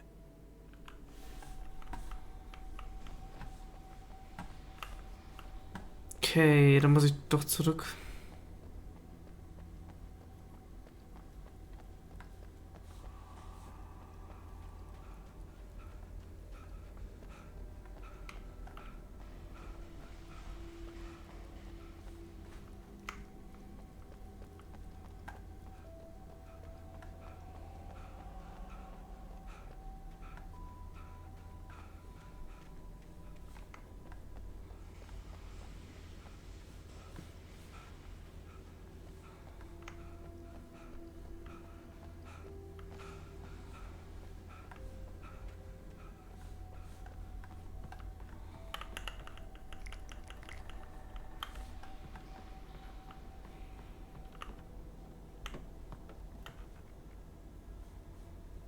Ja.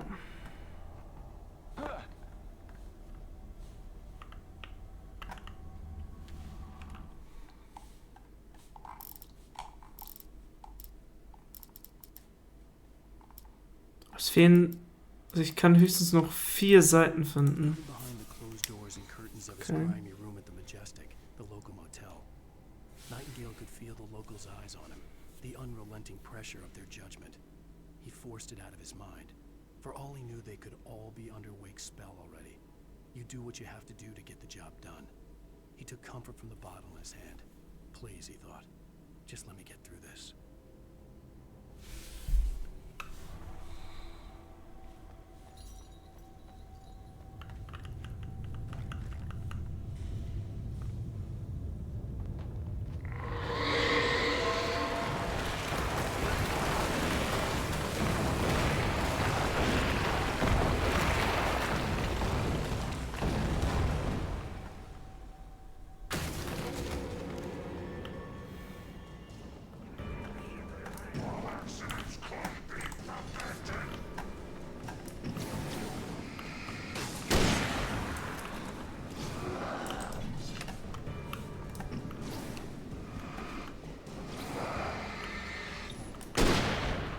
Oh, knapp.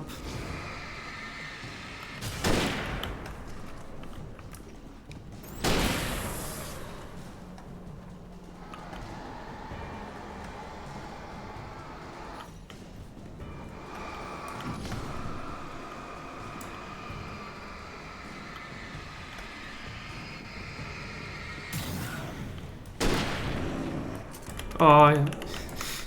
Nachgeladen.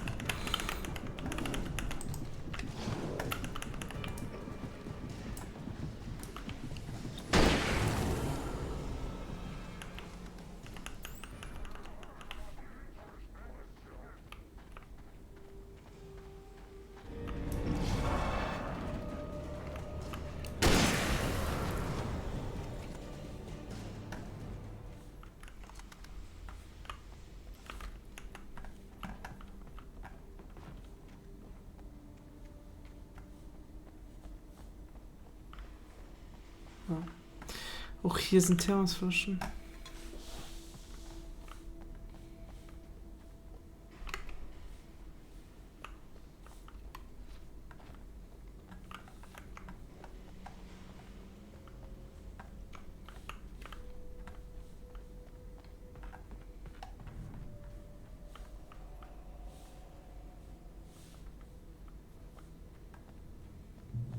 I'd have to make my way up this mine shaft in order to go on. Maybe the machinery could help me with that.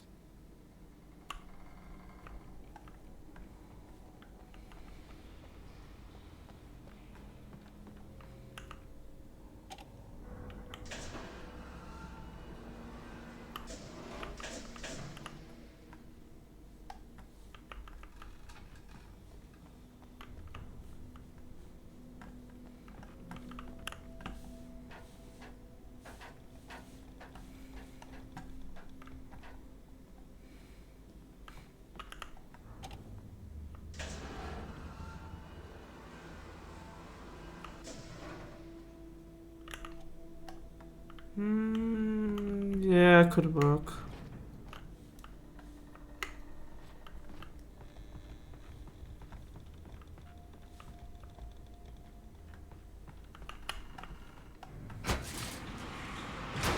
Ach so, ach, der hat die Leiter nach unten gedreht. Achso, achso. Wo komme ich hin, wenn ich da nach unten gehe?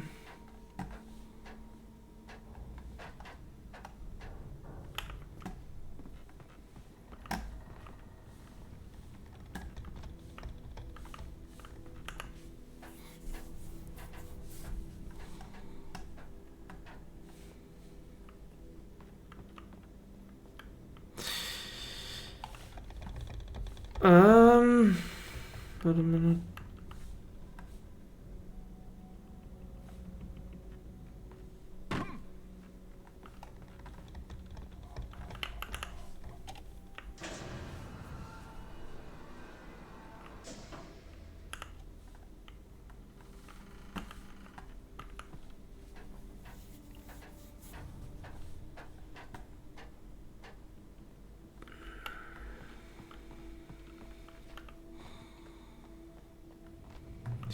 verstehe diesen Punkt hier noch ganz.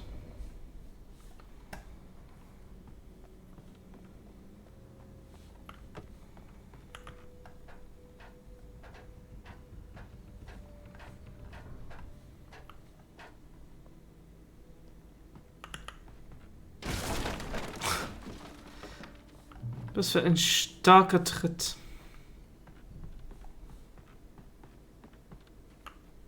Genau, ich muss glaube ich sogar hier runter.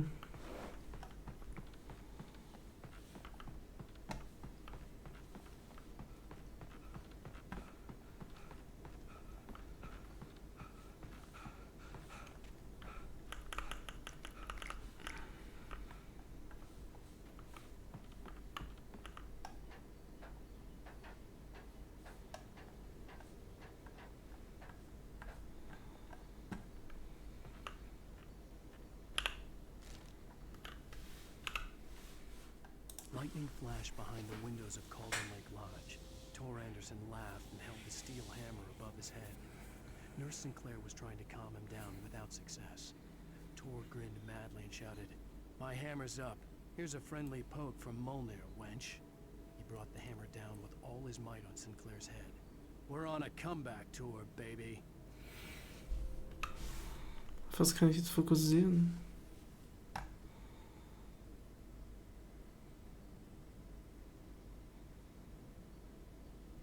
Der war doch nicht, dass ich da hochgehe.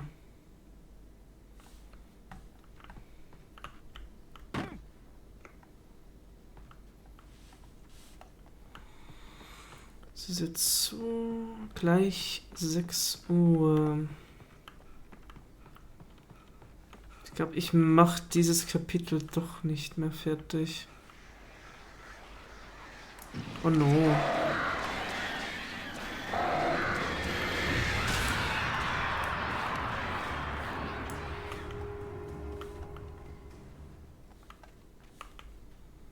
Kommen die nochmal? Einen Schwarm habe ich doch... Habe ich noch nicht getötet.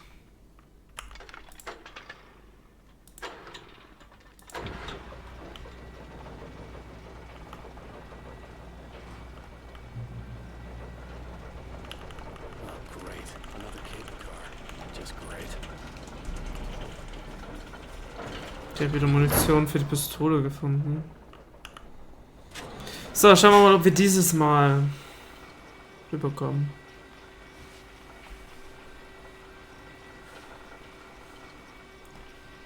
Oh ne. Zwischenfall. Von wo?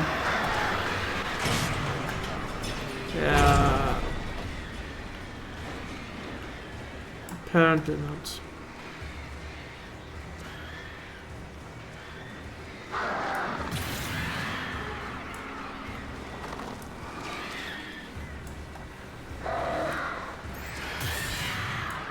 Kann ich eine Flare eigentlich hier...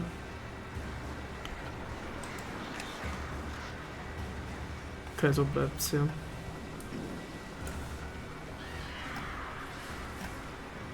Oh Gott, aber die hält nicht lang genug.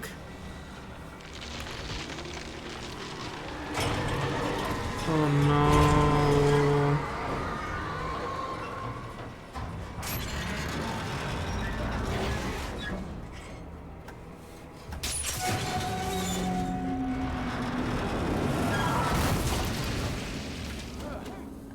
Natürlich schaffen wir es nicht rüber. Das habe ich auch erwartet.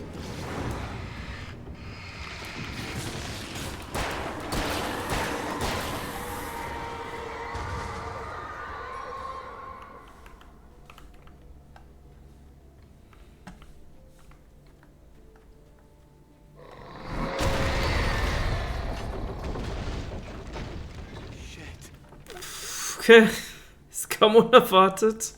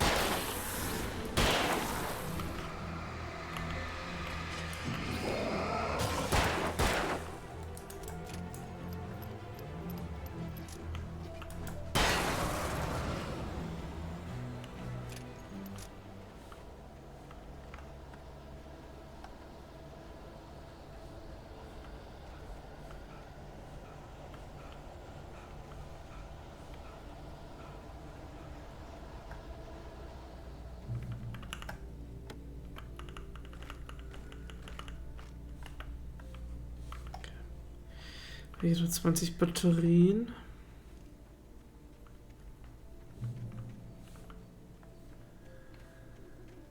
Hier wird doch bestimmt auch was passieren. Aber ich muss rüberkommen können. Da ist eine Flasche.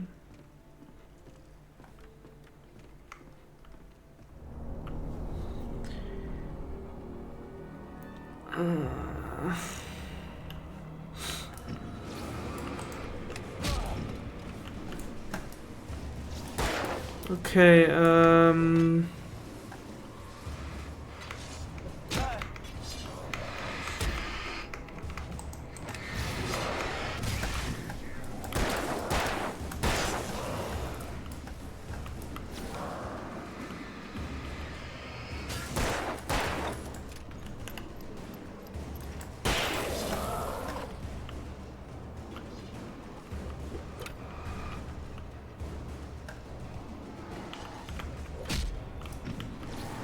Mann.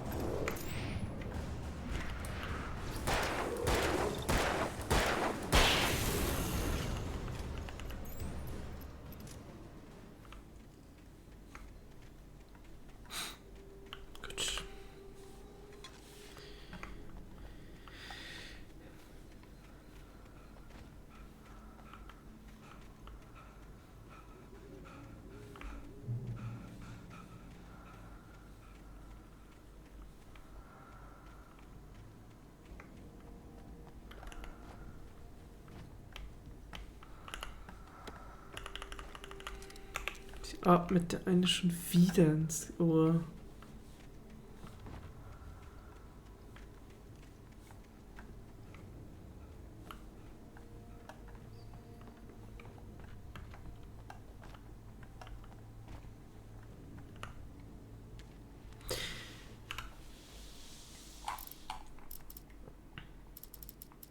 Mir fehlen nur noch 2 Seiten. Dann hätte ich alle. There had been no sign of the Wakes.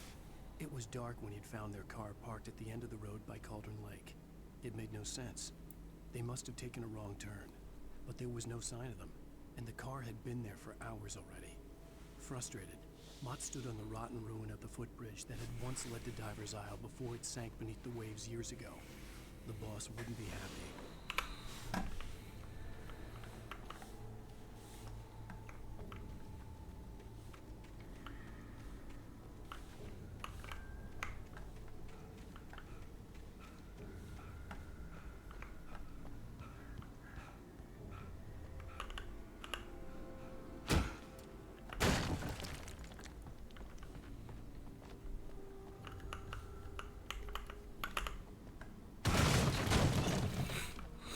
Ja, mach halt alles kaputt. Ellen. Da ist kein Eingang. Das war mal ein Eingang, aber wurde zugemauert. Natürlich müssen wir über den Keller reingehen.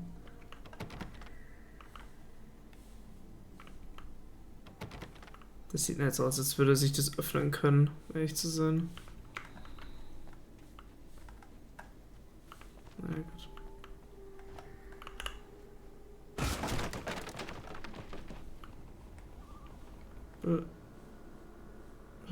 Who's Tom?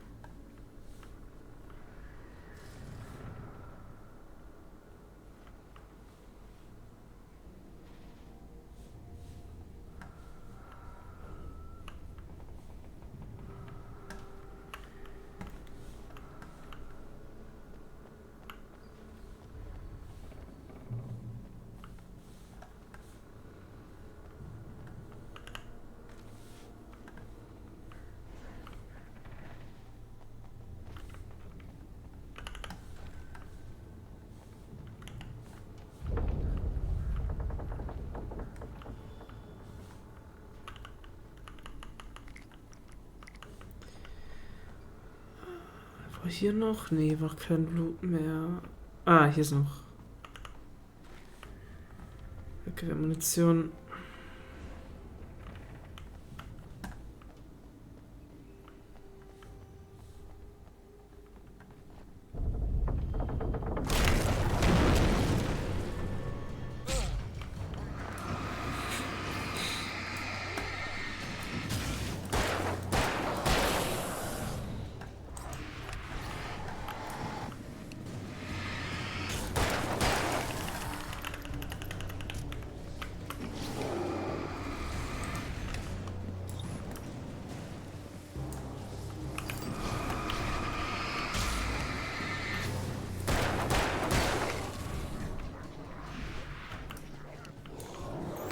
Oh mein Gott, das ist noch einer.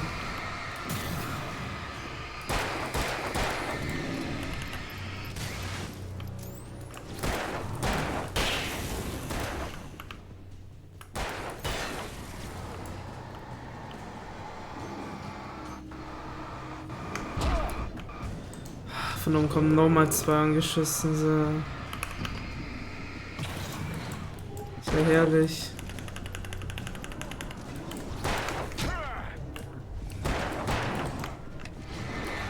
Ich bin am Sterben. Very not cool.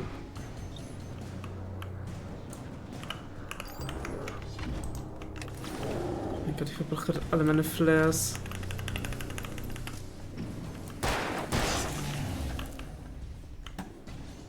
Ah ja, ich sagte, da ist noch einer.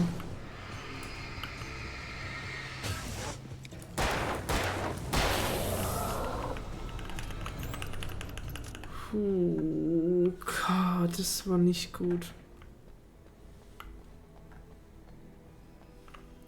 Ich meine, ich habe überlebt, so, ja. Ich frage mich, ob ich hätte bestimmt nicht runterfallen können.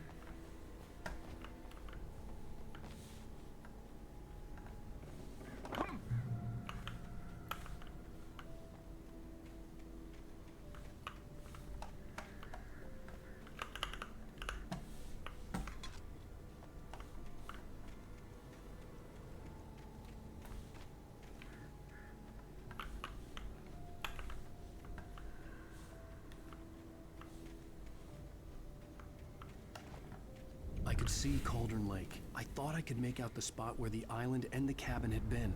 There was a light near it. It had to be a boat.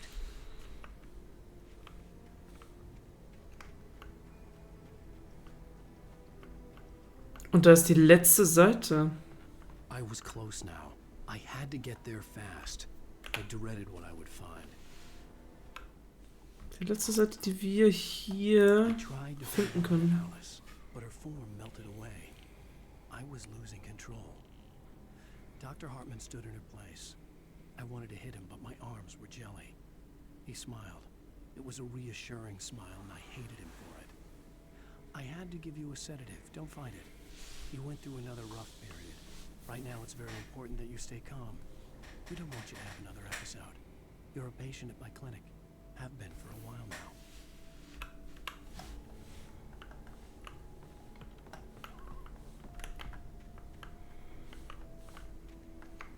Wait! Are you? Wait! Hey, I'm here! I'm coming! No! Get away! Sorry. Please, leave. The boss didn't know who he was messing with. I didn't know. I swear, I didn't know. We don't have his wife. We don't know where she is. She's probably drowned. We just said we had her to make a play ball. You see? They got him writing for us.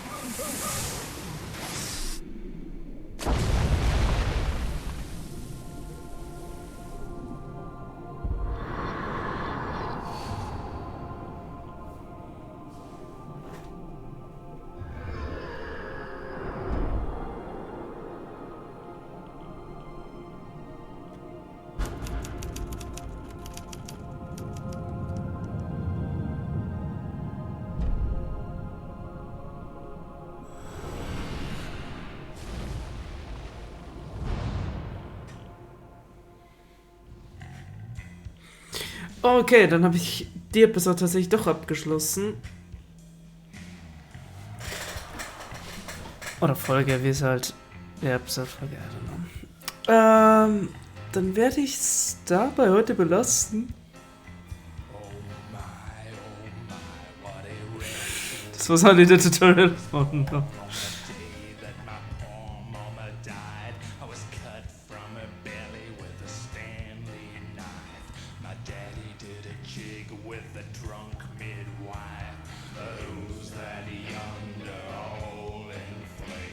Aha.